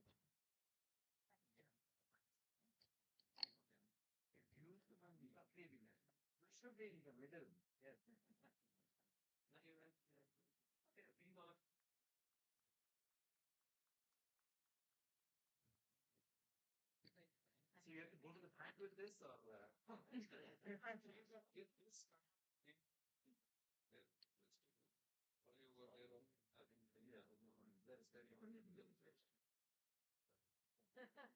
Congratulations. They've got this one of the first ones to get the all one. Our vertical debt is not getting converted. Okay. Now we have Agamin Technologies Private Limited, which is a digital innovation company specializing in Web3 to accelerate enterprise transformation, empowering business to harness the power of automation. They are currently ready to launch. And one more thing that I would like to share, that their app has been developed by BMU students itself.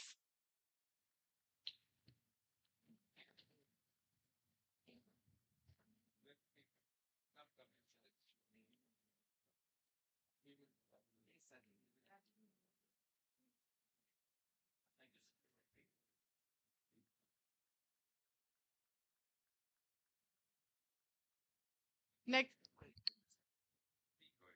Sure.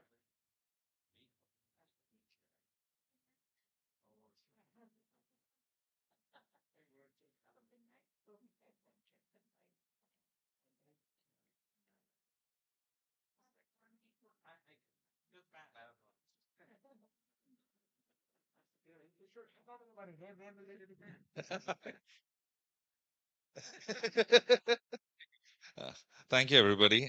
It is indeed a great honor. At Agamin Technologies, we're a digital identity provider, and our core function, we are essentially building a Bharatiya internet. About only 10% of India speaks English, and only 3% speak fluent English. The large majority of India depend on vernacular languages, and the internet infrastructure is largely English. And our effort is to ensure that we are able to build an infrastructure that essentially helps the majority of us to access internet in a seamless way. Thank you, everybody.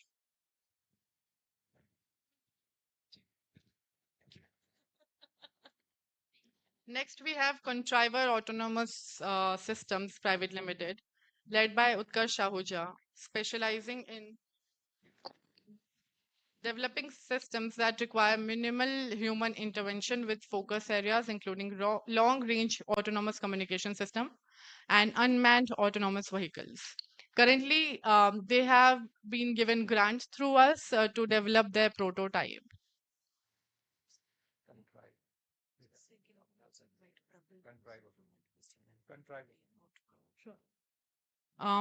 We would request Prabal sir also to join us on the stage.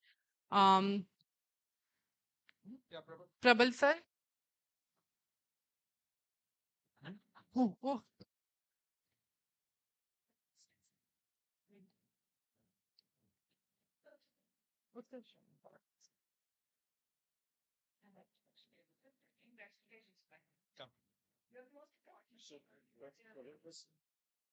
You're asking where does the money come from, sir? And currently the one-man army is doing it all by himself. Currently building the prototype.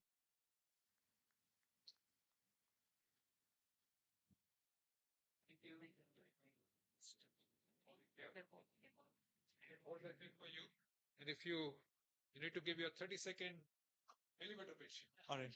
So we are into a drone research and development company. We're basically designing a drone which, if collided with a bird while flying, shall not fall dead. So in that case, if you see, you have seen that wherein there's an onset of a season in agriculture spaces. If a drone has crashed, after it's crashed, it's basically dead. You cannot reuse it.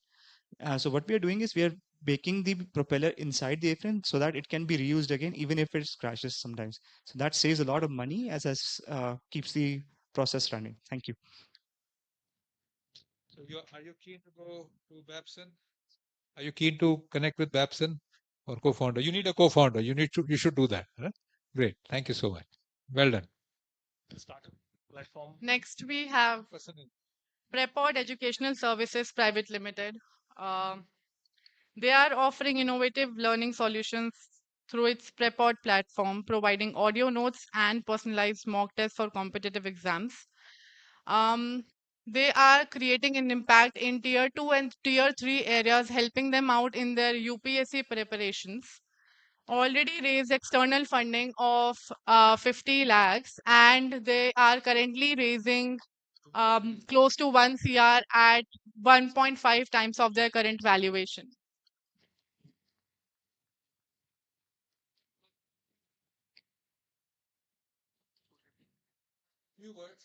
I can hold that for you. Thank you so much. So Prepod एक AI enabled audio notes and practice test platform है जिसकी मदद से हम 85% aspirants जो tyre 2 tyre 3 city से आ रहे हैं, टोटल 7 करोड़ एस्पिरेंट्स हैं, इसमें से 85% टायर 2 टायर 3 सिटी से आ रहे हैं, उनके चैलेंजेस हम सॉल्व कर रहे हैं और उनकी प्रिपरेशन जर्नी का जो सबसे पहला स्टेप है उसे ईजी बना रहे हैं। हम उन्हें ऑडियो नोट्स प्रोवाइड करते हैं जिसकी मदद से उनकी तैयारी अफोर्डेबल और एक्सेसिबल हो पा रही है। Thank you so much. और इनको फॉलो ऑन फंडिंग मिला है वी फाउंडर सर्कल से। Alright, great. Thank you so much. Thank you. Well done. Next we have Indigotex Private Limited, which is a private company specializing in the manufacturing sectors of and using sustainable manufacturing, denim, and textile innovation for cold climate solutions and indigo dyeing. Currently, they have been given grant through us for building their prototype. And yes, they have gotten a lot of interest today. The whole thing is.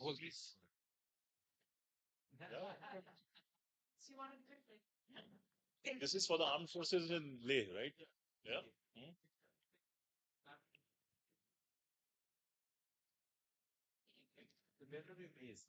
Basically, we are based in Rajasthan, sir, but like we are developing this product in IIT Delhi. Yeah. So basically, we are developing lightweight, less bulky wool denim fabric. As the existing denim, it is made of cotton. So and cotton does not have any kind of thermal insulation, so you cannot wear it in very cold climate. So we are making a denim similar to the existing cotton that can be faded or washed. Like somewhere it is light and somewhere it is dark, and it can be used in even minus 10 degrees Celsius temperature. And we are making it using very less amount of water. Like we are using waterless plasma technology. So we have reduced the water consumption in denim manufacturing from 250 to only 40 liters of water per kg of material. Thank you. Next up, we have Ambient Innovation, and they are our alumni, Akshay. They have recently founded it in 2024, where they are specializing in advanced energy storage solutions, including high voltage battery management, AI-driven software, and thermal composites. For their BMS, they are already started generating revenue, but for their thermal management system, they are at prototyping stage.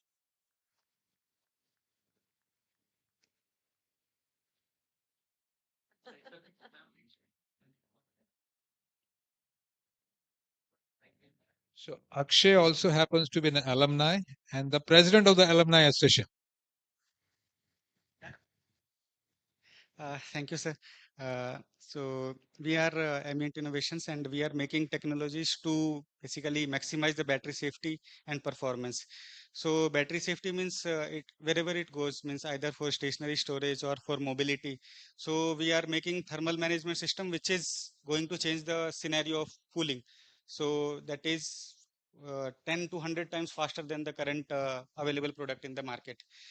And just to means I really wanted to say that whoever I am today is because of BMU. So whatever learning, whatever skills I have got is all of due to BMU curriculum and all. So being an alumni, I'm very proud of BMU. So thank you so much.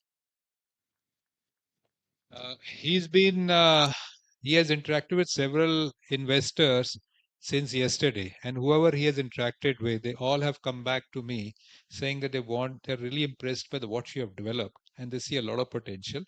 And many of them actually want to spend longer time with you and mentor you. So I think that's a great, great outcome that you're achieving by coming over here. So congratulations to you.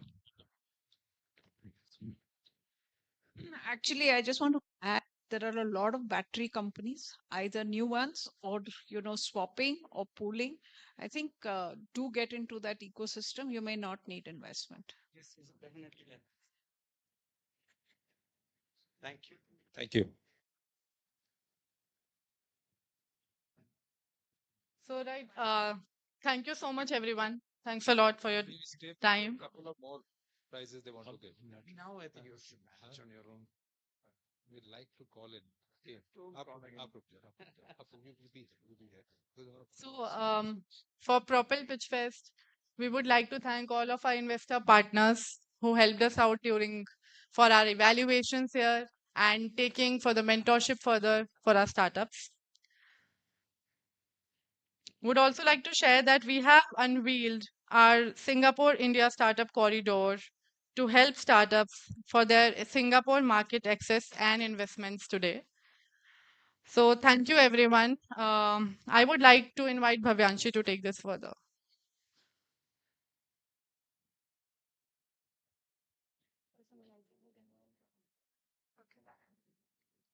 Thank you so much, ma'am, for summarizing the event so accurately. Now, I would like to call on stage Palak Wadhwani to announce the winners of Pitch It Up.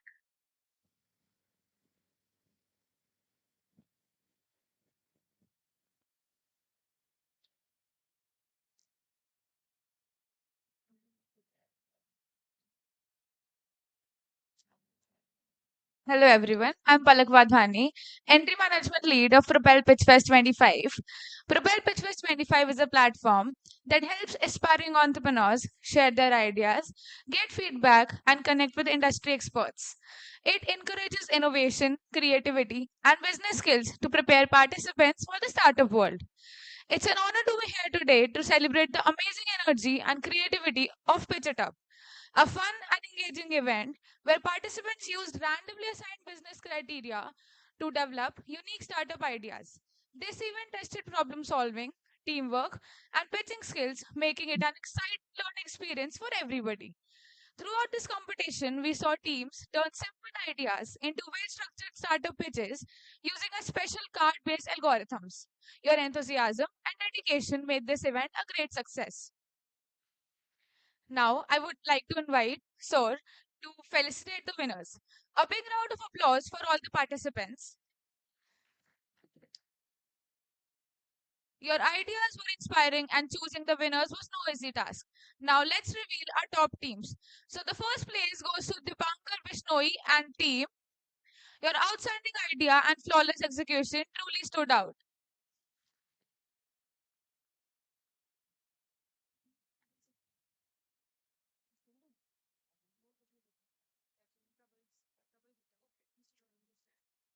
I would like to invite Prabal Gupta sir on the stage to felicitate the winners.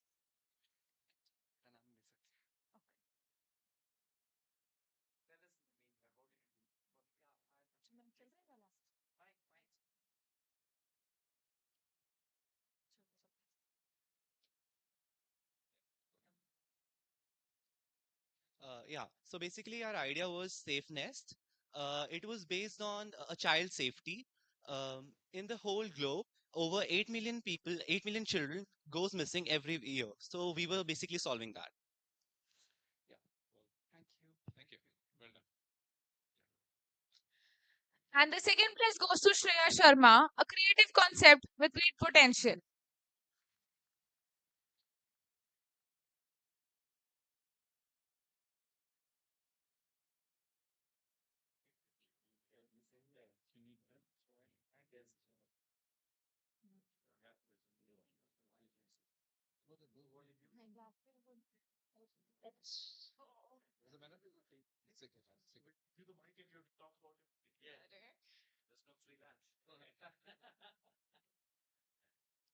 Okay, so our idea was AgriConnect. Basically, have a platform. It's a WhatsApp-based community where we land farmers things on lease. For example, those who farmers they can't afford agricultural product.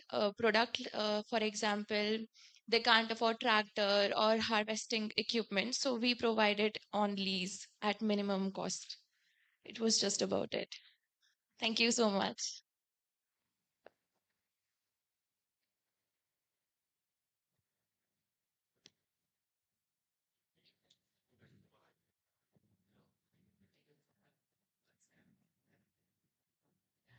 And the third place goes to Mahir Yadav and team. Smart thinking and a well presented pitch.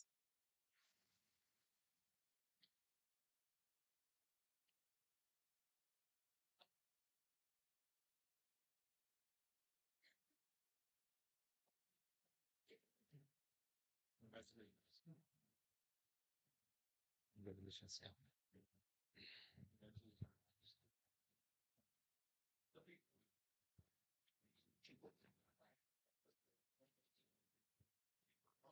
You are also the co-founder of You Start, right? No, not co-founder. What are you? Yep. You start, yes. Our idea was basically about increasing the yields of farmers and reducing the commission and increase the profits as well. So, Thank you. Well done. A huge thank you to our judges, mentors, and the organizing team for making this event possible. To all participants, keep refining your ideas and pushing your limits. Who knows, your startup could be the next big thing. Once again, congratulations to all the winners and participants. See you again at the next edition of Propel Pitch Fest.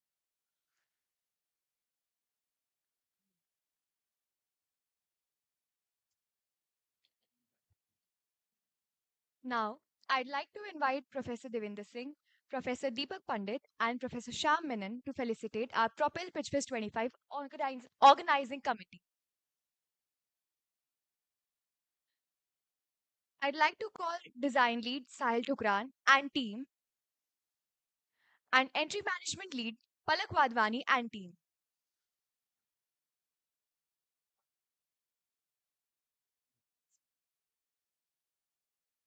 Guys, please give a huge round of applause for their hard work.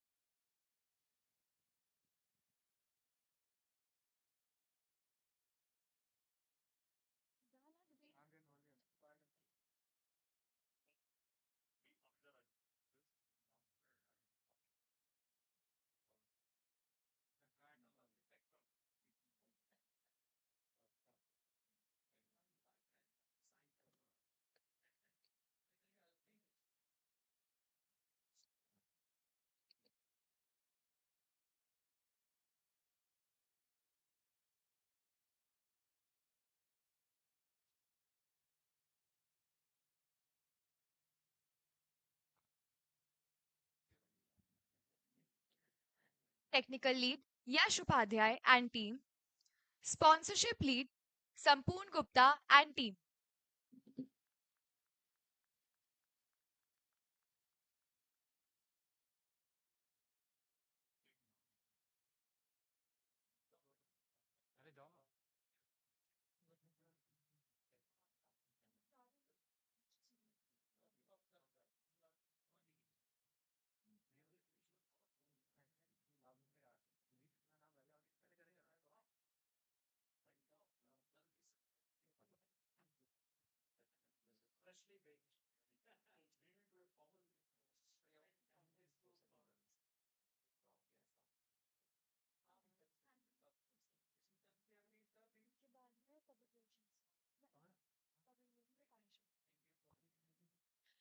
Public relations lead Akshat Kabra and team, and partnership lead Riya Singh Sood and team.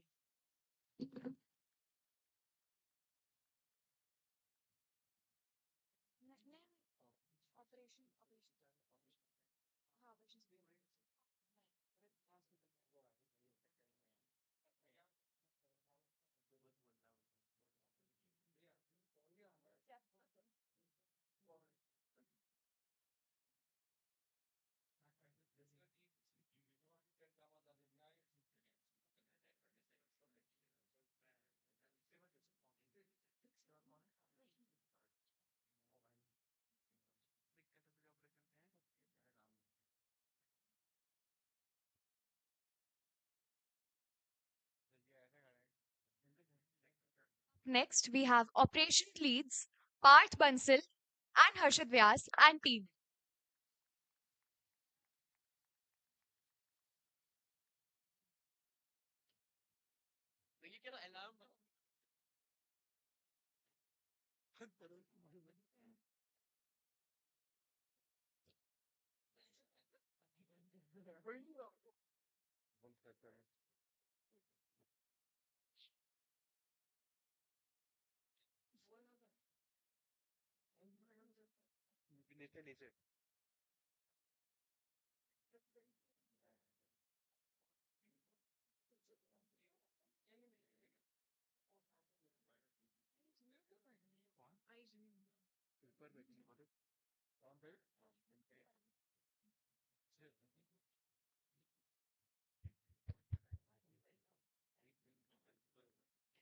Up next, we have marketing lead Rakshit Chauhan and team, and content lead Irene Venutarian and team.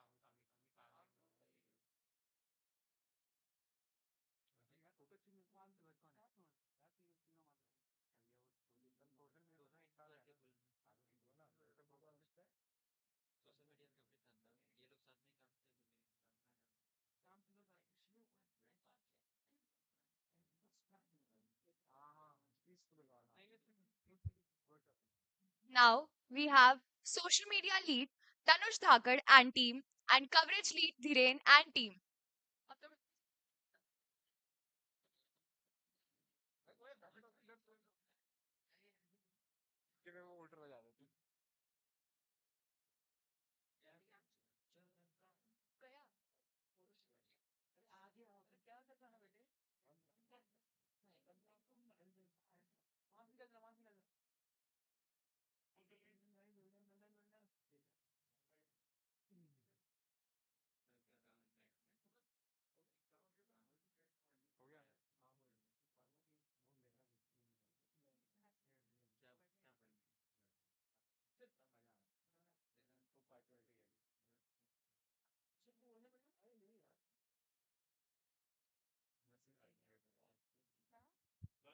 And last, but certainly not the least, the driving forces behind this event, the lead organizers, Naval Srivastava and Nishant Patel, without whom this event wouldn't have been possible.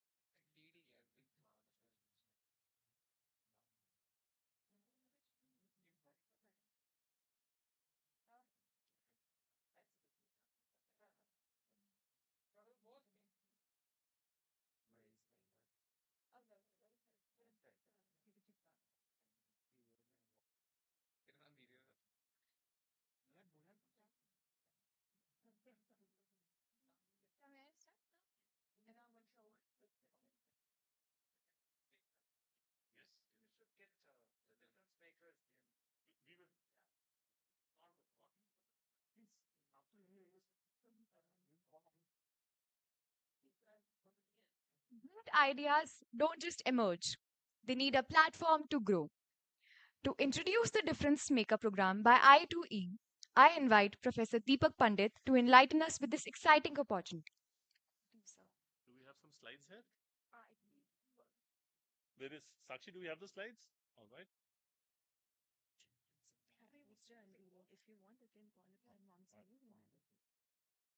Slides come after this? Yes. All right. So the thought process. Is this working? No. Since we are 10 minutes late than the 6:30, I'm going to be very, very quick. But this is important. The thought process behind this program is, students, this is for you. So can I have your attention, please? All of you are difference makers here. You made a difference to the conference by taking out your time and putting in that extra effort. I said we had one of the earlier delegates tell us that, in a conference, the Shark Tank founder who came, that one should not imagine about doing breakfast or doing lunch. Your first lunch is going to be at 4 p.m. Breakfast is going to be at 4 p.m. This program is about trying to experience how you can make a difference to the society, to the ecosystem around you. It talks about unleashing the entrepreneurial spirit, which is there in all of us. Statistically, we realize that only very few of us are able to express this spirit. So we want to make sure that we are able to recognize students who have the potential, but we do not have a platform or a pathway for them to look at how they're going to express this potential. The program is a 3-night, 4-day excursion because that appeals to the difference makers in a natural environment to reflect and talk about how they want to make a difference to the university, to the society, to the community around them, to the villages. We will work with you to try and give you the equipment in terms of thinking, in terms of thought process, and help bring out your inner potential. We are looking forward to create the students who can carry forward the difference maker brand within the university, and we will aim for first and second years to start with. So we thought, let us start, and in course of time we will have this as a credit based course. But right now it's going to be a course which is not for credits. It's going to be optional to students. We will start through a process of asking for applications. We will look at the students' inputs in terms of their motivation. We will hold some interactions. We don't call them interviews. We will select the first cohort of between 5 to 10 students who we will take on an excursion with some faculties and some external experts outside the university. We have certain deadlines. We would like to do this by end of March to first week of April. And we thought there have been posters all over the campus for this. I would like to thank Professor Sakshi Chabra for really giving this program its shape. And we said we will look at credits later. Let's launch it for the students, see what the response is, go off site and see where we go from here. And the milestones, day 1, day 2, day 3, we have a timeline. And Sakshi, right? Can I invite all the difference makers here? Dr. Menon, Ms. Swati Munjal, Ms. Padmaja, Devinder, can we please be on the stage, sir, please? Right? Can you, yeah? Can we unleash this? Yeah, please. Please.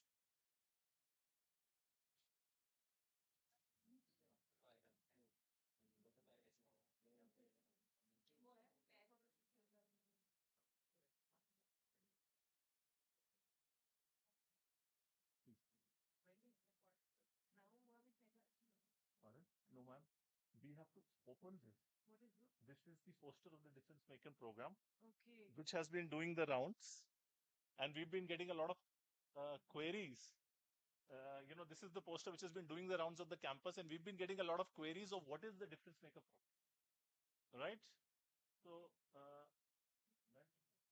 we are unveiling it today, and the idea, as I mentioned, was that we will take a cohort of about 10 students who want to make a difference to the university, to the society. It's about unleashing the entrepreneurial spirit through reflection. It need not lead to a venture.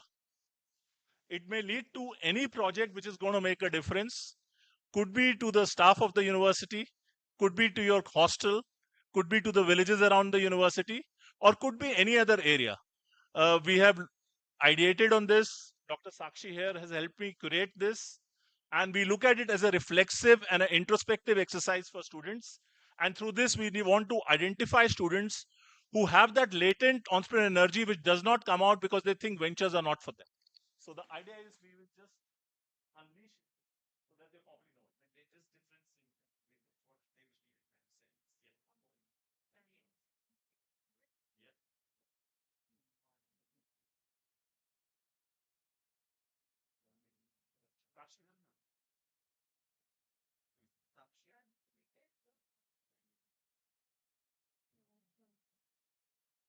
Yeah.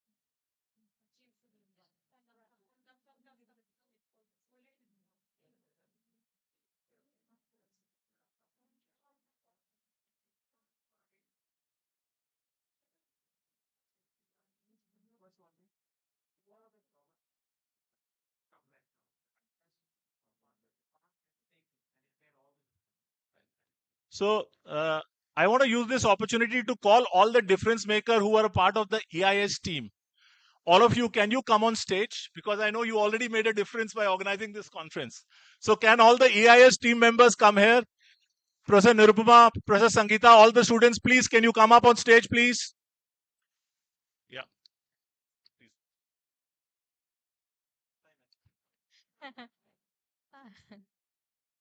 Good evening, everyone.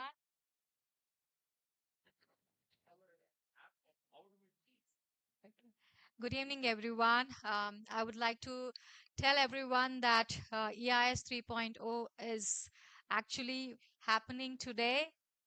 Why? Because I'm telling it is happening today, though we are doing valedictory, is only because we have the students who are here, all of them on the stage. That's when the actual journey starts. I request EIS 3.0 conference volunteers, all of you to come onto the stage. I also want to mention that they've been with us, most of them, from the last 3 years.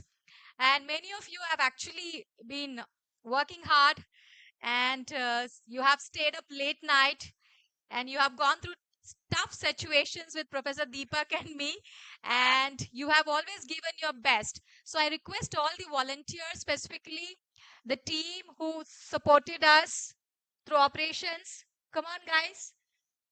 All of you should come. Design, marketing team, video editors, core members, conference secretariats,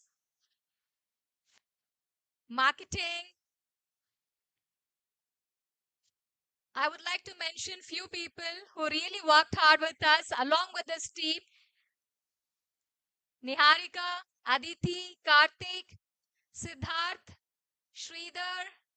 Where are you guys?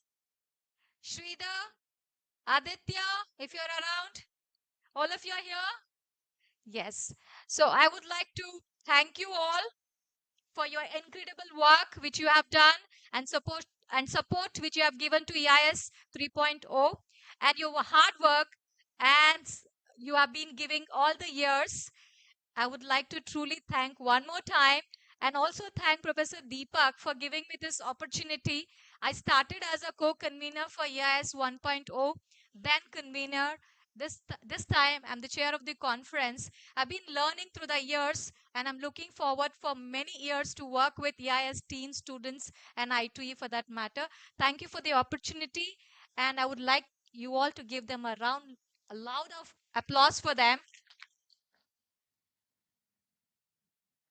Thank you. Be there. I also want to be there in the picture, guys. Yes, ma'am.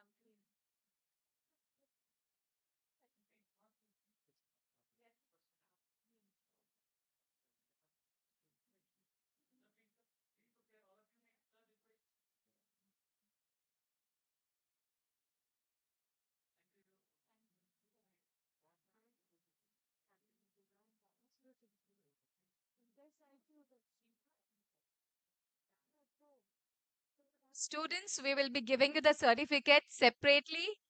All right. Thank you so much for your time.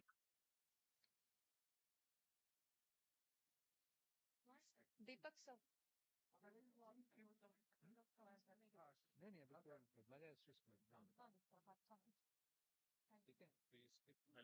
My phone is here. Right? All done? सात बज जाएंगे बस हाँ? Say thank you, sir. Thanks में नाम तो नहीं लेने ना बस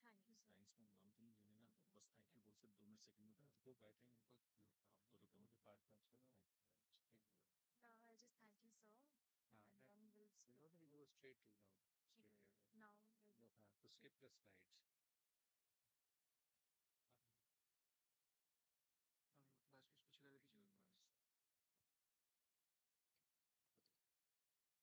Ladies and gentlemen, we are honored to have with us today Ms. Padmaja Ruparil, a powerhouse in the Indian startup ecosystem. She is the co-founder of the Indian Angel Network, IAN, and senior managing partner at IAN Fund. With decades of experience in corporate strategy, M&A, and startup incubation, she has played a pivotal role in fostering entrepreneurship across multiple sectors. Her contributions have shaped the growth of early stage startups and strengthened India's investment landscape. It is a privilege to have her here to share her insights on Indian startup system. Please join me in welcoming Ms. Padmaja Rupal.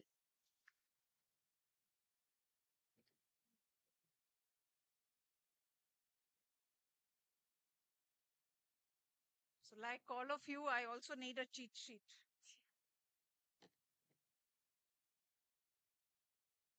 Okay.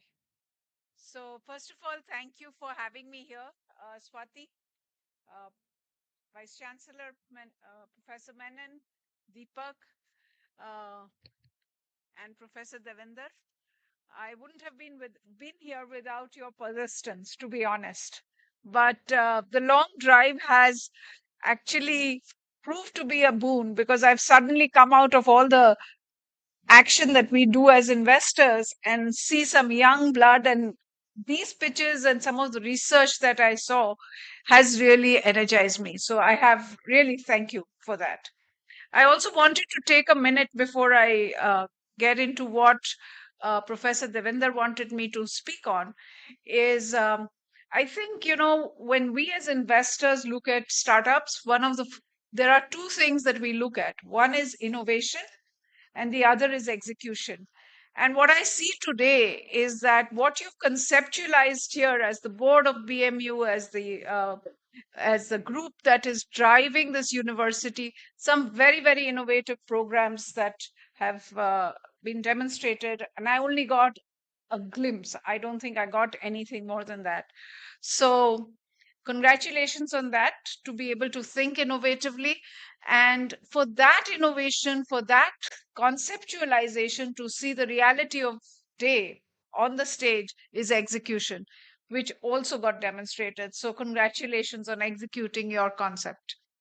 I just wanted to sort of give a little more thought on why we think that startups and entrepreneurship is so critical, especially for India. If you look at India, if you go back in history, India has actually been always entrepreneurial, right? 25% of global GDP in the 1700s was from India, right? It was colonization that brought our GDP down to less than 2%. We imported, we exported all value creation to the UK. That is what happened to us. We missed the Industrial Revolution. We completely missed the manufacturing cycle that was born elsewhere in the world. And the subsequent license quota Raj that we embraced post independence actually brought us to our knees. That's what happened to us. The post independence license quota Raj was actually, there were two huge impacts. One, it brought a death knell to entrepreneurship. And the bigger issue is it completely undermined our self confidence. So when you look at the IMF and the World Bank, which was a loan that actually gave us a breather in early 1990, is actually a boom. It liberalized us.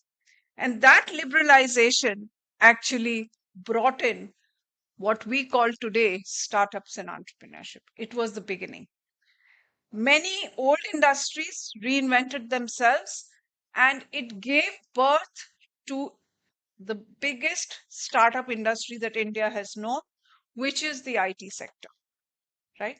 And that became even bigger beyond numbers because it became the face of New India, and it created governance, it created the culture of investing, it created the culture of actually entrepreneurship. So today it's a 250 billion plus industry. It's contributing 8% of India's GDP growth and is 25% of country's exports. So what you do as a startup, the first 10, 11 companies that I know of, which included Infosys, which included IIS, all of those were really the precursors of what we see as a multi-billion-dollar industry that we are seeing. Now, what we also see today, it also gave birth to very high quality tech talent because of the IT industry. And why is that important? Actually, it is this industry, to my mind, which inspired the government to start the digital infrastructure. It is that talent, and we know it because Nandan Nilenkani, who is the co-founder of Infosys, led it. But a lot of people who were engaged in building the UID, the India stack, were all IT professionals. So it's as important to build that talent as much as creating value. And to me, I think when you do a startup, there are only two resources. One is talent, the other is money. Everything in between is an addition, is additive. So I think that to me is what created today as the fastest growing startup ecosystem in India. And how fast is that? When we started in 2006, I'm just giving you a microcosm of what it is. We were getting less than 100 startup applications a year. Today, we are getting more than 10,000 applications a year on an ongoing basis. When we invested, we were only investing in 3 companies. Today, we are investing in almost 50 companies a year, right? We've got 3 unicorns, 5 soon to be unicorns, and all of this because there's huge high quality talent which is building these companies. Now, as we go forward, what is in it for you as youngsters? Why should doing a startup become a career of first choice? What is the country giving you? One is the entire government ecosystem. Believe me, this did not exist. We've been fighting this for years on end, decades for that matter. It is only over the last 5 to 10 years that we've seen the government actually even recognizing something called a startup. It has become a recognition of a driver of growth, value creation, wealth creation, and jobs. And you see this not only in this country, but you see it across the globe in many countries. Startups today are able to access public procurement. This was not possible, right? If there was anybody who was doing a government customer, it was not considered a valuable customer because you never knew when you would get monies, when you would get revenues. And believe me, there was always the danger of paying under the table. But today, there is domestic funding of over $10 billion actually already committed by the government. The last budget, which I hope many of you had a chance to listen to, there is another $5 billion that is already proposed.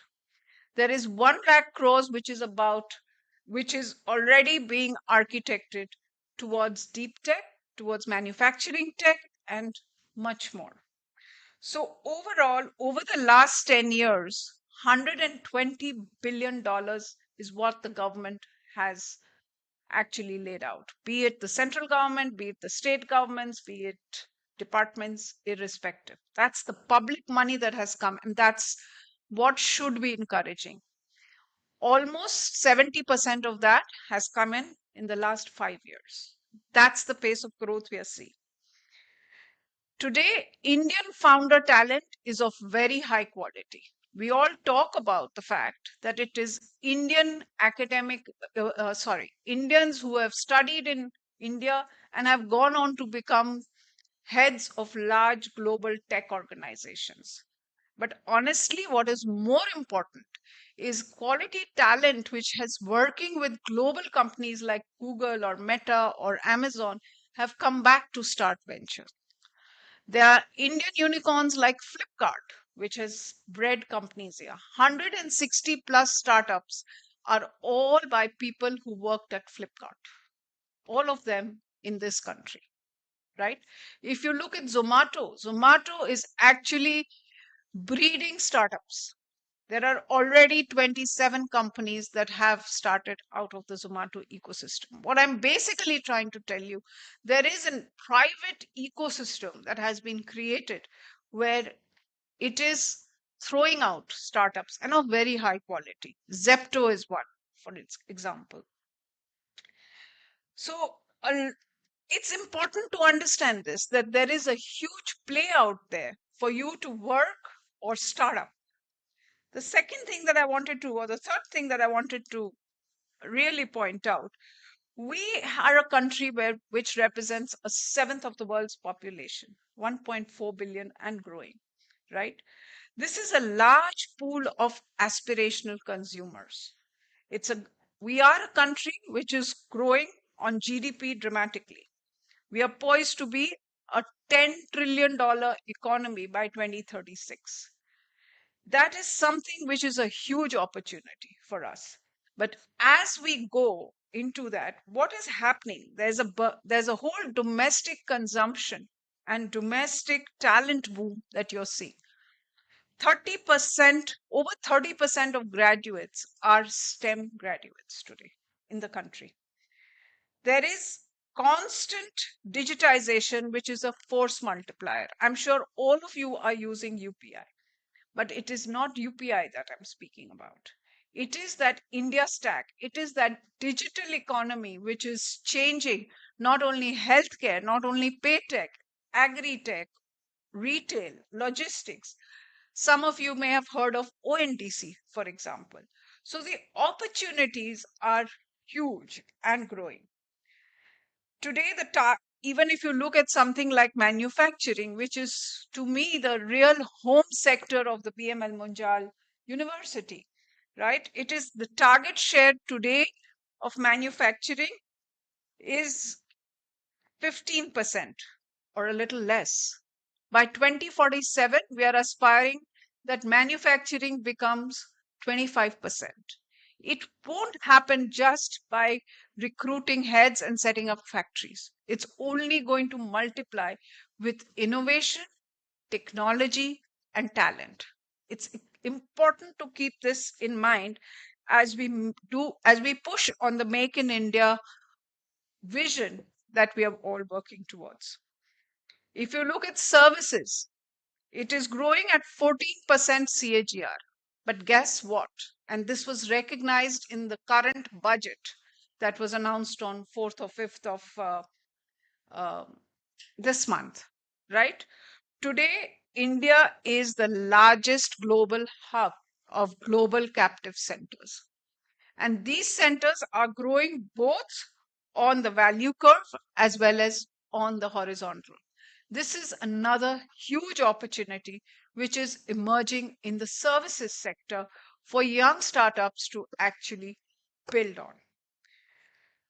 If you look at multimodal connectivity, if you look at logistics, everything is growing. There is a real focus through a structured plan that transportation costs of 14 to 18% in this country is reduced to 8%.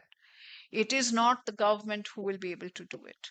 It is not going to be the large companies that will do it. It is startups that will have to innovate, that will have to build that technology. So overall, if you see, today we are in a world where innovative solutions, disruptive solutions are the call of the day. But these solutions, it is to solve real problems of healthcare, agri, manufacturing, defense, space, you name it, and it's there for you. So let's not look at these as problems. Let's look at them as opportunities to solve with innovation, to solve with technology, and to solve at scale.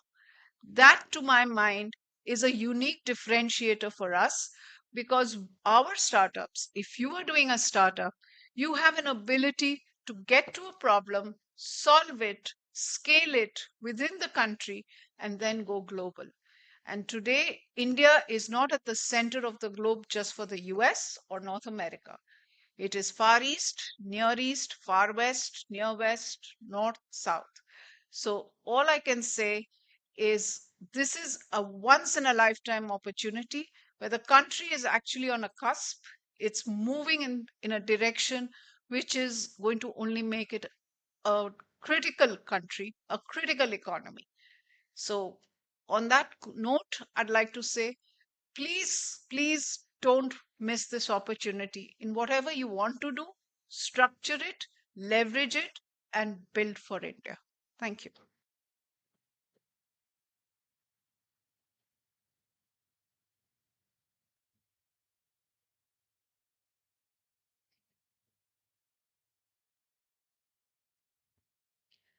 A huge thank you to Ms. Ruparel for her invaluable words of wisdom and for inspiring us all today.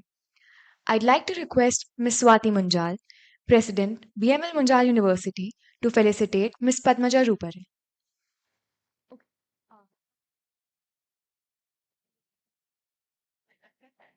Where is Swati? You want me to come now? No, ma'am is coming up. What do you That was a wonderful thought.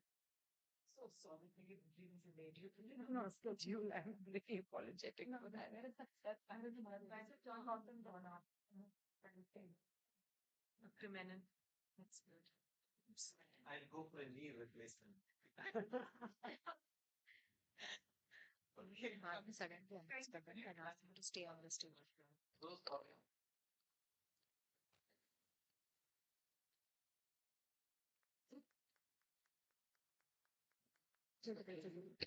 I would like to request Mr. Prabal Gupta to come on the stage for felicitation.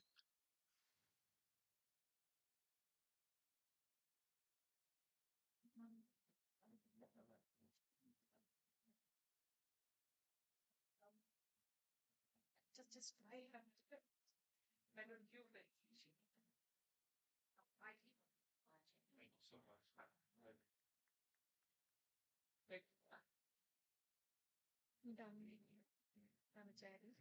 Good of hand, thank you for everybody. Say thank you for everybody. Thank you everybody for them. Thank you. Thank you so much, everyone. Yes, ma'am. Thank you so much, ma'am. Thank you, ma'am. Vote of thanks and yes. As we move towards the vote of thanks, we would like to take a moment to acknowledge the invaluable contributions of those who have guided and supported us throughout this journey. We are honored to invite Deepak sir, faculty at the School of Engineering and Technology, who has played a crucial role in mentoring and guiding the EIS segment of PitchFest. His support has been instrumental in shaping the success of this initiative. We also extend a warm invitation to Professor Devinder Singh, CEO of ACIC BMU Propel, whose vision and leadership have been key in fostering innovation and entrepreneurship at PitchFest 25.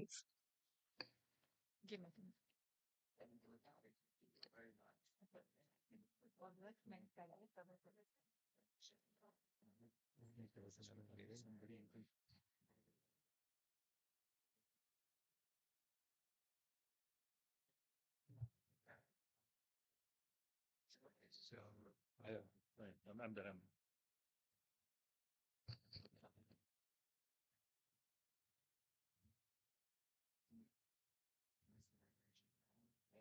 So,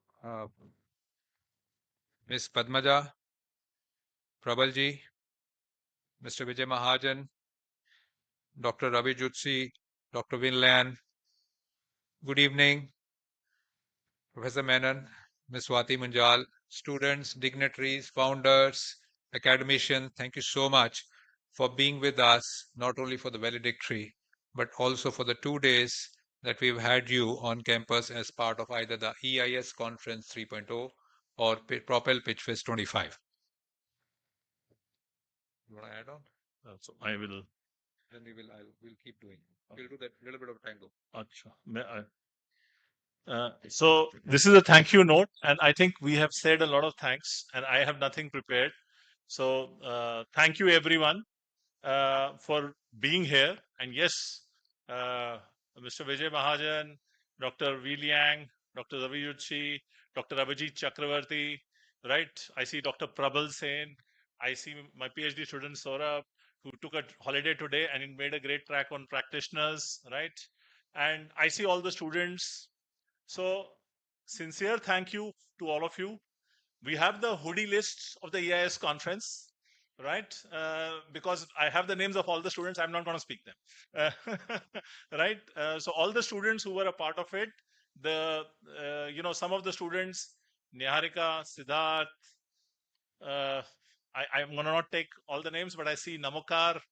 But please, I'm going to miss some of you. We will have a party as we have promised.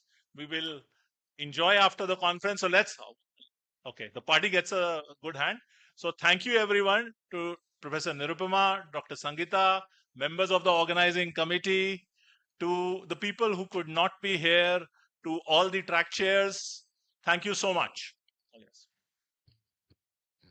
And as the teams, the organizing teams on both the sides worked hard, they were also supported very, very strongly by some of the departments within the university. And I'd just like to name the department: communication, IT, admin, student welfare, registrar's office, postal wardens, and many more.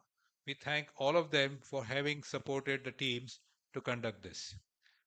Thank you all for being here.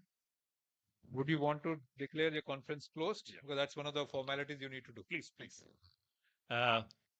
Last but not the least, thank you for Mr. Praval Gupta for making it this evening, and Dr. Nirupama MP, the chair, for organizing this. Let's give her a big hand, and the conference is closed.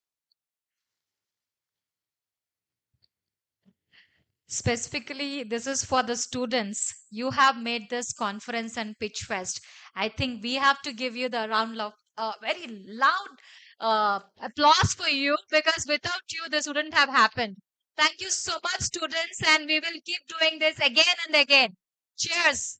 And I think you all have to have a party now. What is the plan, guys, for the evening? DJ night? And then?